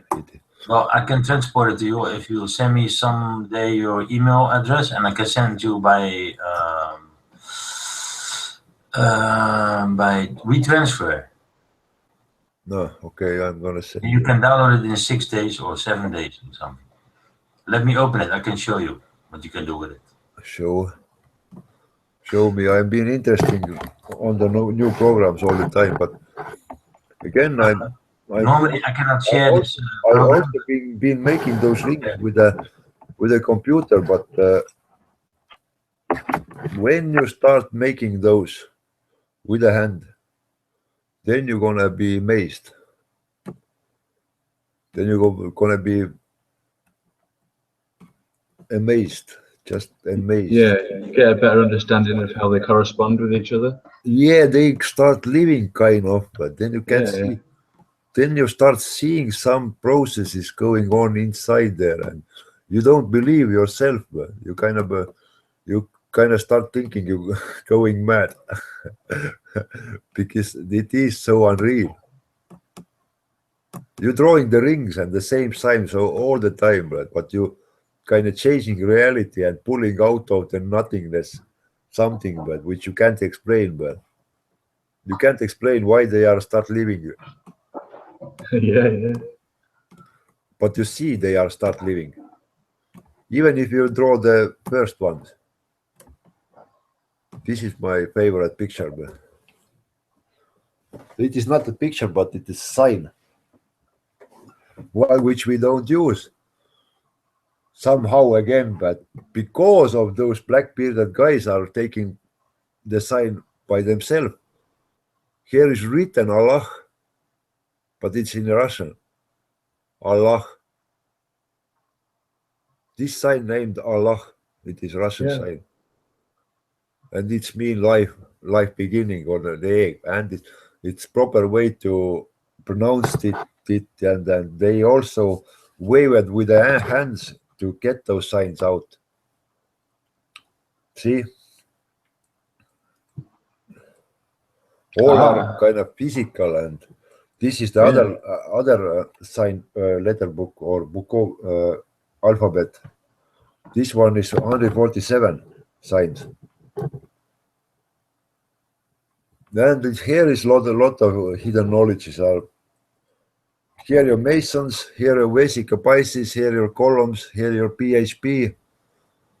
That's how the P gonna turn into through the N into P. At the same time, it is 3 pillars with 2 dots. And it's Veda, and there are many explanations. And Vesica Pisces is here. See? But again, no, nobody knows why they were drawing those pillars, and which you presenting yourself or what? Can you see that? How it's named, the program? Space Claim. Space Claim? Oh. Yep. Space. Just let me show you what I like the space. I understand. Been losing the space, but I like the space before, but now it's kind of gone. Don't have any space anymore. Space is here. No, they would rob me with the space, but I had space before, but with the balls. But now I don't.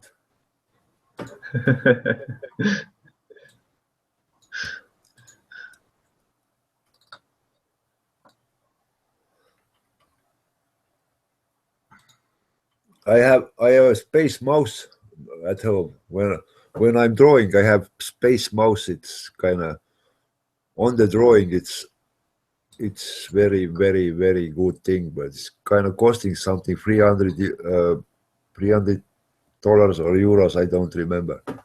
This one is 800 euros. Program. Yep, every year. Oh. What do you do for work, Vincent? I'm an engineer. I make. I'm an engineer. I'm a machinist. So Nice. with this program, I make my 3D models, and then I go to. Let me stop this. Yeah, it seems not so slow program. It's moving fast, but because when I load my. I have here, but now 16 gigabyte memory on the desktop, and it's some black edition or almost 4 gigahertz processor with a 4 gigahertz processor with something black edition clockable, and when I'm turning my inverter fusion into play, but then it's kind of put my picture. Vince. One moment.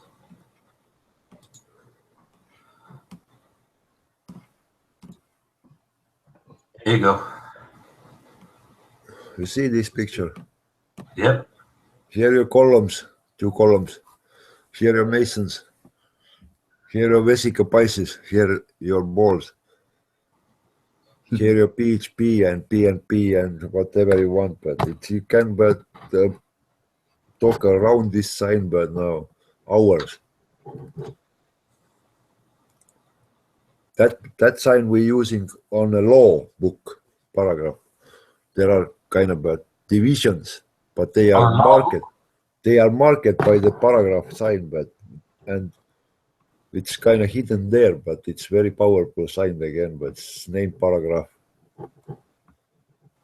Yeah.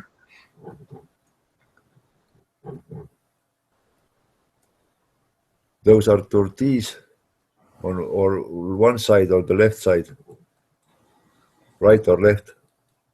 One is up T, one is down T or Taurus. How those letters are forming, but those are all described by the rings, but why they are that way and where they are coming, but and how they are named. And always there are some physical presentation, like they dancing, but to explain those letters, like they making some magic tricks to manifest those signs or letters. Or no, here is very, very good. Like in English, we calling I is me, but at the same time, it's meaning I. It's like your eyes are watching. It's on your eye level. I, and here is your eye. It's I in Russian. I. I'm bringing it closer, but nothing to do with the belief systems or Orthodox or Catholic, or nothing to do with it. See, I is the eye level. It's the first little cross, like it's Russian Orthodox cross. See here, but it's meaning different things. I, it's eye level. I. At the same time, it's me, like I, me. Yeah, me. Then it's ma, your shoulder level. It's spider, ma. It's a first sign. It's a cross also. This cross, first cross. When you make your first cross, the cross name is ma. M-A. Then Scottish people having oi, but the oi meaning here, see oi. Yeah. Oi is like a dick, or it's coming, or it's giving out something. It's oi is dimension, but they don't know why they calling oi. It seems like ole. This oi coming from here, but oi.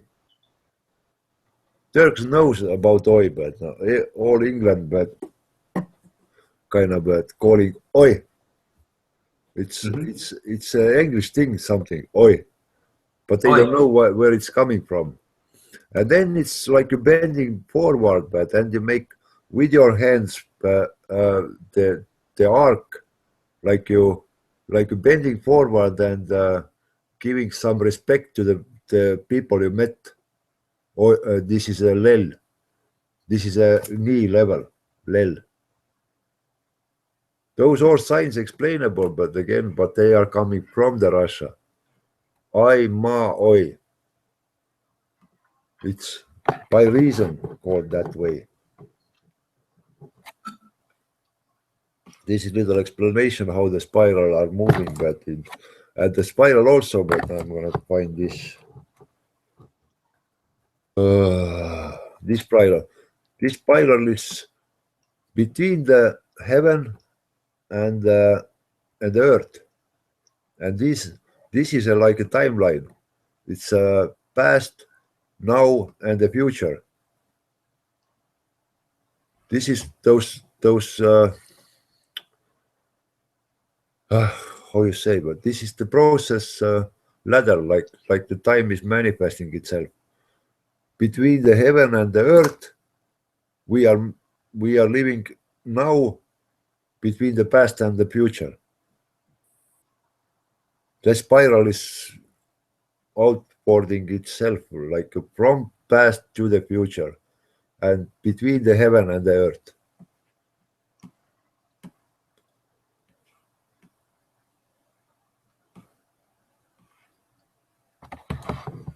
All those simple explanation and all explanation coming out of those rings.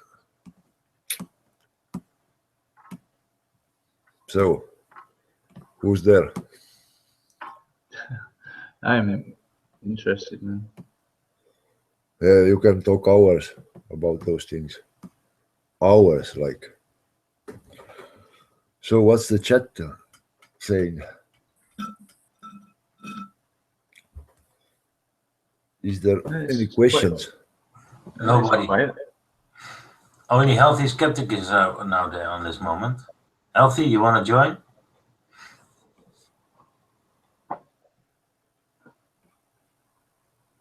I don't need any lessons with a video making. I don't want to make any videos because I have enough with the drawings and with those letters and rings. But Yeah, well, he's asking for somebody else for helping. yeah, I haven't even don't have any program to make videos. I never been thinking about this. Where we stopped on those signs.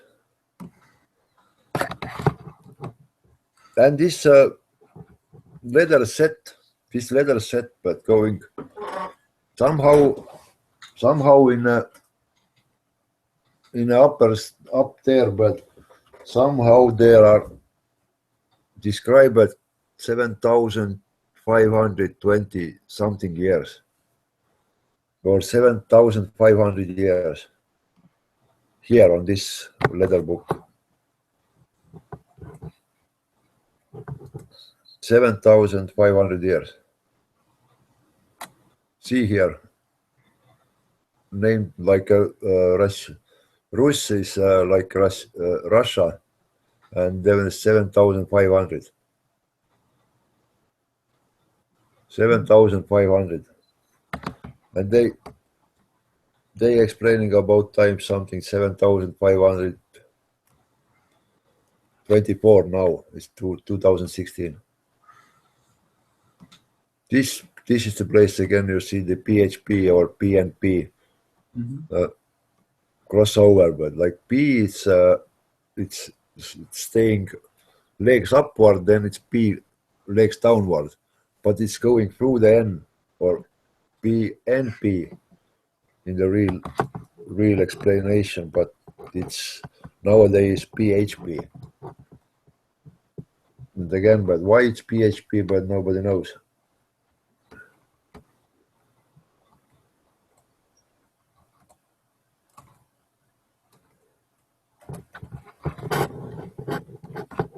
Not a good set of those things. But it's kind of a living thing. It's not the alphabet itself, but it's Torah. It's showing you evolution of the person. Why the person is like its birth is a first cross or the Ma. First little cross is called Ma. That's the birth. And after that thing, when you go into Hram or like you said, or like to say, is into church to name giving. Here is your Ma, or the first thing, which is like a borning something, or the child is borning, and after that is A, and then is church part, but the name giving part, like they going and giving name. There are those three signs, like. And then the life is beginning like Vita, or those, or this spiral is like manifesting itself, is start going somewhere, like a child is birth. But it's very, very hard to explain that way. But it's like evolution book, the Torah. There are steps, just steps to describe the evolution of the person. And the Torah is also based for a Bible. Turkey here? Or sleeping already? No, I'm here. Those things are going back and forward with the Bible, with the rings, with the Torah, all those signed letters. It's kind of, you can bounce it, but now to explain many different ways. Why is that way and it explains itself. Yeah. But the best is those rings. Those rings are giving you kind of instant knowledge. Even if you start throwing those 12, for example. But there is also why those rings start leaving. But the thing is like this: when you're drawing those rings by the on the PC or computer, but then you kind of putting your crossing point always precisely, because the program's gonna catch your crossing point and put it where the crossing point is. But when you put your needle, you never hit the line into center or in the center of the crossing point. Then you can divide, like your needle point is 1, and you're having this crossing point divided by 100. You can pick any of those 100 points. Like it's crossing point, but your needle is so thin, but it's going into this crossing point somewhere 70-40 or 70-30 or something like this. Yeah. You never hit the center. That's what I've noticed as well. It's that's so why high. it start living. That's why it start living, because your needle is tiny, and you're trying to hit this crossing point, but you never hit it in a center. And then it start living. But even the first 13 rings, it start living already. And it's very important. There are 0.5 millimeter pen, not thinner or thicker, because then it's changing your it shifts the accuracy. Accuracy, and it's kind of covering some white dots, those little white dots, pixels. Those pixels, those little white flower inside the torus, it's named, or the one part is named pixel. That's why pixel it is what it is. There the little white part is named pixel. And if you start drawing with a 0.7 millimeter tip, then it's gonna be closing your white flower in the center. But when you draw 0.9 or 0.5, 0.5 millimeter, then it's kind of leading the light there, or it's opening the light there, but it's not closing yet. And you see the pixel light. And you get the answer again, but why it's named pixel. But even the first steps are already, but start showing your.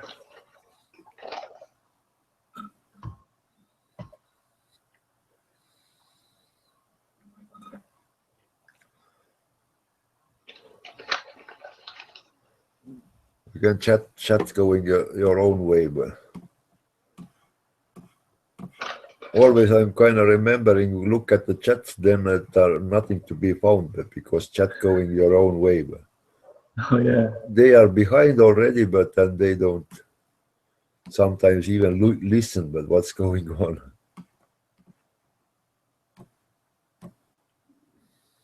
So yeah, that's really interesting. I'm definitely going to start drawing it tomorrow. Start playing. Yeah, there is physics, there is chemistry, there are music. That's why that way. How those things are. I've been listening yesterday with a CERN, but CERN is also big Bible thumper, but or something nearby Bible. Stumbling. yeah. He's stumbling nearby Bible.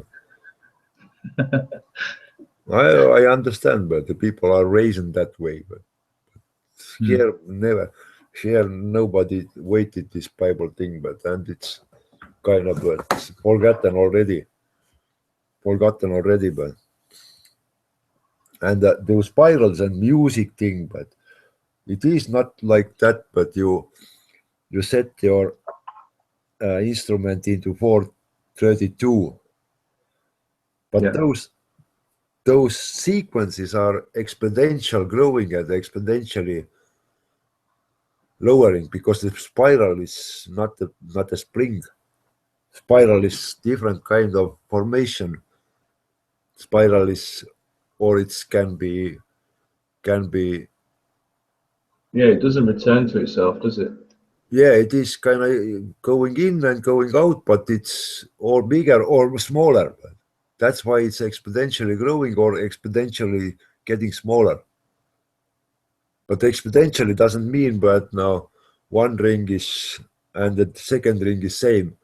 Second ring is already, but if the one ring is 3, but the second ring is 5, and the third ring is 8, and the fourth ring is 13. But this is your Fibonacci. That's the explanation how the spiral are growing. First it's 3, then it's 5, then it's 8, then it's like it's exponentially growing, not by the quarter of the, like the torus is growing. They are clicking over on the quarter, but there is a different system. It's like 3, 5, 8, 13, 21, and here we go.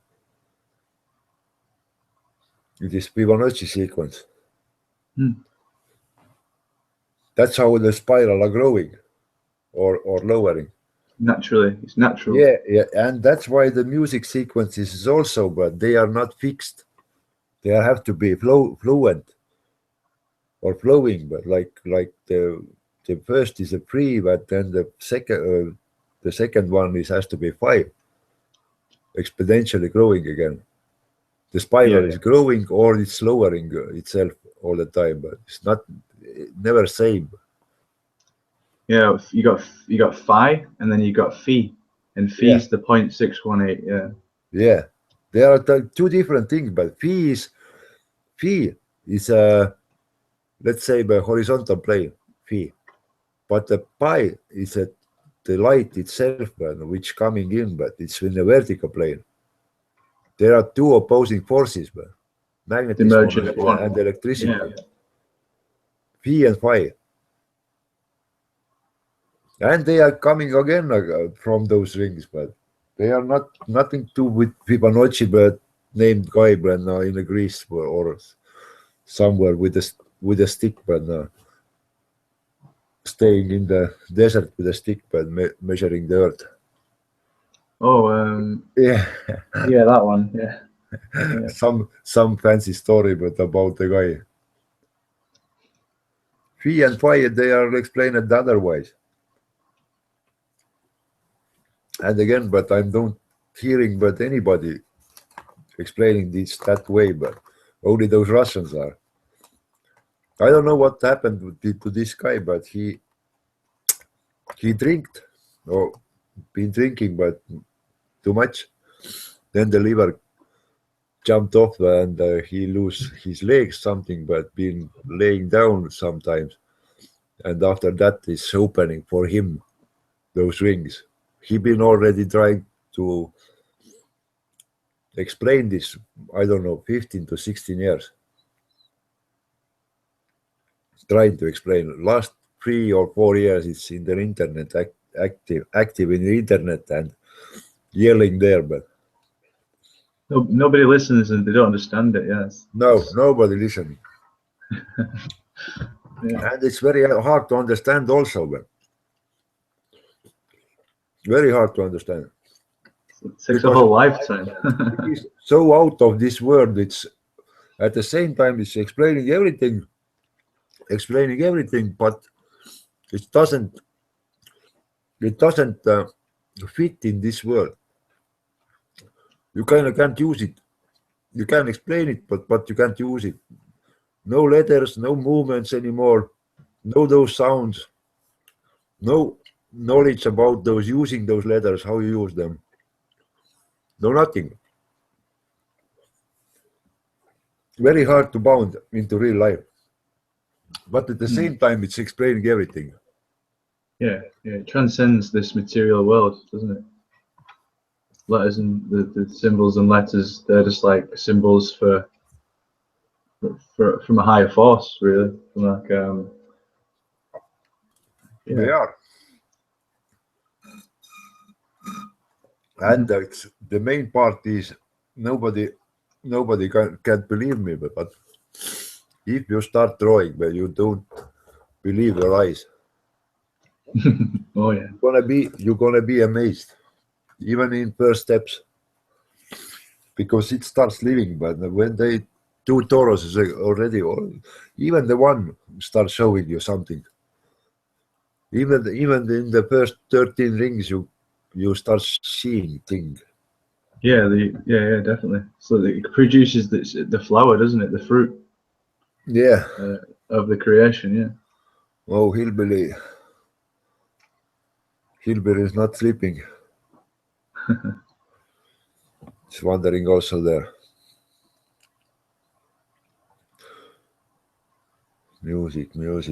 But yesterday I had people at home already and can't talk in the evening, but I've heard something you discussed with the sir. Don't remember what it was. Something about the 432 hertz. Yeah, something with the music. Is Hillbilly there? Hillbilly is there in the chat there. Hey there, guys. How you doing? Hi, Pepper. Still alive. Greetings. Pepper. I'm sorry, I said Pepper. Yeah, Pepper. Some people call me that sometimes on here. I read Prepper. It says Prepper, man. Prepper. Yeah. So what you blokes talking about? You have a familiar voice. Yes. So what are you fellas talking about tonight? Well, sacred geometry, mostly. I see only circles and I'm dizzy. Yeah. Joking in mind. Just the true sacred geometry, really. That's what I'm kind of discovering right now. I can't talk a little bit with Hillbilly, so guys, go on, play on. Sure. Yeah, man. Why does the United States like the Pentagon so much?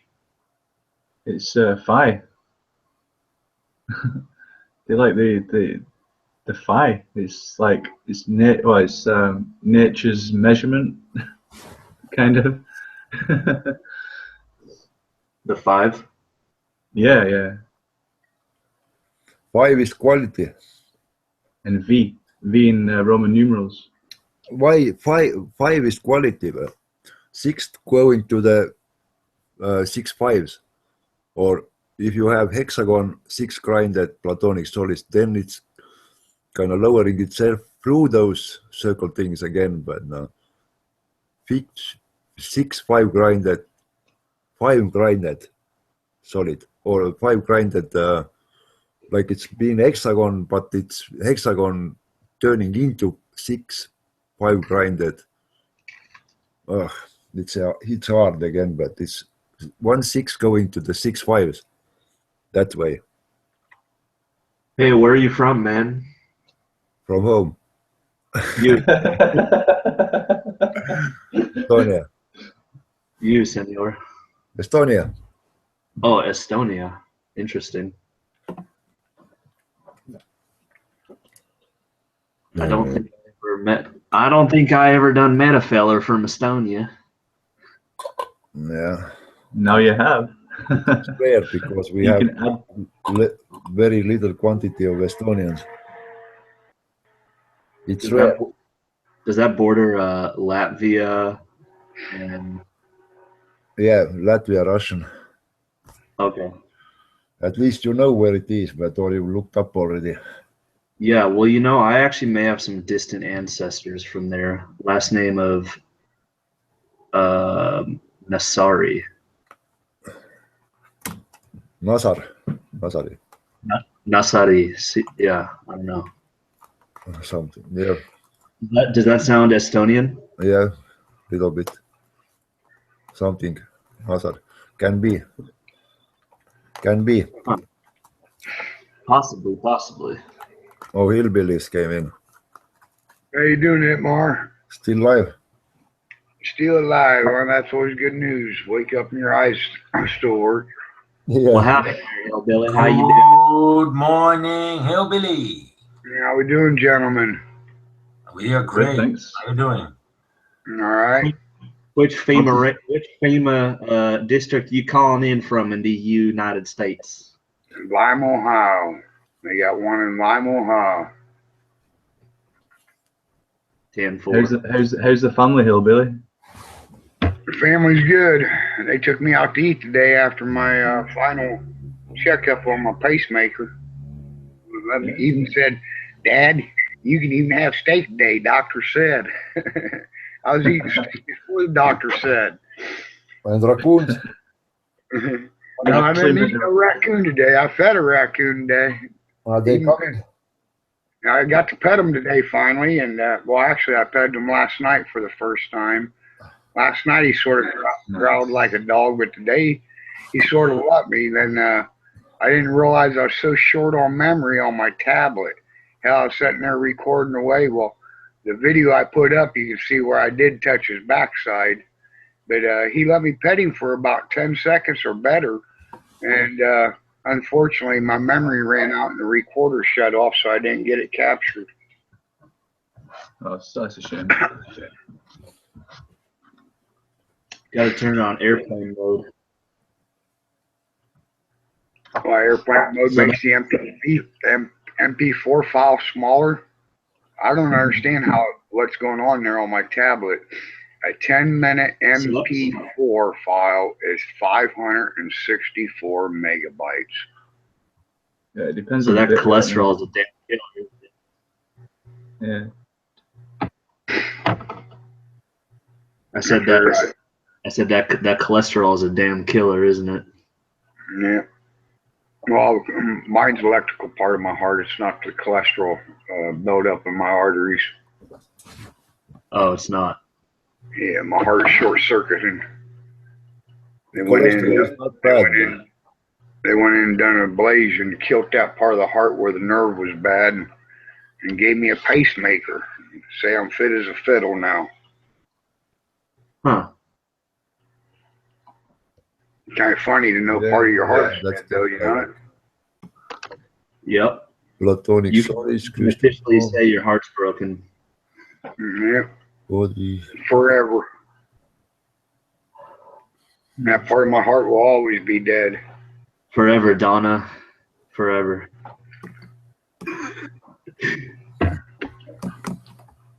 Sounds like a 1950s high school song. Yeah. Sock hop rock song. Yeah. Yeah, dropped it. All we need is Buddy Holly or Jerry Lee Lewis to sing it for us. Great balls of fire. Yep. Man, there was some good country back then. I don't know about nowadays so much.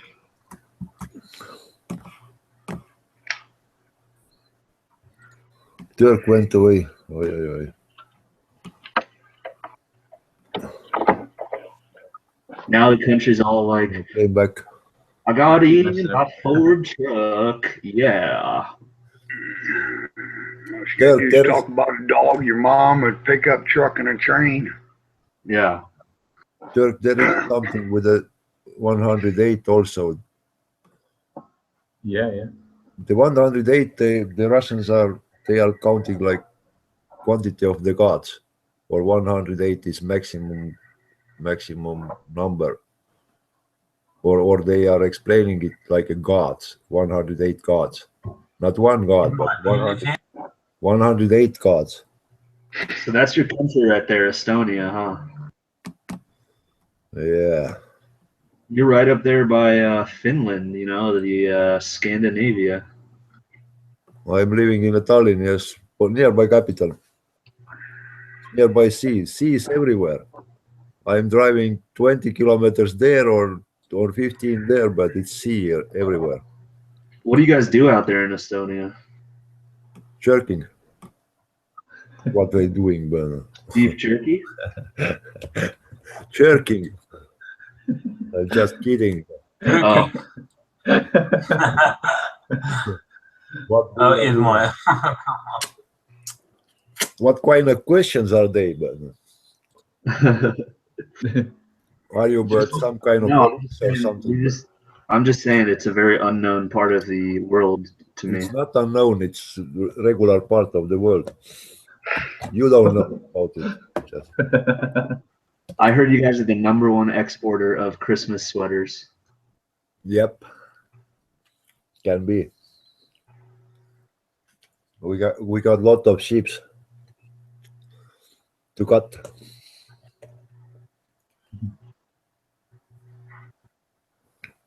But it's also unknown. You carry M16s. M16, I don't know about military anything. This is also unknown part for me. I'm just kidding.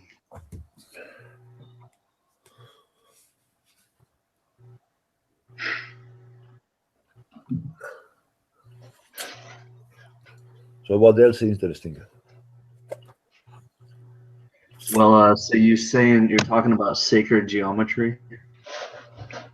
Yeah, I did. Yeah, not the usual New Age kind of sacred geometry, though. The sacred geometry. Yeah. The base of the base. Oh, yeah. I can say it's the truth.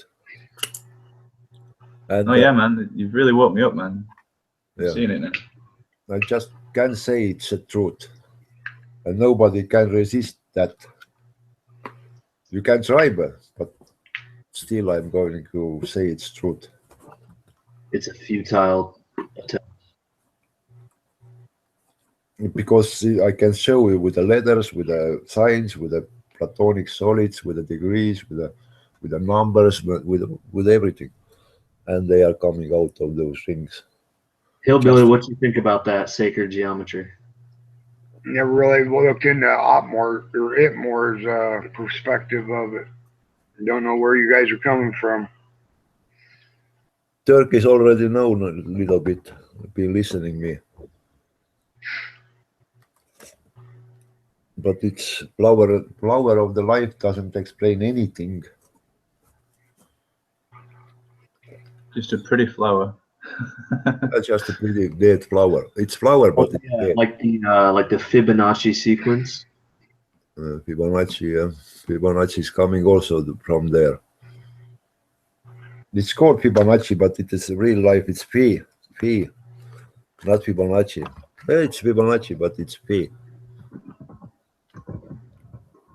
It's opposing into pi or pi. Pi is half ring. You've heard the thing, fee fi fo fum.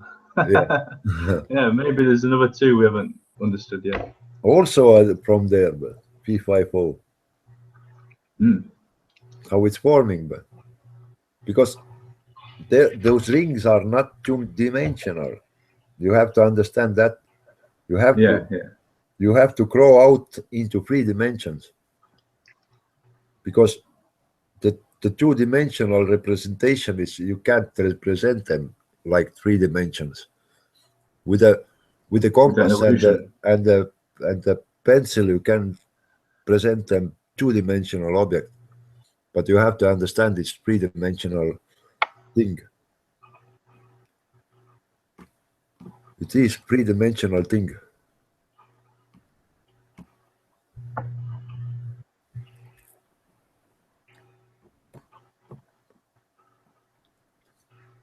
It is 3-dimensional thing. Oh shit! But I want to mute myself. I've done something.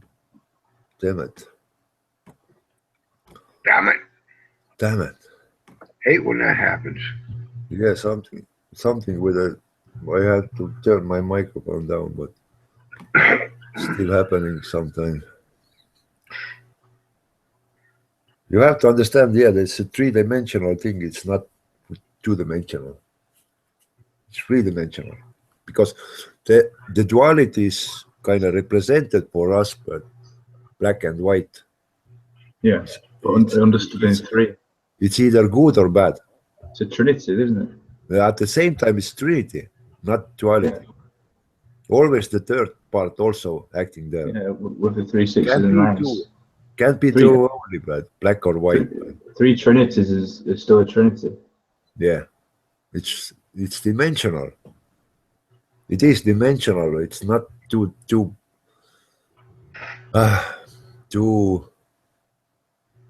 how I call two-dimensional representation on the paper or the brain representation. Yeah. It's also this black and white is coming. The chessboard, for example, is nowadays is 64 squares, 8 by 8. But it's being but 100 squares, like the crossing point on the paper. 100 squares. You can put your needle in 100 different places. Like you're dividing your square in 100 parts, but it is being by 100 squares play, which is not on a winning play, but it's philosophical play. You're just playing it, but nobody winning there. It's just like a So you're gonna use say of the the time, or government you did just the Black Plague? philosophing and discussing with the people. It's not on the winning game like it now about winning, who wins. But there were no competition that way. Yeah, if it's a, what would a duality be? A triality? Yeah, a trinity. Yeah, it's like in the paradigm we're living in. There's just winners and losers, and that's the issue we've got. It's a 3-part system. Always free, can't be two. Middle part is always active, or the higher part. Yeah, or the child in this trinity, the creation from it. Always free.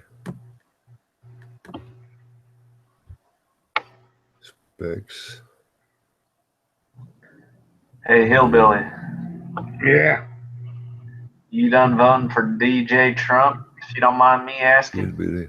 I don't vote. I don't participate in the corrupt system. Copy that. Over and out. Who vote what?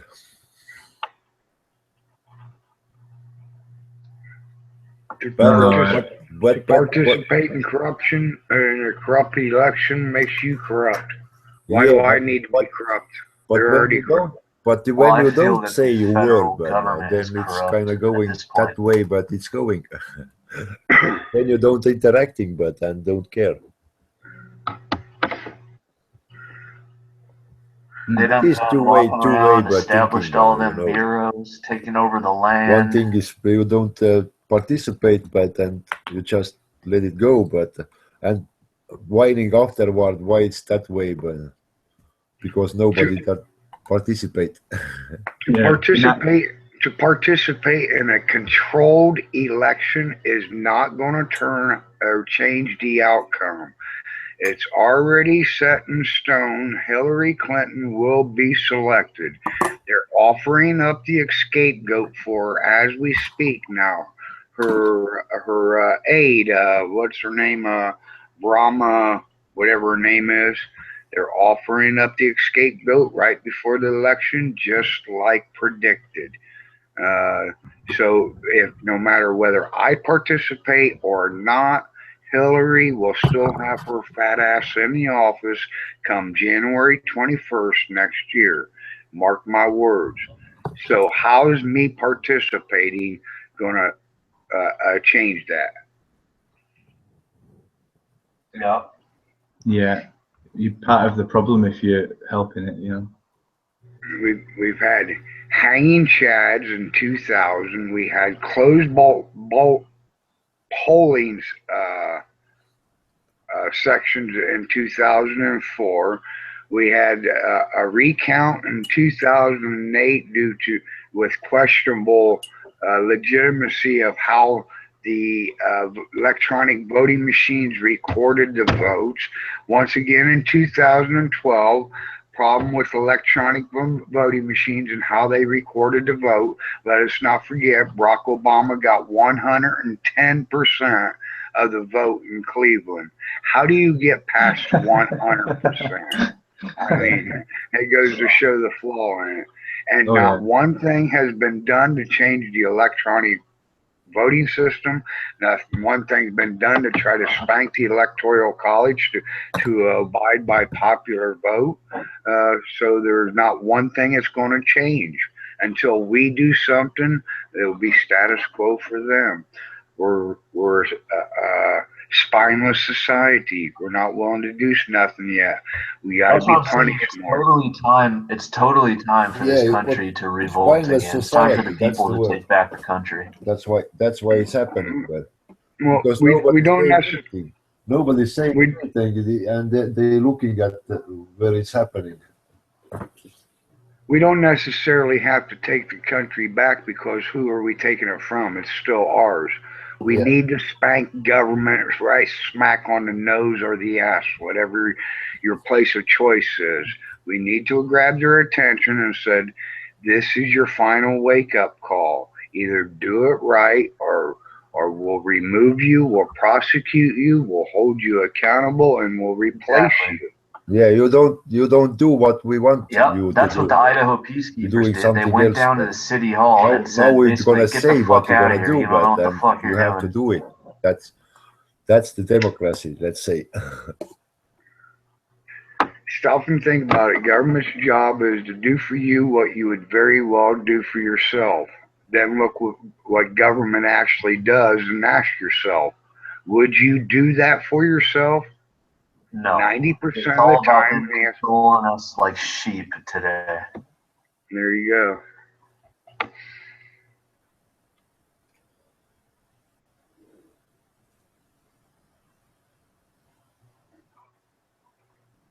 go.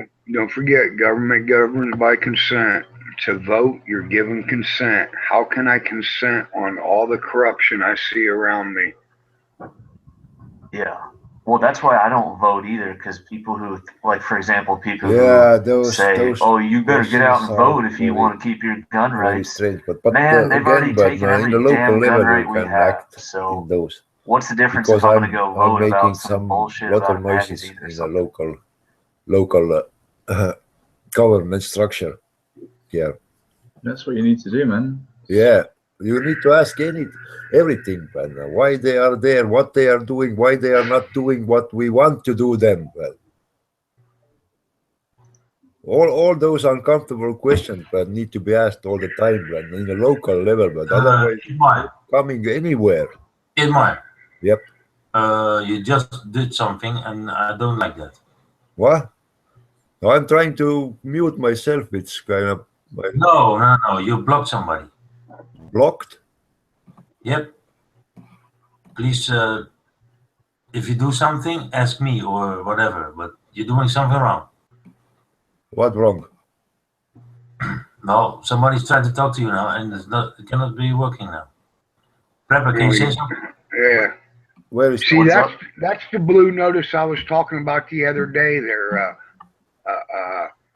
Vincent. Everybody should have seen that. I'm seeing it. Itmar block Pepper FS. Do you want to block Pepper FS as well? Yes. No. Itmar, why did you blue notice? I don't get any blue notice. Who blocked me? Well, you can't hear Pepper now, and now every time Pepper talks, and you're talking over him because you can't hear him. Yep. Prepper tried to talk, and you keep on talking, Itmar. I thought he left, but I don't see him there. I didn't get talked over at all. I don't see him. But you cannot hear it because he blocked you. I don't. Yeah, you must not heard what I heard, Pepper, because both of you is talking at the exact same time. I don't see him at all, but... That's why I jump in. People, please watch out what you're clicking and what you're doing. Please. Drinking. I'm drinking coffee. Is that allowed? no problem. But don't click a block of somebody. Ask me if there's something wrong. Who blocked somebody? Hillbilly blocked me? No, Itmar blocked. No, Itmar did. I'm going to unblock you now, right now. Hitmar? Yep. One moment. Who's hit It was probably an accident while he's trying to mute himself. I don't know. Yeah, I can't. maybe he did something wrong. I just asked him to try. If there's something he needs, just say it. But he did something wrong. It's no problem, but just tell me. I keep on getting wrongfully accused for doing all the blocking people. I blocked one person one time. Chris the Truth.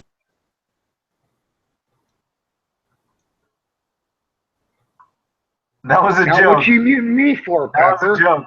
That was just a joke. Well, I blocked one person one time, and that was Chris the Truth Seeker, and he was badgering me at the time. He asked a question. I answered his question. He didn't like the answer, so he kept on repeating, I didn't answer it. That's badgering. I blocked him one time. So will you people quit saying, Hillbilly's always the first to block? No, I blocked one person in all the Hangouts I've ever been in. Yeah, well, I can see what happened on the background, so I only see it my blocks pepper. So it can happen. It's no problem. It can happen. I done got my live stream hacked. I've been hacked already on a Hangout where Good morning, they run exploits. I've had like 6 or 7 exploits or Hangouts shut down by exploits. Yeah, good morning, Ian. Good morning, everybody. Hey, how's it going, you guys? I'm sorry if I don't want to have events to talk. Okay, goodbye. They'd hate it, man. My Hangouts get up to about 60 viewers. They come in and exploit me every time. Yep. You guys have fun, okay? Oh, well, we'll see you, Vincent. Okay, it was nice talking to you. I'll be here. Don't worry. Okay. Who's got the new rebel avatar there? Is that you? Yes, I'm streaming. Well, no. So there's two. Right in the Two hangout. moderators in the room right now. I don't know who the second one is. Sort of elegant, sort of retro avatar. You know what I mean? Yeah, you bet. Yvette is using a FREECHAN tribute. Oh, yeah, we got back up. Oh, okay. I just like the avatar. That's all. So sorry to disrupt the conversation. No problem. We're just streaming together, so we have the internet and the time difference. It's okay. So if you guys in America fall asleep, I wake up and then I start a new one. So that's the reason why we keep on going 24 hours. Oh, okay. Oh, well, yeah. Okay, that's cool. Well, good man. Wait, did MR take off? He left? Oh. Well, okay. yeah. I just asked him if he don't want to block people because, but he did it not on purpose. But he left. I don't know why. Oh. Okay. Well, he might be. Now he's got to go to his G Plus and unblock him, or else there'll be a conflict when one's in the room, the other one won't be able to get in the room. Yeah, I know. Well, he will try to figure it out. He will come back. He will come back.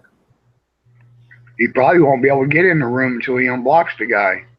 Well, no, it's only pertinent if that person is in the room. So yeah. Yeah. Well, Pepper, he just blocked Prepper before he went out of the room. So now that Prepper's still in the room, Itmar will probably get that notice you can't join. Somebody on your block list is already in the room. Yeah. Oh. Exactly. Well, people have fun. I'll be listening and drinking some coffee. Oh, okay. Have at it. See you later, Vincent. Good morning, right? Yeah, I guess it's morning. If somebody wants to screen share or something, just call me. Oh, okay. So what's going on? Did you get bit by any critters or anything? No, I'm actually petting a raccoon now. He's letting me pet it now. If they like get back up on their hind legs and start like frothing and stuff, that's a bad sign. Just letting you know. You better watch it. That guy might be listening. I know he's looking for me. I told him what you said. Hey, that guy, Where's he live? Who is he? Boy, I love eating me some coon and squirrel stew. Check this Right? out, Yeah, man. No, I'm He kidding. wants to send more money. So I haven't been answering him, hoping he'll just go away. So after the video I loaded yesterday, it'd be two raccoon videos ago. After the video I loaded two raccoon videos ago, he sent another message. Well, I'll just send you another card with a lot bigger gift in it. You sent $100 the first time. What's a lot bigger than 100? Man, I wish he would quit. Oh man, when it comes, it comes. Yeah. Why? I'd encourage him. Yeah, send it on. Yeah, that's not my style, man. Well, I'm not talking about ripping him off. Put it towards the coons. Then that's fine. I did the $100. I went out today, but we don't have much storage room in our pantry, so I bought 3 30-pound bags of dry, and that cost $17 a bag. So I spent close to half of it already. What do raccoons traditionally eat? Like if left to forage in the forest, not the garbage cans, what do they traditionally eat? They'll go for a meat product before they'll go for a vegetation product. Oh, they're carnivores then traditionally. Yeah. Okay. Yeah. And then when I would put like Mrs. Hillbilly likes her steaks extremely rare. Now, when we put our table scraps out before, when it was the mama raccoon, I noticed they would go for her steak scraps before they would go for my steak scraps. I can only assume because it was a lot rarer. Now, we got a plastic gallon dish that we use for a water bowl. The mama, being she was capable to utilize her back legs to stand up, she would actually wash her meat first, just like you see in the documentaries. Oh yeah, sure.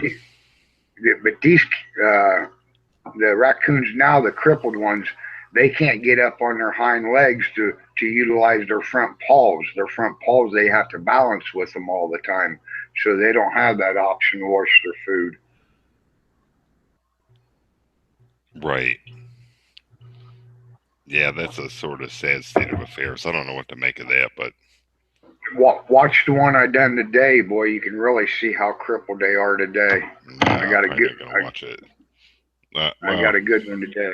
I mean, I believe you. Like I said, I've seen them before in the. I don't know. I think you screen shared them before. I don't know. I'm kind of torn on it. You know what I mean? Like, should you help them or whatever? Make little wheelchairs for them? How does that work? I'm just following my heart. My heart says do everything within my ability to ensure that they survive the winter. I'm sure, dude. I totally get it. Really. So I do. I don't know if they're wandering around in the day or something and they look sort of lackadaisical, Well, this one is daytime. It's real good. Vincent, go ahead and present me. You there, Vince? I don't think he is there. He said present. I don't know if he gave everybody controls or whatever, but I think you might be able to present yourself. Well, I already did it, but please, Hillbilly, if you do it the next time, don't show the Hangout. Okay, yeah, I'll fire up my second screen, put the Hangout on the other one. Okay, thank you. You're presented now, so. Canada.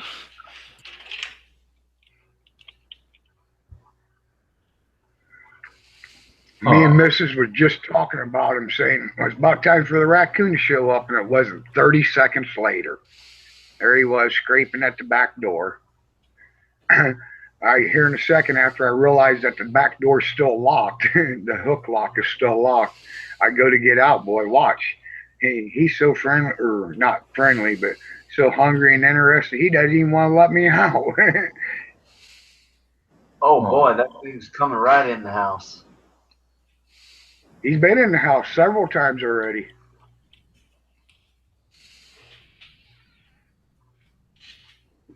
That thing don't liable to have rabies. It could happen.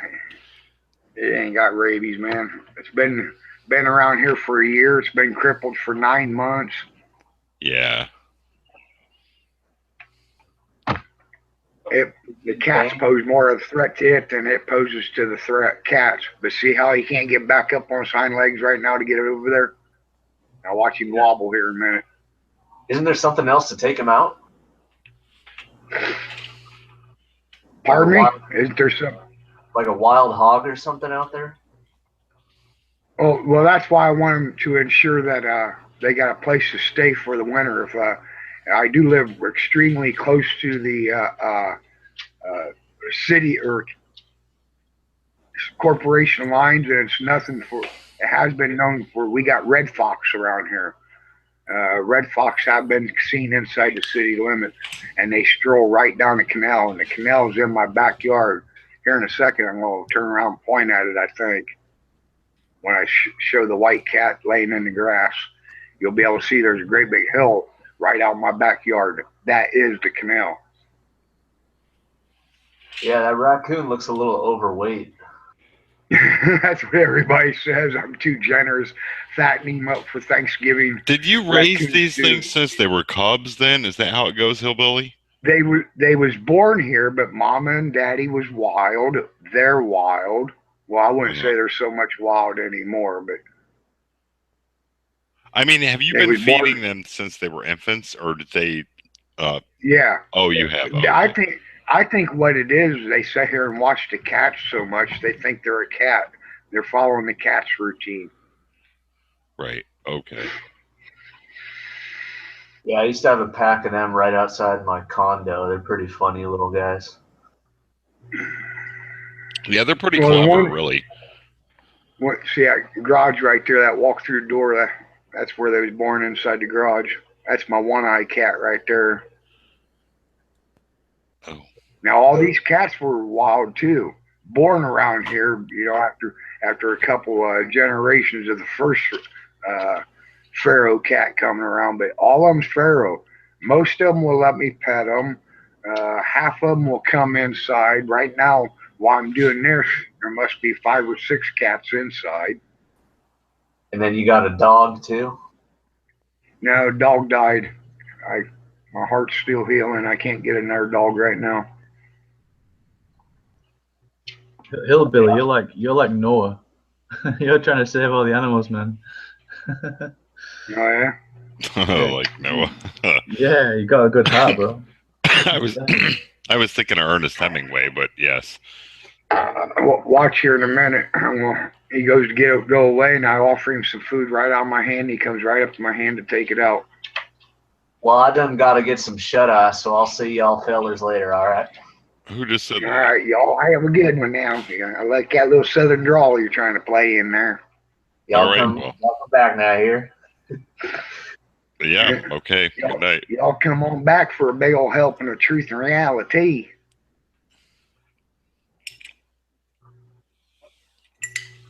That cat's a camera ham, man. Is that right? A couple months ago, that cat was scared. The scaredest cat here wouldn't let us pet it.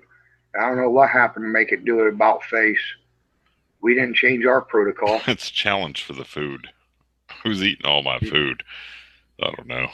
Well, the cat will scare the raccoon away. If that little gray cat wanted to get in there, he would nose his way in there and swat at the raccoon, and the raccoon would back up.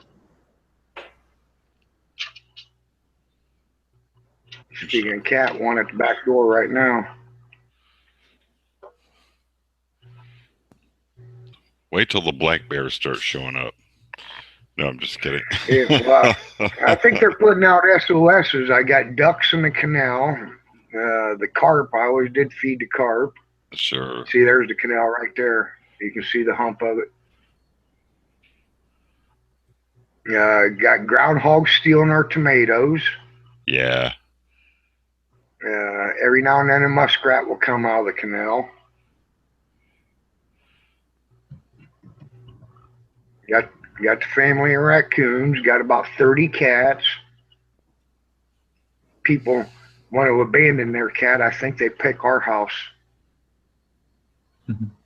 You got a sanctuary, man. What's the sense of taking a country drive to abandon our cats? We can just take it down that hillbilly's house. Yeah, I guess that could be.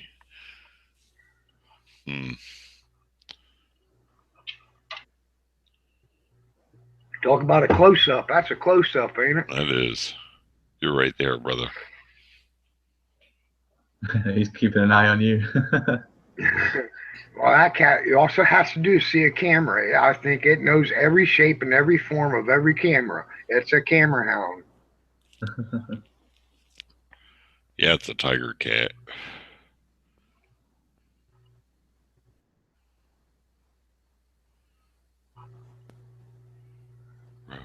Row. I wish I had something better to record all this in other than my tablet. I can't control the Zoom or nothing on it. Don't you have a phone? Got a smartphone? No. No? Oh, no. okay. Yeah. Let's see, you can tell he's crippled there, and then watch when he comes back. Here's where I'm offering food out of my hand to get him to come back, and he comes straight back. Well, straight back for a crippled raccoon. Yeah, right. Oh, yeah, I feel bad for him. Pick him up and put him on your lap. Well, I'm getting there. I'm petting him now. You're going to see it here in a second.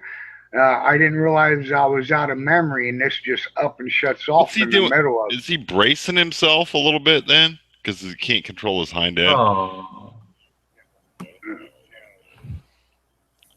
Yeah, he more or less wobbles. You'll be when he gets ready to walk away right before the camera shuts off is about the best I've ever seen him walk. Oh, I see. Yeah, he kind of can't control his back end. Yeah. Yeah. But see, he don't pose no threat. Welcome back, Itmar. No, hello. I don't know what's with the computer, but something happened. Ian, hello. Itmar, what's going on, Itmar? We're still live.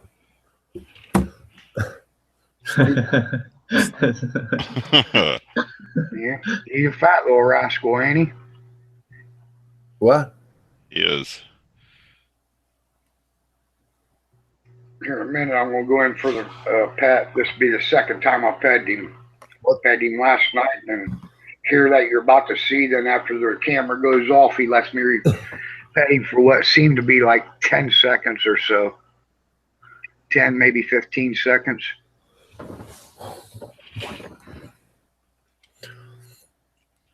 I've been struggling back in, but I don't know what happened. But something happened. You know, Itmar, you were talking about 108 gods, and I don't think we've ever spoken about this before.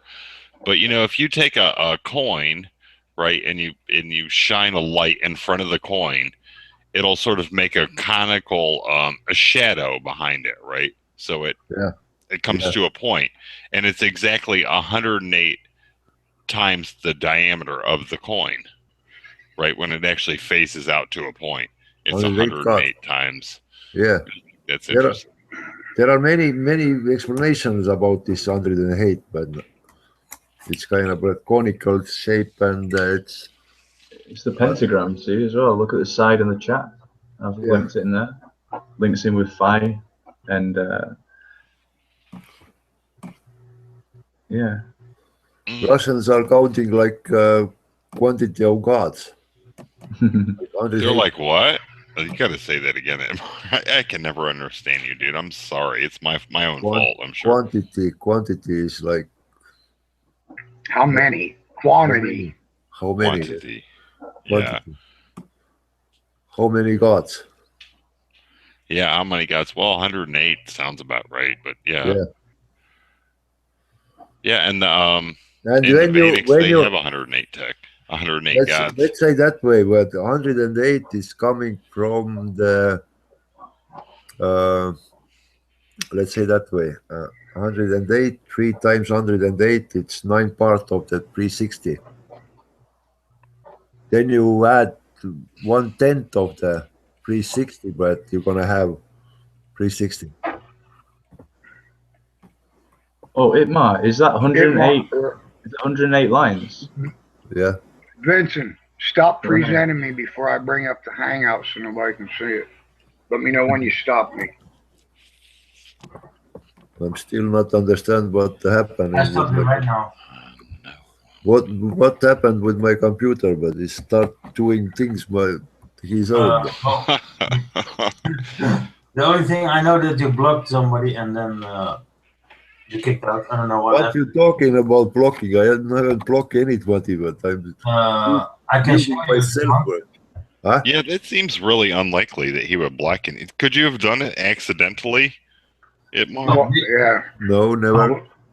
However it was done, accidentally or not, it was Itmar because we did get the blue notification, and it said Itmar blocked Prepper. Would you like to block Prepper too? And then it gave me the option, yes or no. Yes, me too. Strange. Oh, I thought maybe he had some sort of beef with him, but you don't, Itmar. So there it is. No.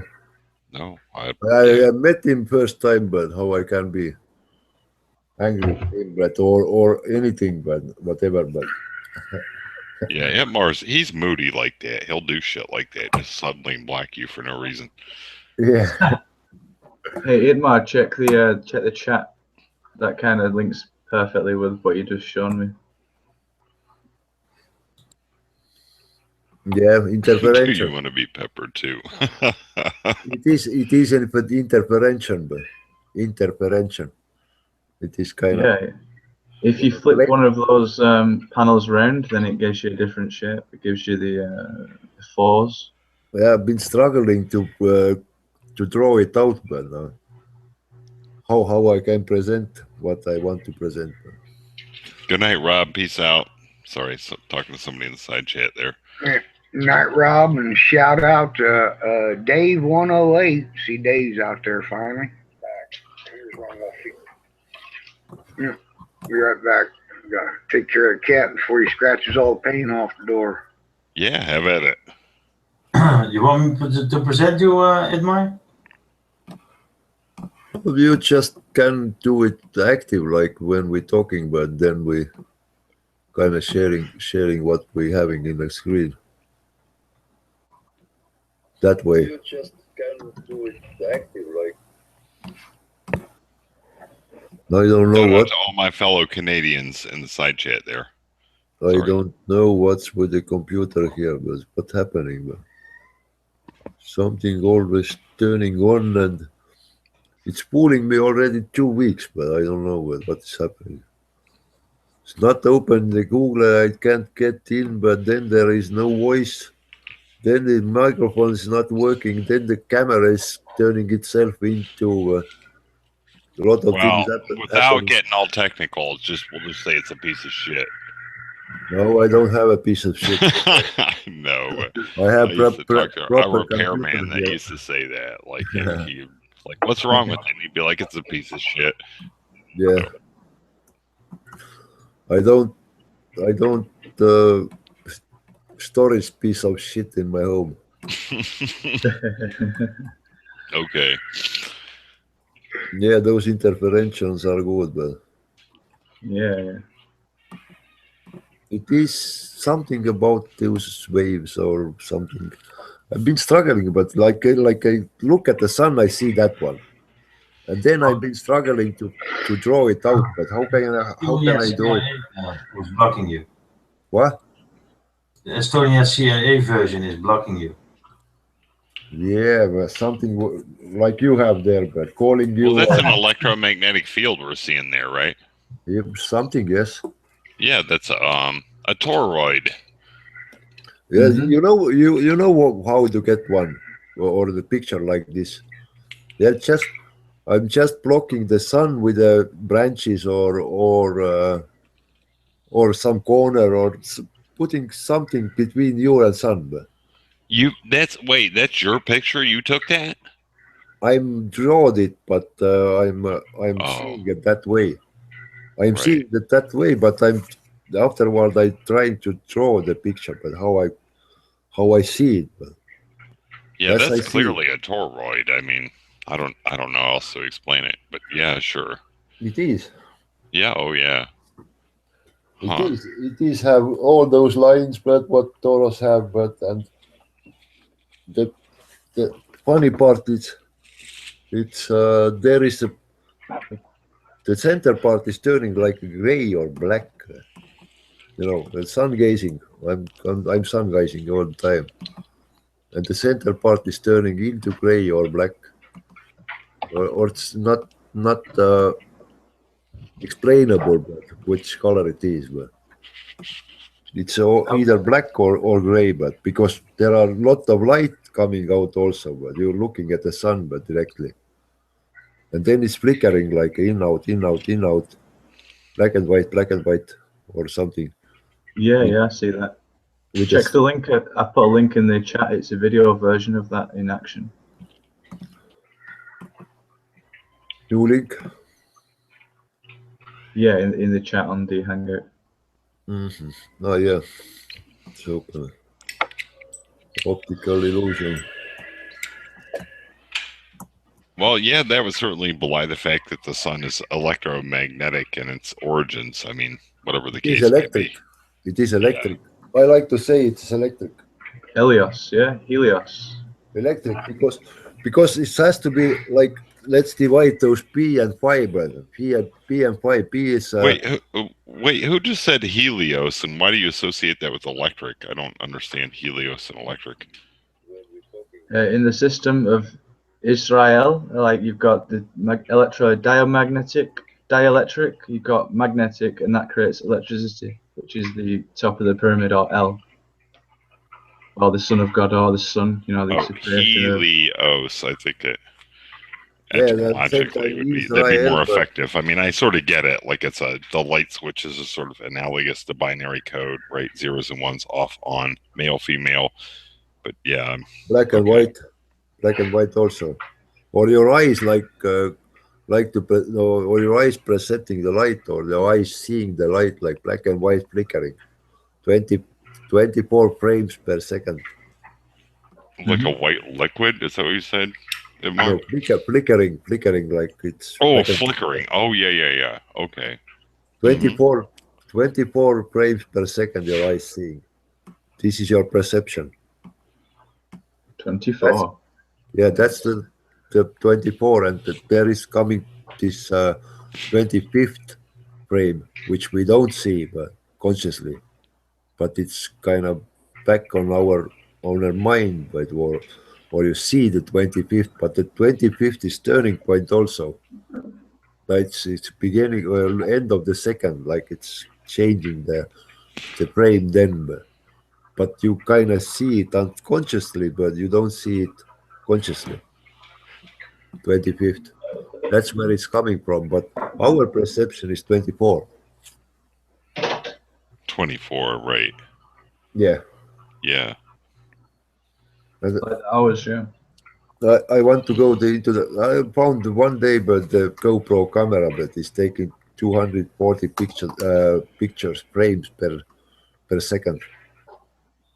240 frames per second taking the. Is that a slow motion camera? No, ordinary GoPro camera. I mean, ordinary GoPro camera giving your possibility to take 240 frames per second, and then you can slow it down afterward. But it's 10 times. That's why. It's 10 times. That's why I was saying it. It's 240 frames per second would be out there to be intentionally slowed down. High definition is projected at 60 frames per second anymore. Yeah. That's 4 times faster than high frame at normal speed. Yeah. Or high definition at normal speed. I found it out some days ago, but I've never played with a GoPro camera, but I found it out the low resolution, but it takes fast pictures. It's 10 times faster than your eye. Yeah. It has to be tried on the sun, but I don't have the GoPro, but need to be found right now where and who have it. I was under the impression it was more like 29.5 frames per second, but Only 5 frames difference there. Yeah, that's what the human eye perspective is. 29.5 frames per second. No, yeah, but it's unconsciously. But the 25th also is already unconscious. 24 is normal flickering for our eyes. What's normal flickering? 24. 24 frames. That's frames per second. Per second, yes. Per second. That's how you see. If we was to upload that right now, that'd be considered low quality video. Go figure. Is that saying that humans see in low quality? Yeah, because already those camera phones are taking 30 frames per second, but 60 frames per second now. Yeah, now it's 60 already, but I'm pointing to the 240. But I guess it's enough. When you slow it down, then you can see but what's happening in the sun. You have to point it into sun, but and without sunglasses or some filter, which is cutting those lights out and which will not be needed. Something with a filter. And then slow it down, but then look at what is there. But about those sunspots, and I don't believe those sunspots. I don't know, but is it some equipment doing those sunspots? But I don't see them. I mean, you took. I'm trying to figure this out. You took this image that we're looking at, or is it? This is a hand-drawn image that he's showing us now. Oh, it's a hand-drawn. He feels it's not hand-drawn. It's using by program, but I'm trying to explain what I'm seeing. Very difficult to explain what I'm seeing. That's the Two image. vortexes clashing with each other. Yeah. That's what I'm seeing when I'm looking at the sun. Do you have like film questions regarding frame rate? Come again? You're talking about 24 frames per second. Yeah. Being a threshold. That's not true. That 24 frames is traditional. 25 is PAL, which would be like European. 29.97 is what you'd see on television in America, which is NTSC. No, I'm talking. Your eyes are seeing. I know. Seeing 24. It's limit for you. 25th is already unconscious. No, you don't see it. You just feel it, but you don't see it. No, that's not true. You can see more frames than that. It's not. I have a degree in film. I have never made it up myself because the 25th frame is also in use in television long times ago, 50 or 60 years already. But you're saying that the human eye can only see 24 frames at 1 second. Yeah, that's how you perceive the light. Or Okay. That's how you see the light. It changes the image and the saturation, all kinds of things regarding the editing. But you know the most recent like Hobbit movies and things like that, blah blah blah. Those were 60 frames per second. Whatever, but you see. Well, then how could your I see eyes that? seeing 24. Well, I'm apparently not seeing more than half I think of what those Mar's frames. saying though is right that you can overload it, and of course you can sort of compensate in some ways, right? So you can be looking away and doing a great many things, and frame rates would still be advantageous. I mean, so what is the maximum frame rate a human being can see?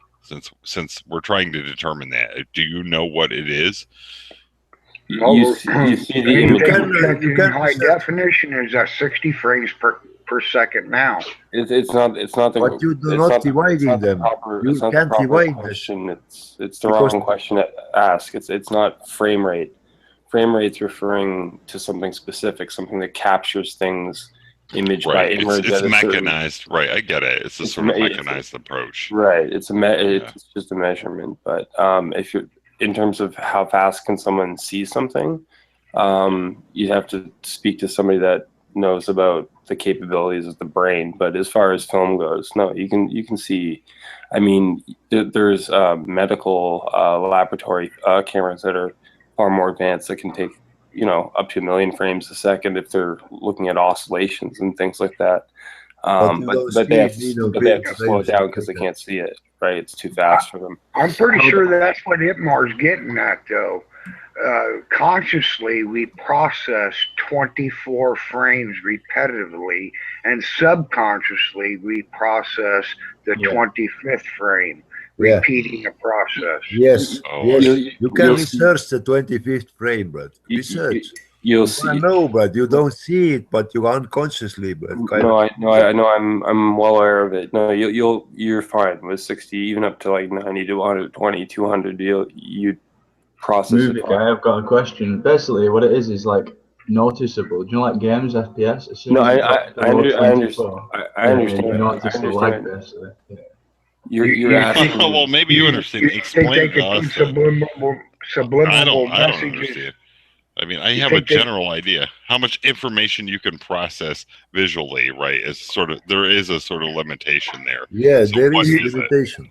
You're asking how much. You're asking within a game frame how much. I'm not asking. I'm telling you, it's 24. But well, you're not telling me something that's accurate. Well, I know, but you can't come in and say no, subconsciously, right? Wait, just give me a second. This is Give the problem. me a second. I've been trying for like 5 or 6 go times ahead. to get in. I've heard you 10 times. You've been going, dude. Go. So Ian, you've got the problem with it. I've been trying to sneak in for one simple comment. You've made your comments, and I've heard you. No, I haven't. Well, okay.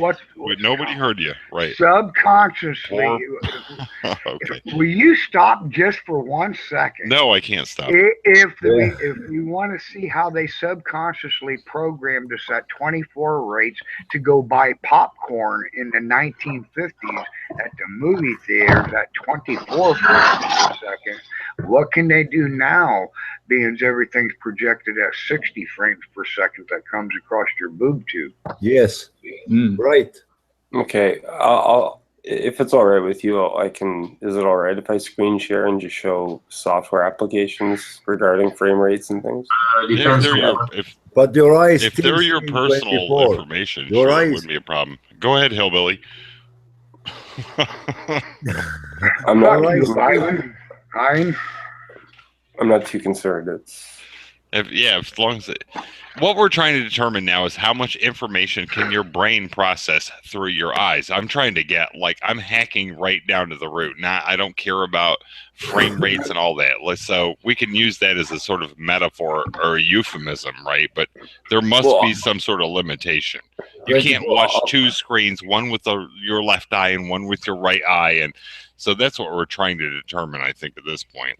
Right, how much information can you process with your eyes? They're all different. I think the question you're asking is, what can you notice at what speed? Mm-hmm. And the question is, yes, I can hide things exceptionally fast in editing so that you can't notice it. But that's not reflective of the frame rate. That's how much time I allowed it for. It could, because the more frames you fit in, the shorter amount of time that frame actually is within that second, because you fit more within that second. 60, if you film at a higher frame rate, you've got you can pretty much double time it, spread it over the length, and it'd look just kind of the same, but twice as long. Is that what you're getting at? Frame-wise? You'd still see it, but you just wouldn't know that you saw it. That's all. Yeah. You wouldn't know that you saw it? Is that what you said? That's like my a subliminal message? You wouldn't notice. That's you can slow my it down, point. You wouldn't notice, but when you see it, it's 25th already. You don't see, but you notice. No. 25. But that's it's too slow. It's your perception. I can demonstrate otherwise. Yeah, you can feel. You can research about 25th frame, but. I don't. But then you're gonna know, but 25th you don't see. You feel it, but you don't see. I don't understand. You feel it, but you don't see. You don't see it. How do you feel it? Subconsciously. You subconsciously feel it. Yes. How about this movie guy? From a game point of view, anything over 24 FPS is just a waste of kind of processing. If you get me, if the eye can only. I don't know because I don't do anything regarding games. Can you see my screen? Yeah. Pretty much with game wise. People, can I please talk? What are you gonna screen share?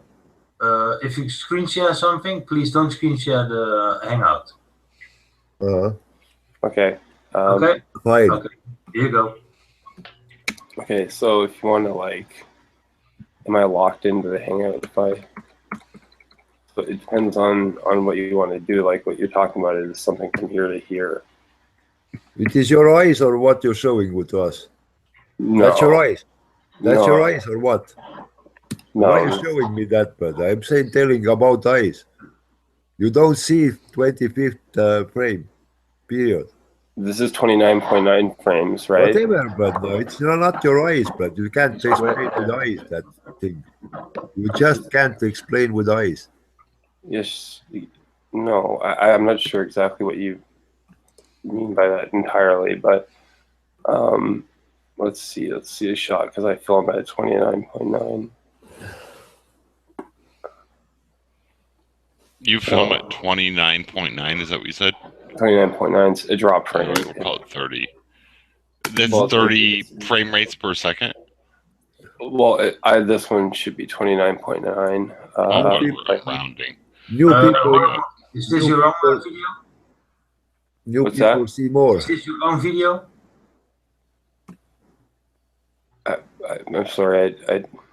My question is this your own video? Or are you... He's worried about copyright strike. No, I'm not. This is up. This is already up. I am. What's that? I am worried. You're saying you're not, and he's saying he is, right? Is this your own video? Yes. Strike. Okay, that's what we're Okay, thank you. Oh, yes. Oh, I see what you're asking. Yes. Do we have permission? Yeah, permission. Yeah, that's me. That's me. Okay. Okay, go on. No problem. I'm just saying we can use as an example. So your question, because this is at 29.9, right? So within that, what you're looking at is like you can notice all of that in each frame. What would you not be picking up in each individual frame as 29 frames are going? Your eyes are more than I see what you're saying. of handling this. Are you doing that frame by frame? Yes, that's the Yeah, max. I see what you're saying. That's literally, and that's almost 30 frame rates per second. I see what you're saying. Yeah. Okay. Right. The excess basically is. So just to How it's related to your eyes. So just to show you what I'm talking about, if we're at what are you showing? You're showing me computer program. You don't see, but you don't show me, but how your eyes are presenting light. Well, allow me. Why are you showing me computer program? Itmar's saying if every 25th frame we did an overlay of the number 1 on top of there, as long as it wasn't extremely contrasting color, consciously we would never see the number 1. Only subconsciously would we do it. It would be a good setup. Ask somebody to pick a number after the end of the video. 90% of the people will say 1. Yes. Why? Because you put a number 1 in there every 25 frames. Yes. Yeah. Okay. You would see it. That's what I'm saying. You would see it. You're showing computer program. You're not saying, but how your eyes are presenting light. How do my eyes process light? Are you asking how my eyes process light? If we're gonna show you one, but now on a 25th frame, but you're gonna say at the end of the clip 1, not the other numbers. I'm not sure. What do you mean? You're gonna say 1. Period. Try it. Somebody make a video. It's easily enough provable. Yeah, make a like, 3-minute. They can make a 3-minute video. Wait, 25th Hillbilly, frame. you lost me there for a minute. So every 25th frame, you insert the number 1. Is that what you're just saying? as an overlay. You don't change the background. You just overlay with a transparent background of the number 1. So all you're seeing is say the background is green. So in yellow, that's not a hard contrast to the green. Anywhere on the canvas, I would put a number 1. Consciously, we would not know we seen a number 1. Subconsciously, we would. So what you're saying is, it's a sort of hallmark event every 25th frame, right? Or that sort of, it's a sort of sequence, like a rhythm, right? And so if you focus on that rhythm, right, you can get a sort of a desired result from that rhythm. That's exactly what they did in the 50s and 60s when they got us to go to the concession stands. I heard that was, what I read that was bullshit, but I'm just telling you. It's not bullshit. Like, it didn't actually work. That's what I read. I'm not saying, I know for sure, but it worked. You think it did work? It's worked. It did work? Well, perhaps so. It is worked. It is that way, but now when we're gonna show you one, but in a 25 frame, but you're gonna say one, but at the end of the clip, not other numbers. So here, let's say one. Here, let's see if I can play a trick on you. Don't play any tricks on us, bro. Ease up on us, bro. No tricks. No, I'm kidding. Okay. I mean, I guess I see what he's saying, but it's just sort of slowed down. So I know your mind can also fill in the voids, right? And that's a sort of known phenomenon as well. So whether or not you can detect all the cycles is sort of, I don't know, not perfectly clear. Yeah. So, no matter how much information you're being fed, I mean, you can be fed information from 10,000 different directions, and your brain can sort of fill in the void. So I guess that's what I was getting at.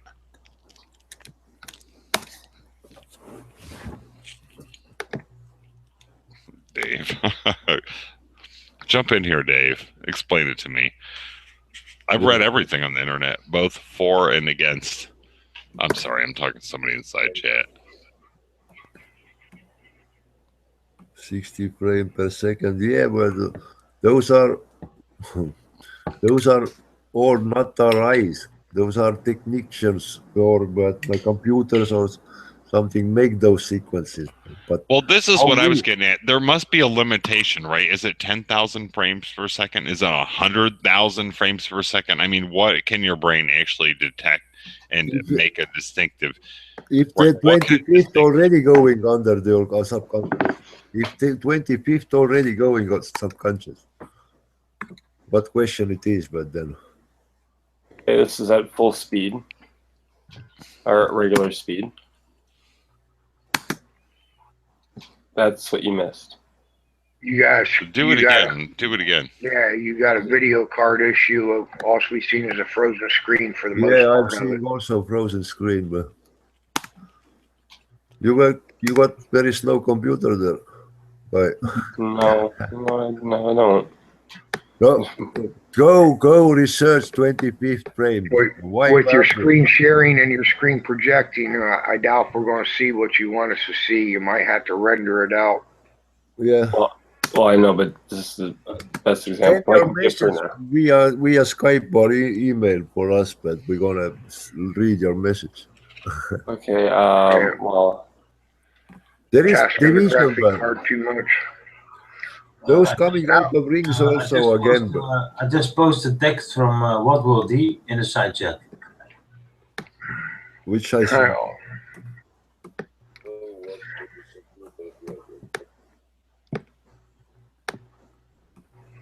Yeah. I got correct my drug abuse I got going on. What Will was saying is pretty much what I was saying about the games. Say a game drops below 24 FPS, it's a noticeable lag, and anything more than 24 would be smoother, but only if there's, I mean, it's a wasted FPS basically. But it's not in a way the way Mar's saying. You feel it, but you don't see it. Yeah. You feel it, but you don't see it. But it's been programming with a 25th frame, but a long time already. Yeah, like the purpose for recording at 60 FPS is only so you can benefit by slowing down the frames. Yeah. So then you're not losing gaps in between. Yeah. It is only for slowing down, yes, but you can take, but well, what is that? I can say it. So the question really, the burning high question in my mind is, what is the limitations on frame rates per second? Or is it unlimited? That's your 25th frame. I mean, at the 20, I've eliminated that frame, so that would be at 25. This is all going 29. There's your 25th. And I just, you can see it, can you not? Yeah. So I don't understand why you think you I can't see lag. I see lag. I don't see anything there. I don't think it's as smooth as you wish it would be. Okay, obviously, but do you see any kind of black as it's playing? Then blink. Where it's lagging, of course I see. But... Right, okay, then if you can see the black at any point, then that means you're seeing it. But I'm saying overlay. What Itmar's saying is you got a total different black background. You're pulling the eye away from what it was accustomed to seeing. If you do that as an overlay of your video, make your 25 frames per second on a transparent background and allow it to overlay on the video. And then lower the opacity just a little bit, because you got to admit that's a bright white considering what the background white is. How we're seeing the lidded side of the. If I lower the opacity, it is black. That's lowering opacity. I actually just change the color. If you're asking, I can even change the speed of this particular frame, like, to make it even faster, right? So, but see, you don't have the normal background behind it. You're going from video to black background. Wait, look, you guys, wait a minute. Wait, what are we talking about here? The background not having no video behind it. Okay, well that's fine, dude. But why is this important? Whether it's transparent or not, why is it important? The video to be projected through it. It doesn't, because he doesn't know what he's talking about when it comes to editing. If you're talking about doing like a transparent I'm asking, video, like, why is it important? This is what we're trying to sort of hack down to the root here. I don't want to get stuck in like some sort of minutia, right? So what are we talking about here? Like, why is this important? You know, Itmar's like, right, human beings can perceive 24 frames per second. Okay, that's cool. So tell me why that's important, and then tell me why, you know, if you're saying how we perceive the light, Ian. We perceive the light that way, 24 frames per second. As 25th is changing point for us. 24, but times your eyes are flickering like a black and white, black and white, black and white. Your eyes perceiving light like a black and white flickering. Oh, I get it. Because what I'm trying to say, Brad, when you take the speed, take the movie out of the sun, for example, but we're trying to film the sun with a GoPro with a 240 frames per second, then we'd slow it down, but then we're gonna see what's there, but because we don't see it with our eyes. That's my point. But 24 is like a limit for our eyes. I guess I'm asking, do you mean that it's possible to insert a frame that you don't notice? Yes. Yeah, it's possible, but you will see it. But if you slow down, yeah, of course you'll see it. But yeah, I can slip things by you really quick. Yeah.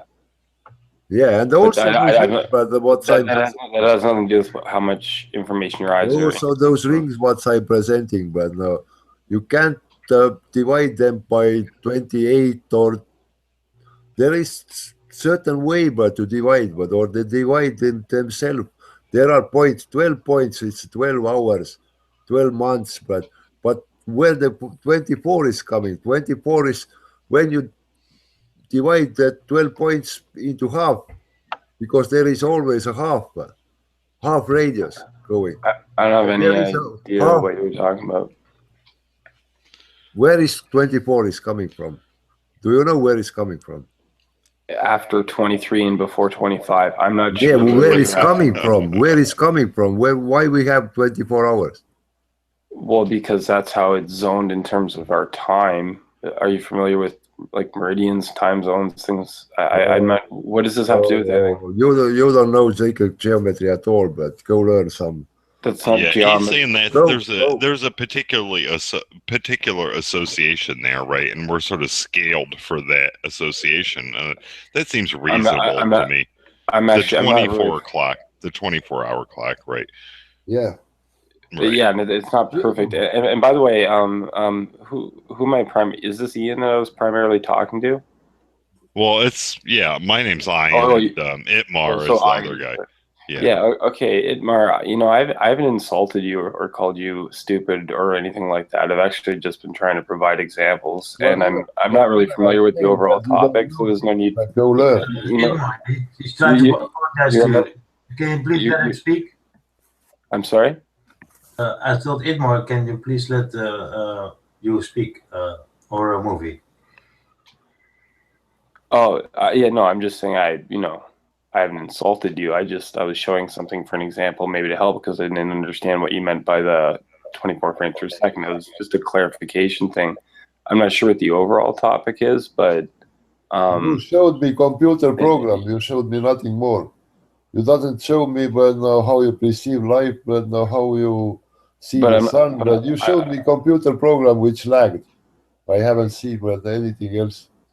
Okay, well, but to be fair, Itmar, you haven't shown anything either. I mean, he's at least brought something to the forefront. I mean, you can't just be like, right, it's a 24-hour and that's it. Like you have to I wasn't really those things. I wasn't really bringing it to debate you either. I was just, well, here's an example that if you want to look at frame rates and stuff like that, it wasn't an argument against you. I was just like, hey, I have software here we can look at. Would you like to look at it for clarification? And you're being insulting. I'm not sure what your angle is. I'm just asking what you're talking about, really. I'm talking about sacred geometry and those rings, but how they forming those 24 and how we explaining those things. But I think that particular image and understanding the complexities that you may be talking about, I would have to learn more about to participate. That's what I think. Yeah, but there is. I was just showing you frame rate. When you divide, you can always divide this radius by 2. Okay. It's like a p. It's like a pi, but pi is a half circle, but it's 2 radiuses. Diameter is 2 radiuses, and you always can divide your 12 points by 2, but now then you have 24. But 25th is already going behind that thing, because that thing is not stationary, it's moving thing. It's constantly moving and constantly changing, but there is a reason why it's 24. But what's 24? Divisions, 24 divisions, 24 hours, 24 frames per second. When you see the sun, but when you look at the sun, you see the sun, 24 frames per second. Okay, so connect the dots for this 24 thing. My point is, subconsciously, your brain's making up 24 frames per second as you view the sun. It's processing 24 separate bits of information, putting them collectively together to give you that image in your mind, what your eyes actually see of a big yellow ball in the sky.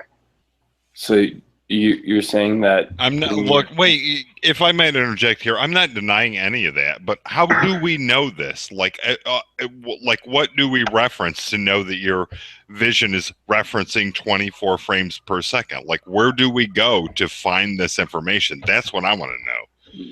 You can just ask an optometrist.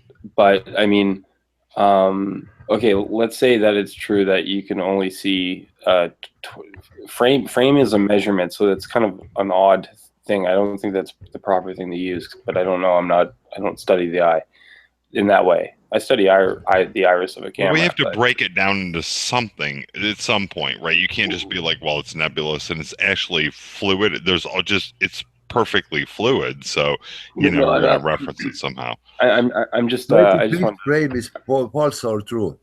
Okay, cool. But 25th frame is false or true. Okay, all right, cool. I just one it's moment. false or true. Okay, well, all right. Wait, let the movie review guy go. Go ahead, okay. man. I was just gonna ask. Okay, so let's assume we look up, or it's confirmed, whatever. We look up, we see the sun at 24 frames per second, and that it makes us see a ball. I'm not sure where you're going after that. Ball. You see okay, ring. fine, a circle. You see ring, but are you a bowler? Am I a what? Bowler. Glober. A what baller? Ball you see there? You don't see ball, you see ring. A baller, like basketball? Like, is that what you're talking about? Yeah, basketball. Yeah, I mean. Yes. Yeah. I'm thinking about the flat Earth versus the spherical. Oh shit! Yeah. Okay. Okay. Me a baller. Well, do I think the Earth is round or sorry, oblong at all? Yes.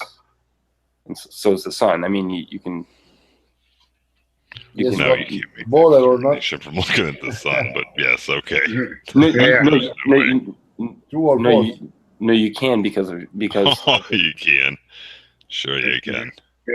The moon. Well, you're not going to get me on board with that one. You can't look at a light in the sky and be like, "Ray, it must be a sphere," because it's spinning, and I can determine that from looking at it. No way. You could never get that without reading about it. You could. There's no way it's not possible. Yeah, no, it's possible. You look through them with certain spectrometers, it's like. Yeah, I know. You look through some sort of man-made. Right, object, and you can make all kinds of determinations. And if you make me the lord of the device, right, I can actually influence that too. Just like if you were talking about film, right, well, I can make you see all kinds of things that are and aren't there. But I'm saying you don't. There's no way you perceive that with your naked eye and say, right, it's a spinning ball. It must be. There's no way. So everything's flat and a circle. I didn't say that. I'm just simply saying that you're claiming that absolutely firsthand information, personally, you know that the sun is a sphere. Like, I don't know how you could know that. Primary knowledge. You could read about it, right? And if we were 500 years ago, you'd be reading that it wasn't a sphere, and you'd be suggesting, right, this is why it's not a sphere, or it's a burning lump of coal, and now it's become a hydrogen gas, and right, we could go on down the line, but I don't think you can make that determination firsthand information. That's why I'm not the one who researched and made that determination. I accept that answer, is what you asked me. Yes, I accept that answer because of all the evidence.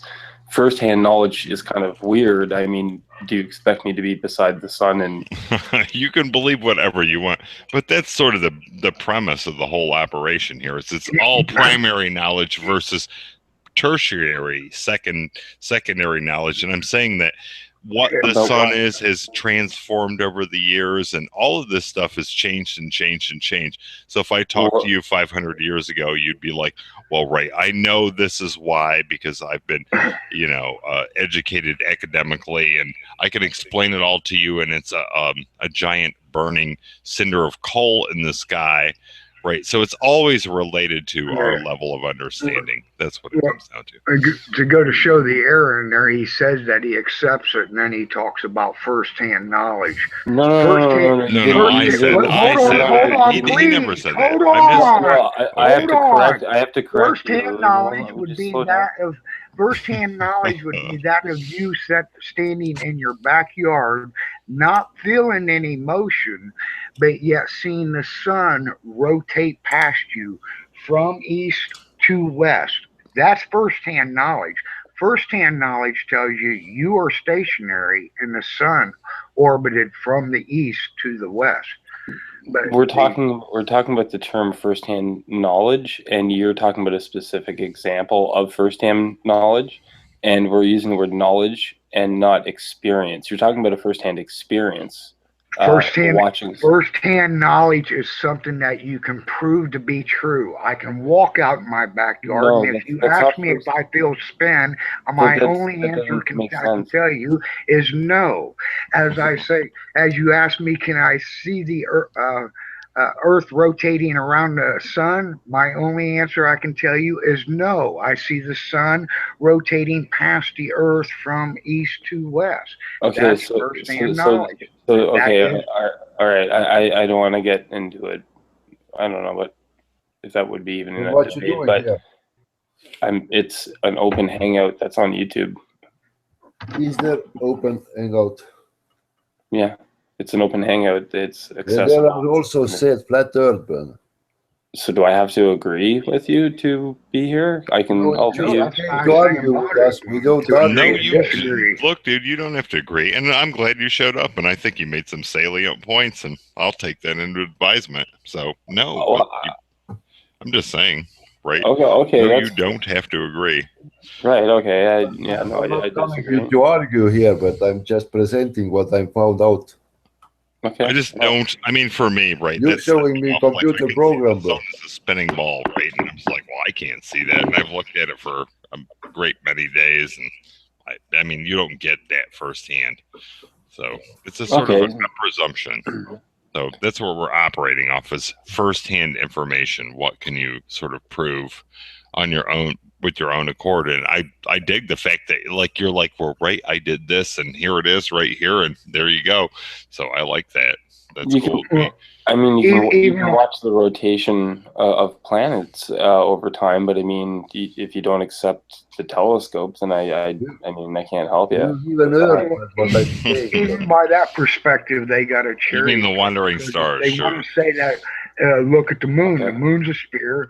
Well, if the moon proves that the Earth's a sphere, then by all means, the moon also proves that the Earth doesn't spin because the moon doesn't spin. I'm not. I don't. Okay, you said wandering star in reference to that's an old reference to planets. Yeah. Well, the moon apparently always has a dark side. Isn't that interesting? So it's always rotating. Apparently, that's what they claim. No, and it's not rotating. It's the moon doesn't rotate. No, it's tidally locked. It's locked to the Earth. Or it's locked to the Earth. So it's always situated in such a way that it always has a dark side. Don't you think that's interesting? So we never get to see the backside of the moon.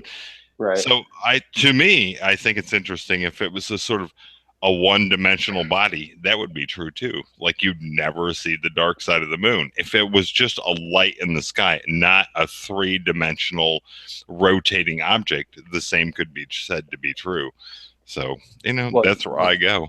That's because they're being pulled towards each other, so it can't rotate. Right. And I know it's pulling the oceans towards it, but it doesn't crash into the Earth. And there's all kinds of anomalies that are apparently occurring, and it's just exactly the right size to eclipse the moon. And when they both appear in the sky at the same time, they appear to be the same size, but actually the sun's 93 million miles away, and the moon is much smaller because it represents the female, right? And it obviously must be much smaller because we're in a male-dominated society. I mean, interpretations are wild like that. And no, it's not. If it's an eclipse in one part, if it's an eclipse in one part of the world, it's not in others.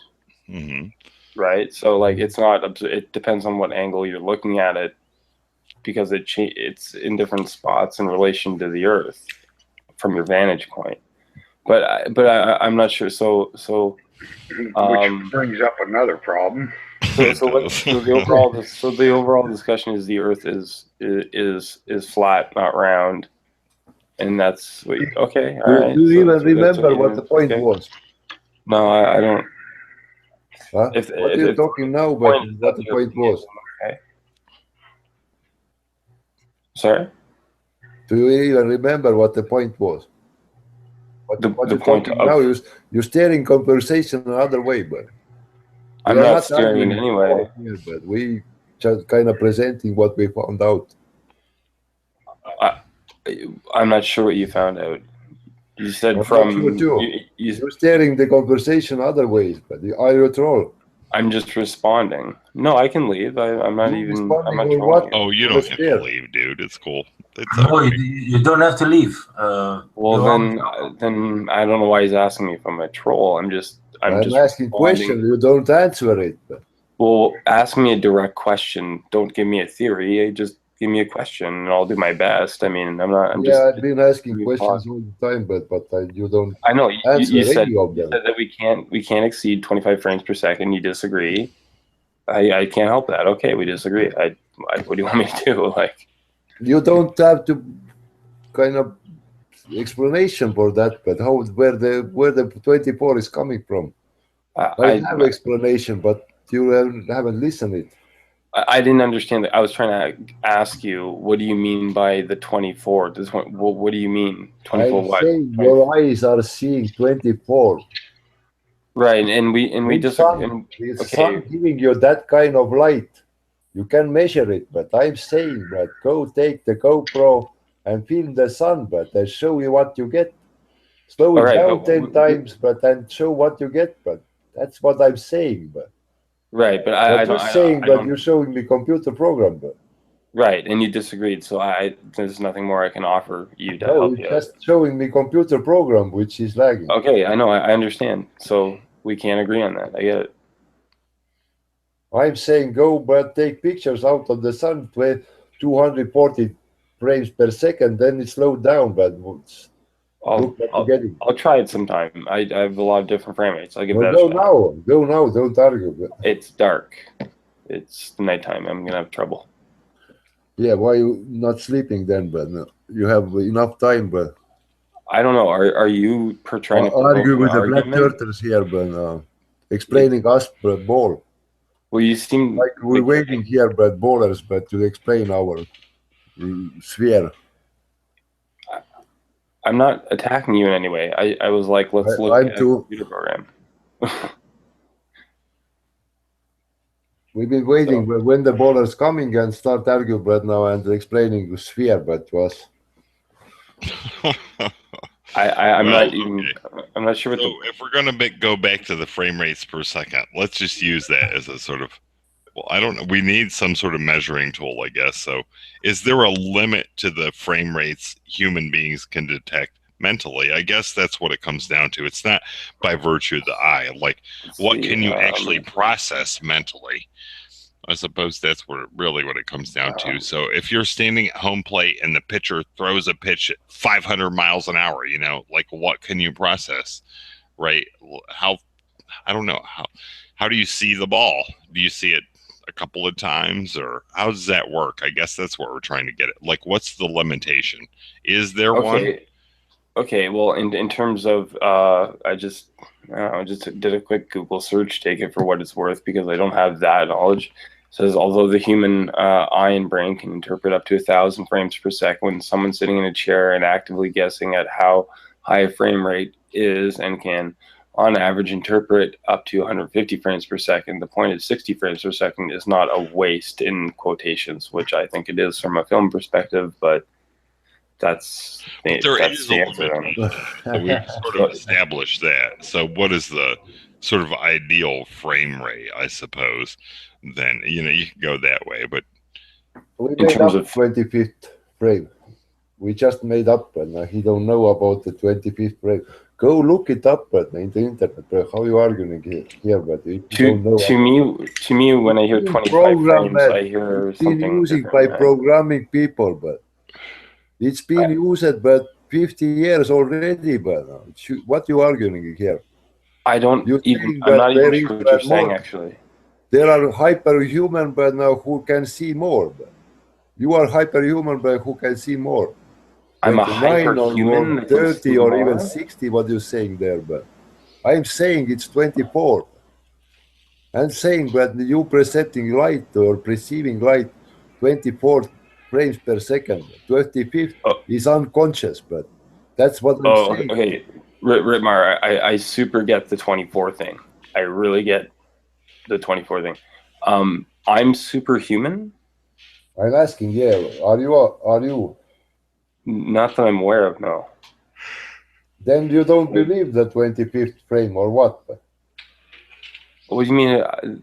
It's used. European television is 25 frames per second. I don't. No, you're right. That's PAL standard, sure. Yeah. Yeah. And so I'm really confused by what really you're trying to get at. How fast can we see per second? Go look at the sun and take pictures, and then come with arguments, which is showing, but now there is not flickering, but now in sometimes, but which in our perception, but.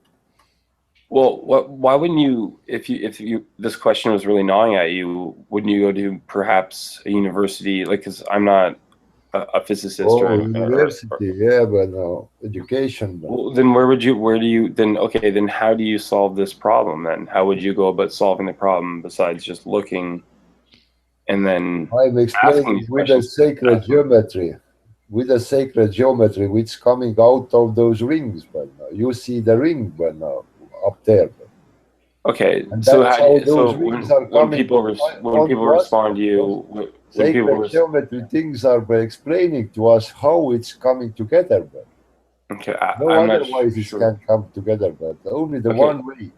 Okay, there is 24, but now coming out of 12, because always the radius or pi, but can be d on diameter.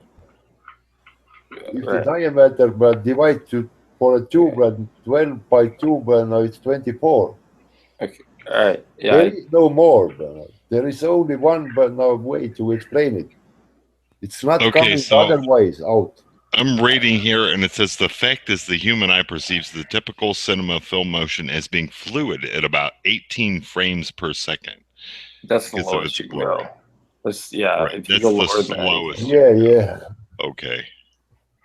But it's 18. And that's like 24. It's your limit. 25 is subconscious. 25 is cartoon used to be done at 12 frames per second, though. It was fluid. Okay.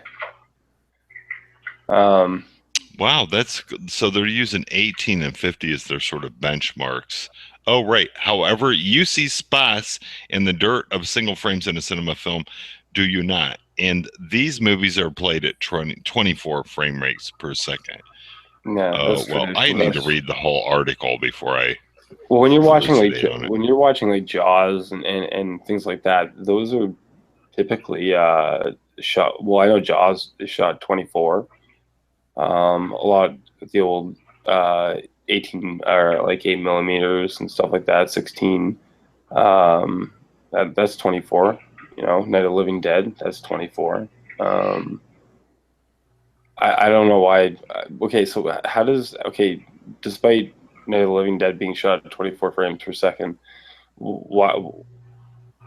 How's that? Like, it's 3 a.m. and I'm just tired. But how does that make the Earth flat? And if the Earth was flat, so what? And who's whole? And well, that's a different discussion, right? We're hammering this out. If you want to go into that, we can. But you know, that's a really large topic. If you want to do it at 3 o'clock in the morning, I don't begrudge a belief like that. I don't view it as like harmful or hateful in any way. So I'm just curious as to why you believe that. It's I don't know what does. Well, again, we're talking about personal firsthand information versus what you've read in a book. So do you feel like you're spending it 1,000 miles an hour? Is that, for example, does that seem right to you? Are you on that sort of merry-go-round? Do I feel that it? sort of force? Yeah. No, I don't feel the force of the Earth moving around. I don't. So interesting way. Right. So that's where I guess you'd go first, primary knowledge. So, you know, you can read all kinds of things, which is sort of interesting. But I understand why I don't. If the Earth was smaller, moving at the same rate, I would certainly feel it. Although, hey, what's up, y'all? You're excusing Ed philosophy. Yeah, you're excusing continuous motion is being violated each and every time that you You start, you stop, you turn left, or you turn right. That's a violation of continuous motion.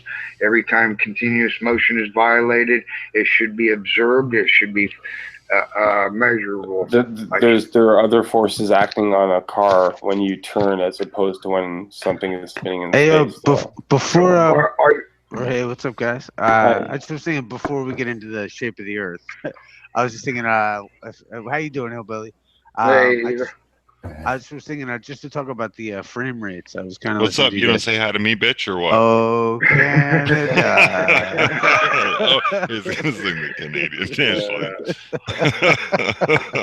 What's up, my brother?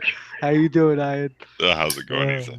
Chilling, my brother. What do you call it? And welcome, new brother. How you doing? I'm Isa. But I was thinking about the flicker rate or whatever. Like, okay, look at it like this. What Homeboy's getting at is the idea that do you agree that the human eye can be deceived? Certainly, absolutely can. Okay. Do you think that it could possibly be deceived in the use of frames per second if you could manipulate it beyond the, let's say, like consider the. Yes, absolutely. I know how to do that now. Yeah. Right, and that's all I think Homeboy was getting at is the idea that, and I think maybe he's talking about some idea of the knowing exactly what it is and the exact frame rate, and that may or may not be the case.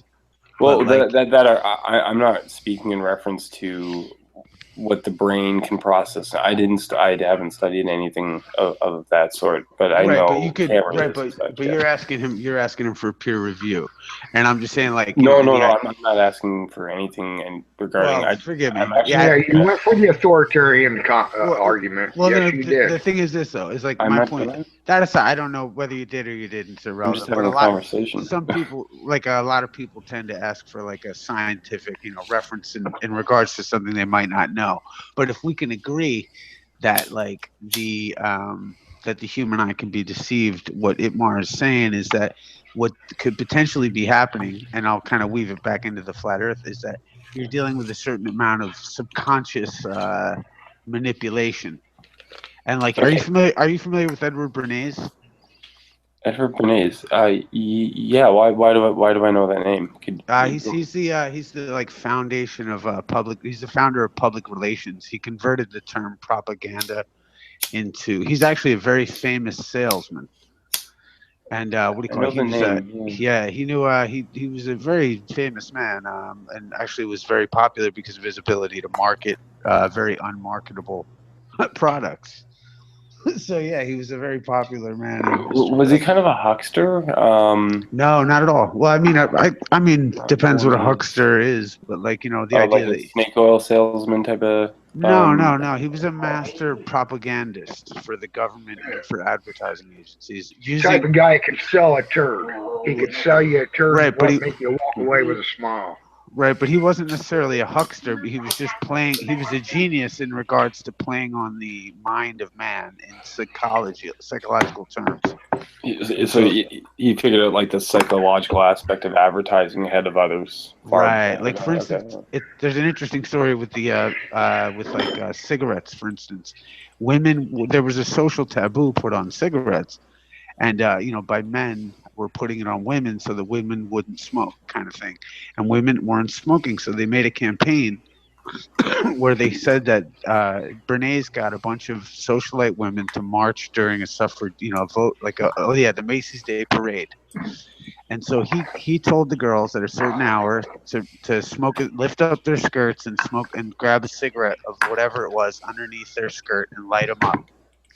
So it got word to a bunch of reporters from Bernays that there were a bunch of suffragettes that were going to be lighting what they called victory torches at a certain hour.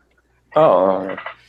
So the photographers and the newsmen were all there to capture these so-called suffragettes lighting cigarettes. And then from that moment forward, cigarettes in women have been, a form of rebellion. Well, I would imagine there's even more to that. It's actually, and there's a sexual aspect to that as well. Right, it's like a penis character. It's like that's something that he got from Freud, And Well, that's the point. even the idea of pulling up the skirts, like you're associating it with something desirable too. Yeah, that sounds like advertising to me. Right. So like the point is, precisely. So like this guy Bernays learned how to manipulate people using subliminal advertising. And so much in the same way with flicker rates and stuff like that, maybe that we're not familiar with yet. There's a way to get people to not or to be interested in certain subjects. And I think that's what Itmar was getting to, is the idea that like for instance, like we cannot observe a curvature. There's no observable curvature on the Earth. You don't sense like you're spinning. The only thing that you have to validate curve. You can observe the effects of curvature. That's actually wouldn't you Like think a that's boat? due to? Well, how about atmospheric conditions? Actually, if you want, you should go on my channel. I have some boats that are way over the curvature that I zoom in on, and then if they were over the curvature, I wouldn't have been able to zoom in on them. So to me, I don't, you may not have come to that revelation yet, but the curvature is non-apparent. And it's only due to atmospheric conditions, and like the Weather Channel, you can look up visibility. So, but the thing is, like, there's no observable curvature. There's no way to think you're spinning. So the only thing that you have to give you credence that you're on a ball is a picture called the blue marble that was given to you at a certain point of your life. And in front of every movie that you've ever watched is a globe, usually like Universal Pictures or something like that. So like all this kind of subliminal stuff has gotten you away from trusting your own senses, possibly, right? So then if you went to the highest peak on Earth and got your own telescope that you were satisfied with, and then looked straight, would you not see the entire planet, or would you lose vision at some point? You'd lose vision, would you not? Right, but I would have been able to see. I should have been able to see the curve, because that's the problem, bro. Check this out. If I'm at the beach. Well, no, I'm just asking Okay. a question, because from the Earth is really large compared to you and I. But check this out, right? You're trusting what you've been told to believe. And I could visually look at that. Right. Okay. Well, I'm just saying, take this into consideration. If I'm at 6 feet tall and I'm looking out over the horizon, and the supposed math puts the curvature of the Earth at roughly 3 to 4 miles away from me, right? And I would ask somebody that's more you can well. go on Earth Curve Calculator. It's like a program on it. There's a lot of variations to things like that. I would actually talk to like a physicist or the appropriate Do you go to classes on how to get laid too? I'm sorry. I'm saying. Yeah, I'm just saying. Like, do you go to an expert for everything in your life? Like, like you can't fucking make a decision. Like, you can't put the math together. I mean, if you want to like play that kind of game, I can kind of cut you up real well. That's pretty easy. Well, I'm talking about like using generic science. You're talking about having to go to a. No, I'm not talking about using generic science. I'm talking about firsthand experience, actually. So if you went to the tallest point and you looked out, it should be straight, because if you had a sufficient telescope and the right optics, it would continue, and you would not have a curved drop, and you would not have the curved drop off. You'd see China or whatever you think you'd see. So being that it is curved, at one point you will see a drop off the horizon. Okay, can you show me a picture of it? Can you show me a picture? Can I show you a picture of it? You're the one very interested in this. Go to the top of something. No. I've proven to myself that your curvature doesn't exist, and you're fucking full of shit. How about that? That's awesome that you've proven to yourself. How old are you, son? That you haven't. That you're asking me or that insult. Do I get advice on that? Why would I give a number to someone who obviously doesn't understand mathematics and can't go to earthcurve.com? Well, that would be a spelling thing, right? Because you can't type it in the fucking URL. Right, those would be letters, not numbers. Does somebody not know the difference? Yeah, I know, but it'd be using calculations, right? Or is that beyond your means of fucking understanding? Or what the fuck are you doing here? It's an open invitation. Are you getting tough? What's up? When you get the invitation. Are you getting? Then you got the invitation, but who invite you? Who knows you at all? The channel. Who knows you at all? Itmar, everybody's welcome here. So yes, but I don't know, but who knows him, brother? The only people that it doesn't matter. It doesn't matter. It's an I'm open saying, chat on like, you YouTube. seem to lack common sense, dog. I don't put up with it. What? I don't think I lack common sense. I'm But sure you don't, dude. I'm sure you don't because you're fucking so smart, dude. I haven't boasted about anything. In fact, I said ask an expert in reference to something. If I was boasting about something, I'd pretend that I know something I don't, which you are doing now. I also didn't insult you. Would you like to play hardball that way in that reference? Because it's...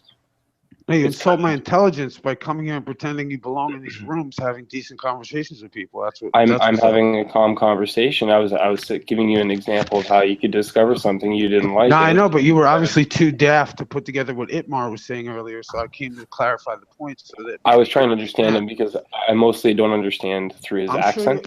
I'm sure you have a lot of things that you don't fucking understand, dude. Yes, that's true, and you as well, and most people. Actually, everybody. There's more you don't know than you do know. Anyways, what's your point?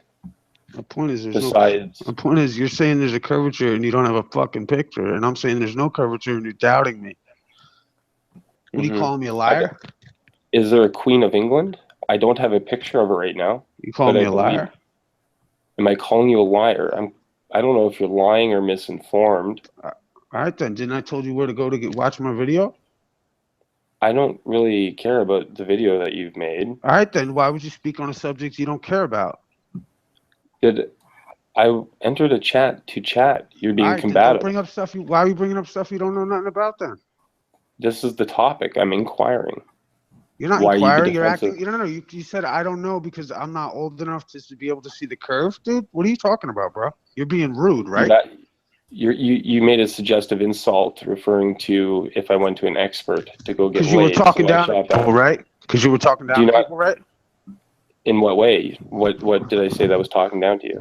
Like the way you did earlier. Top of the mountain, take a look. You don't remember? What did I say? No. What did I say? You know what you said. You know what you said. What did I say? Come on, man. You remember, right? Let me know. Come on, man. You were smart 5 minutes ago. What the fuck? Well, I didn't say anything insulting, so I can't pull fabrications. Sure, you must have said something because you got me riled. Well, you must have said something, right? Because I'm pissed, right? I think you just have issues. I'm just saying, you were talking to Itmar and you fucking couldn't make a mental fucking, leap to fucking continue a conversation. I was wondering why the fuck you're in this room. No, I was showing him something in reference to frame rates, and apparently I'm correct. No, you thought you were showing shit. He was talking about frame rates, so I was talking about frame rates, and I was trying to give him an example. About type perception. It sounds like you're so preoccupied with confrontation that it's blinding you to actually listening to the person when I'm actually not arguing with you. You sure? I'm just in the room. Yeah. Going on circles. So do you have anything left to say, Isa? Because you need to ease up. Already hours going in circles, but now you don't explain anything, but now you don't see, you don't show, but how your eyes perceiving light. That's right. what I'm saying, but now, but you don't say to show, but how your eyes are perceiving light. Well, I didn't come here to describe the human eye. I'm not an expert in the human eye. Okay, but you've been talking I don't hours think you already. either. We're getting nowhere. New subject. Okay. All right, forward. Yeah, no disrespect, bro. Forgive me. Talk 10 things what you know. Itmar, I love you, bro. Yeah, I feel you, Isa.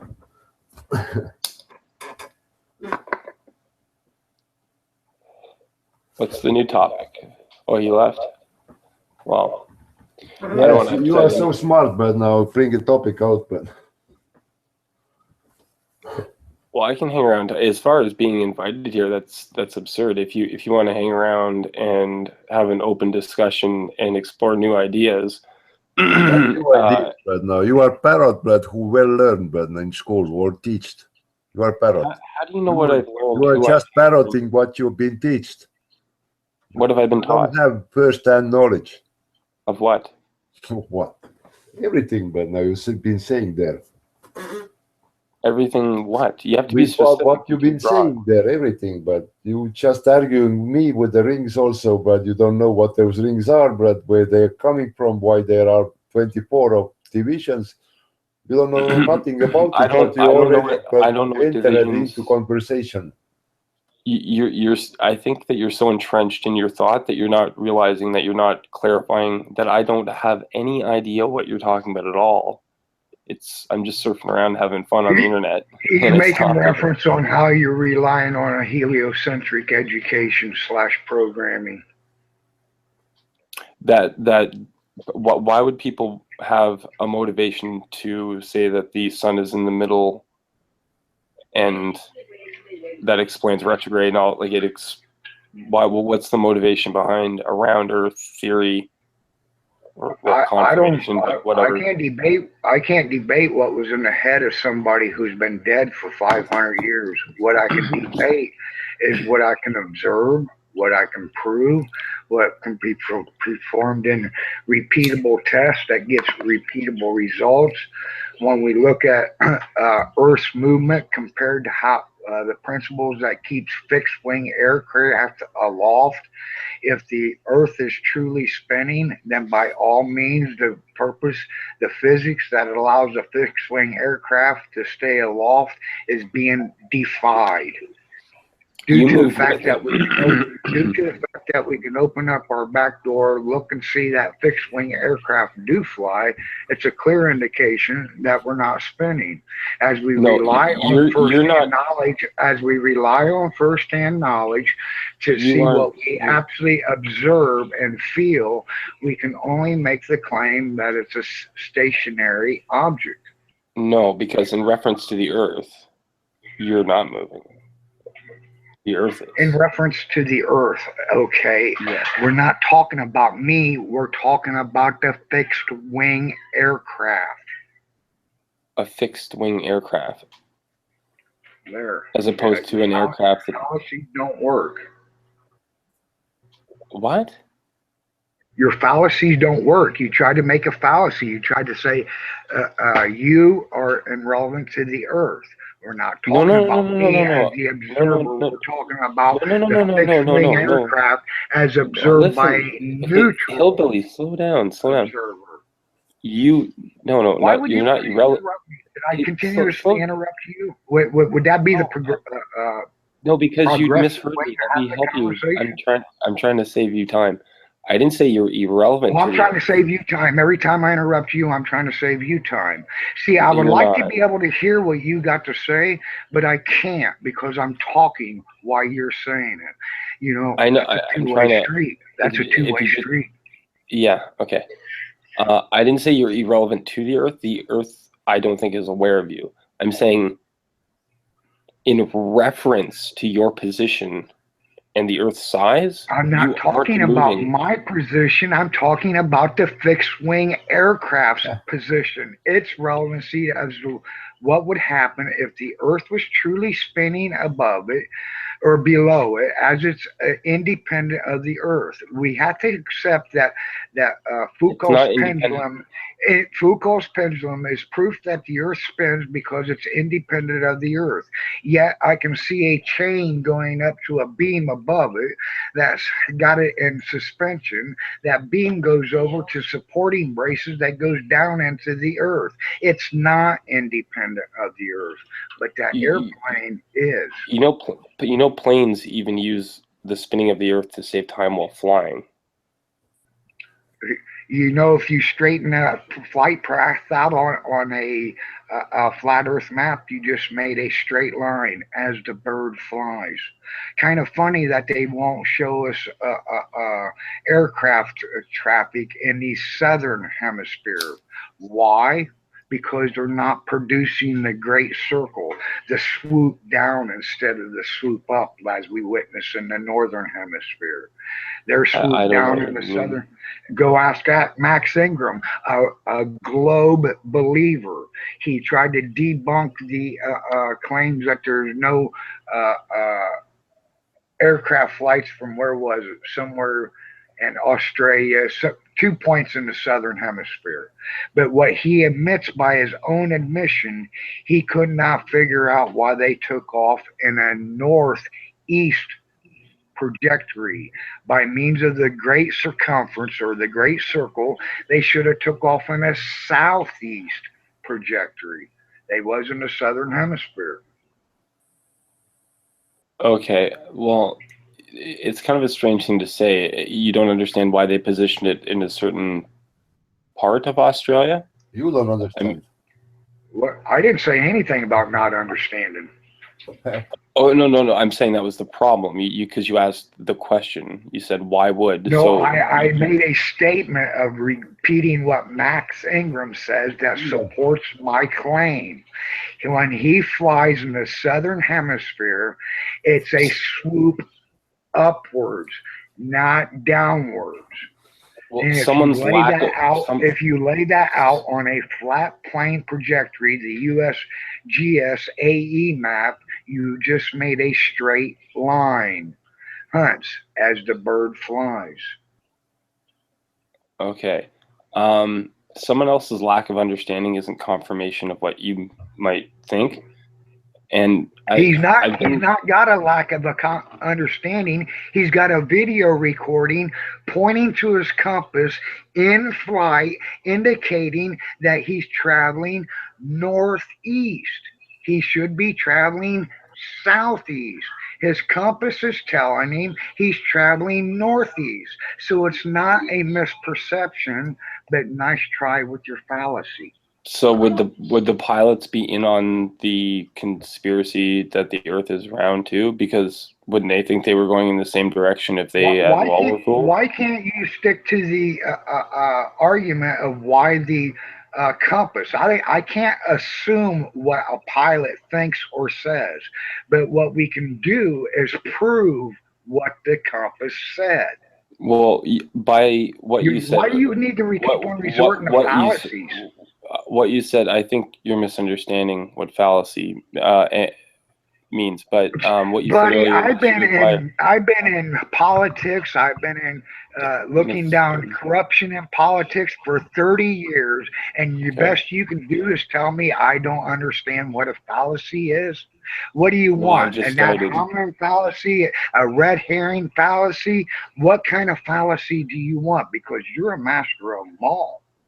Well, you know the titles, but the important thing is recognizing when they're actually being used and when they're being inquisitive, because they can have. Okay, you was getting ready. You was getting ready to change the argument for me, and then make an argument against it. That's a red herring, buddy. No, I'm not. I'll tell you what. I'm done with you.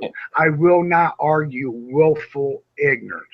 And by all means, your ignorance is willful, because ignorance is one thing, but the moment that you're told something else and you refuse to go beyond that point to observe it, that's what made us flat earthers. We went beyond that point.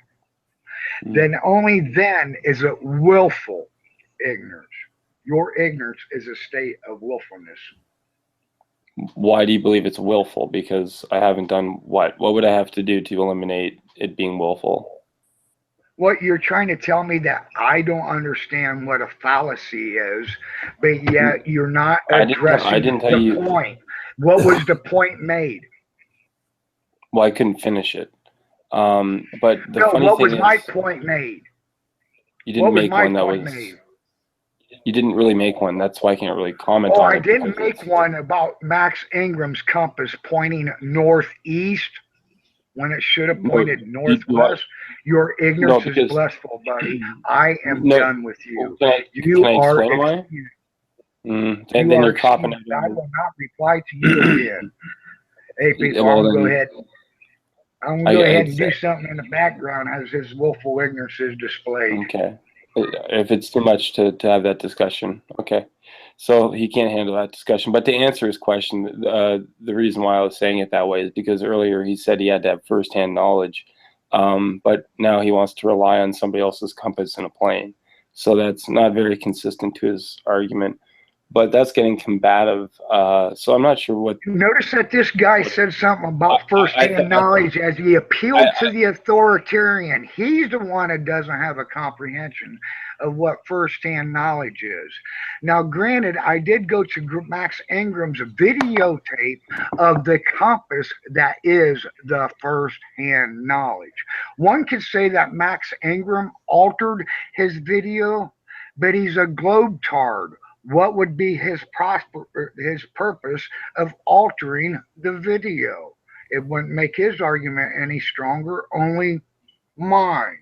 Now, when I was making reference to firsthand knowledge, I was talking about when we don't observe any motion or feel any motion, bringing up the argument for continuous motion. How many times a day does one individual violate it?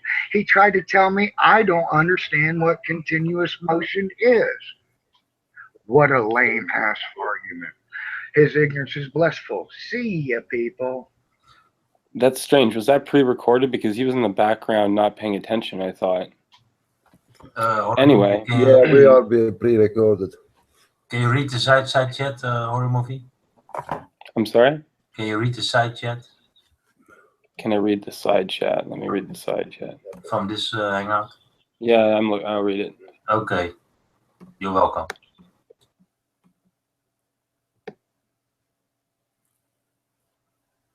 No. Oh no, I was reading that. No, I know. It's I'm not bothered by any of that. Okay, that's cool. Okay. No, it doesn't. It's an internet screen to me. That's all. I'm just up at this hour. Okay. I'm gonna listen to some drums. I'm good. Okay. But nice to hear that. Okay. I'm sorry? I said nice to hear that. Oh, but thanks for the concern. My English is not so very good. I'm from the Netherlands. My English is not so very good. So if you no, it's no problem. Actually, that's really what I was. When it comes to Idmar, I'm having some difficulty with his accent is all, and where he originally had started from. I just want a clarification, but that's just the trouble. I may not even disagree with what he's talking about. I'm not really sure exactly, and I'm not talking down to him. I'm just trying to get clarification. That's why we are here. That's why we are here. It's good to be here. But anyways, I'm gonna take off. But thanks for having me on. It was kind of butt heads a little bit and have some fun that way. But have a good night and take care, guys. Well, thank you very much for coming, for dropping by, and you're always welcome. So. All right, thanks. Take care. Bye. We got a lot of information to chew. I don't know which bag I'm gonna put it, but mine's in the BS bag. lot of information, but well, everybody's welcome, and yeah, everybody's welcome. I didn't mean anything like that. I'm just saying, with how a lot of stuff gets into BS. You know what I mean? It is bullshit.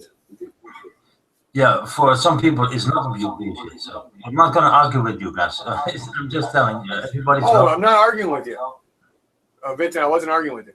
Yeah. No, I know, but I'm not gonna argue. I'm just saying everybody's welcome, and everybody has. Oh yeah, gotcha. Yeah, but they killed the conversation. Okay, well, guys, have fun. I don't. And lose some people on that. Let's change the subject, please. Yeah. Can we? Should leave, but maybe the subject changed then.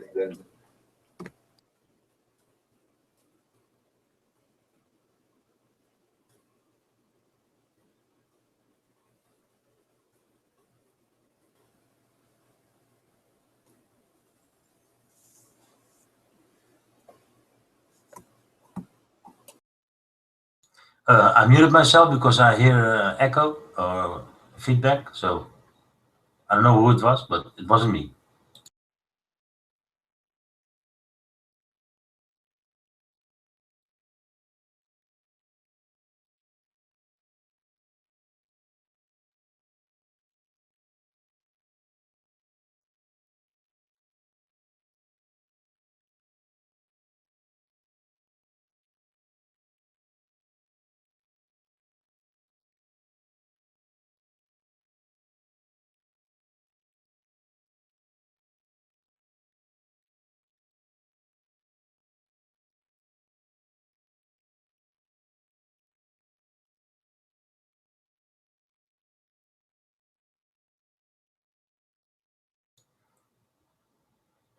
Too bad we cannot have a normal conversation with everybody. That's my opinion. Sorry. With everybody, we're just wasting time, and I'm not coming to argue, but I'm just presenting facts what I've been digging out. I understand, but everybody has a different kind of view on the earth. Yeah, everybody have asshole. Who cares what it is? It's everybody have asshole, but yeah, I know, but who cares what it is? It's let's go on and let's bring another subject. Come on. Yeah, there is no people to talk about anymore.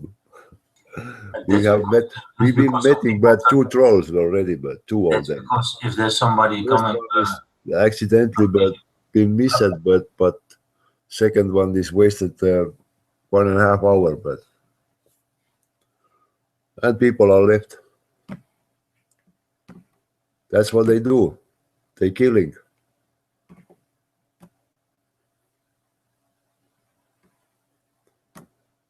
That's the main purpose. You even know how they talk.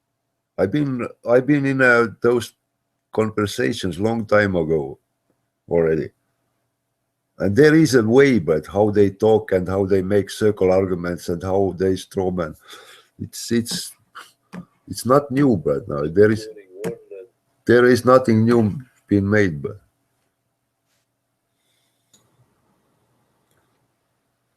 they are using some kind of names, but and this is kind of common thing, but I know by voice how they talk. Just because people yeah, I know. disagree with you, that doesn't mean that they're trolls, okay? I invited him, and you guys were very rude to him. Exactly. Thank you very much, Yvette. Okay, I'm talking what they're doing. You're saying they, like he has some kind of agenda or plan against you. He just wanted to participate in a conversation with something he knew something about, which was just movies and videos.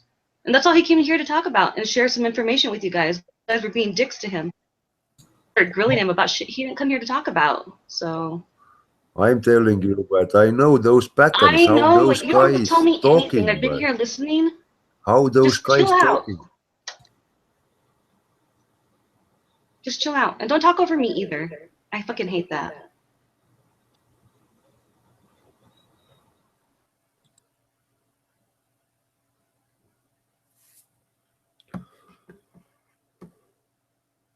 It's fooling me already 2 weeks, but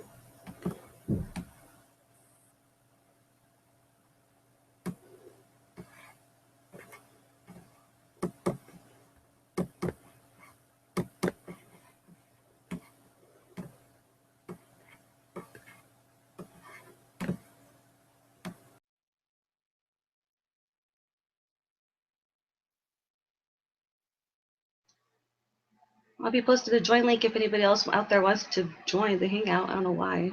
I wouldn't. Yeah, well, it's sad that it's going this way.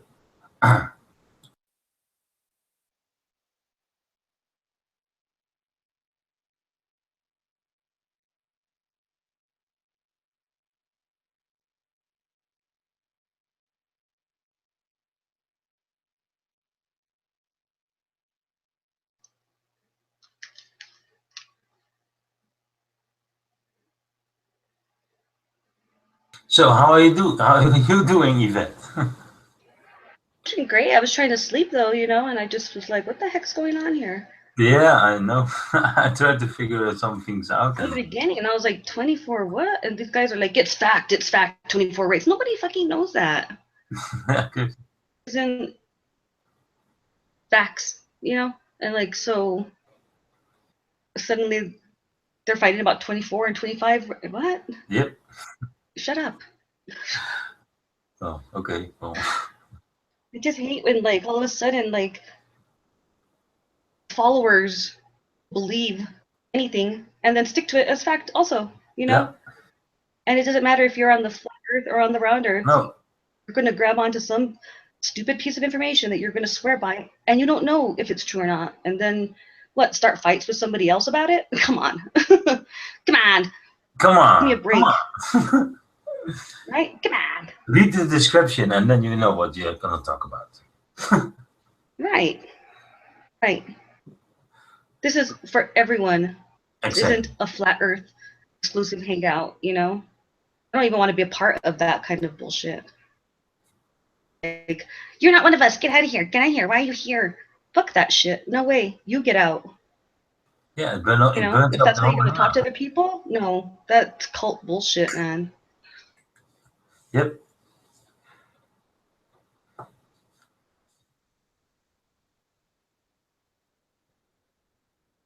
Well, Torque is sleeping. Oh.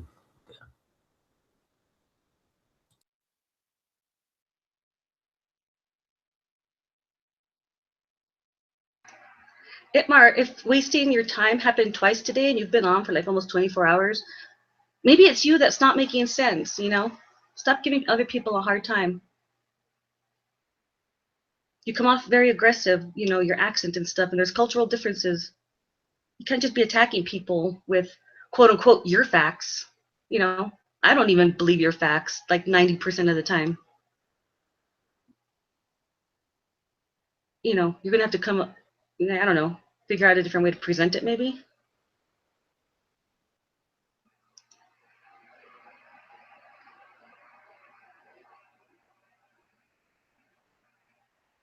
Horror movie review guy, I'm sorry I didn't even catch your name or anything, but thanks for being polite and cordial and inquisitive. That's you know, that's all that's required to have a conversation. Yeah, that's what. People get very offended when they're asked questions that they can't answer. So, you know, good job. You did something right. Thank you. Mm-hmm. Oh yeah. Well, I cannot choose sides. No, I have my own opinion, but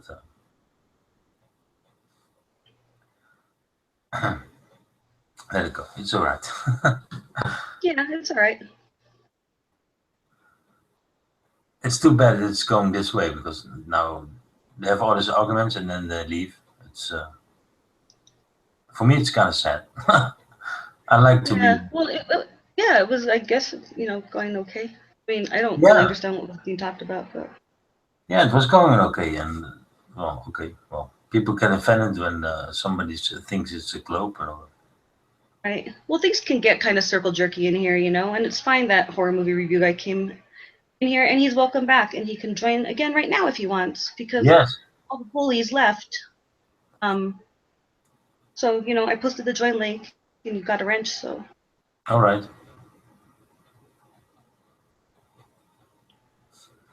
Did you already make a new one, or?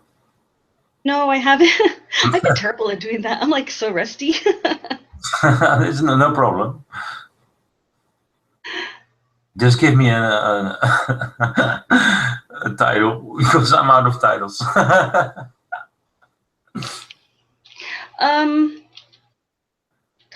Titles. Oh yeah, sometimes I pick something up from somewhere else. Oh. Shout out to Mr. B. I like your new title. I like your new name. Okay. I'd like to know some feedback on it. You should jump in here, Mr. Bukaki Pies. You can timestamp that one. You're welcome.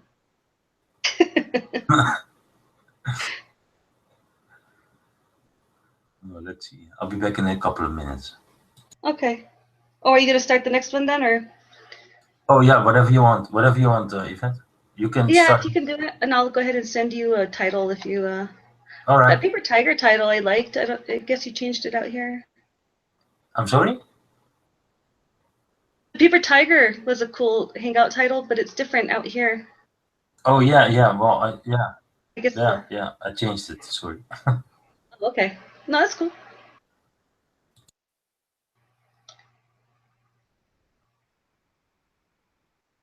So.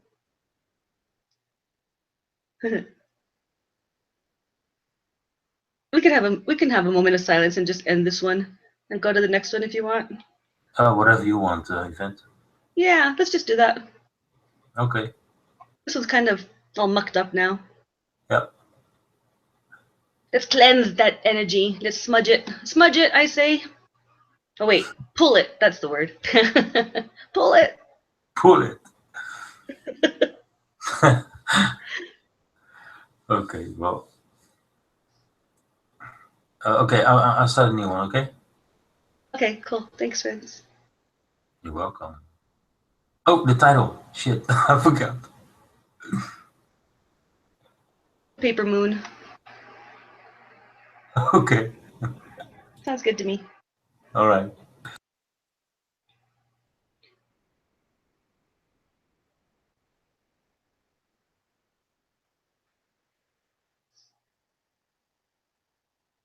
Horror movie review guy. Yeah, we're gonna start a new stream up.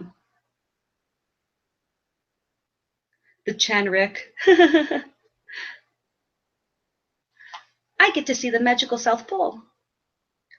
He does. I suggest everyone click on Mr. B, go to his profile, watch his awesome time-lapse videos of the sky.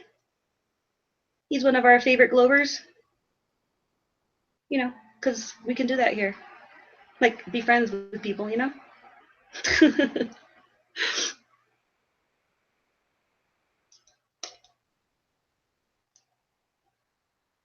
I'll go ahead and screen share the chat until we switch on over. Doop, doop, doop. So I've got nothing to do and I've got to go to sleep. I've got to go to Albuquerque tomorrow. So busy. There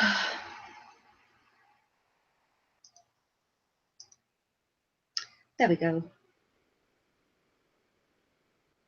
Some magical Chanrik. Let me scroll up a little too. I missed a couple of things, I think.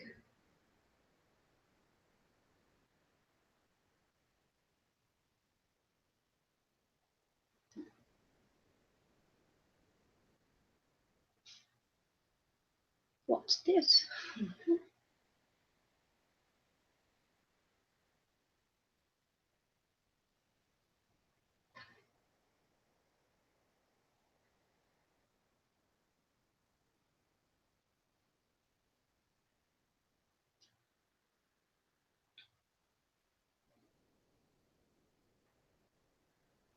Exactly. It's just ideas, no harm, no foul. Too much enthusiasm. We forgot that, you know, it's good to have skeptical people. He kills conversations. He didn't kill the conversation, Itmar. You did, actually. People don't want to talk to you when you get all aggressive like that. I really was going to kick you and Issa out. Big time. Big time. Thank you for leaving on your own. The new one is going to start right now, so... Awesome. All right, everybody, let's head on over. Yep. Thank you, Vincent.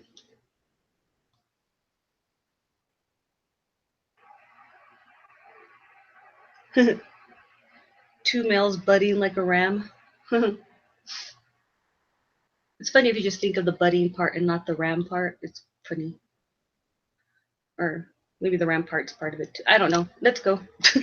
Bye, guys. Love you all. I guess Turquoise maybe fell asleep. I'm going to kick him out. Go to the next one, Turquoise. See you on the flip.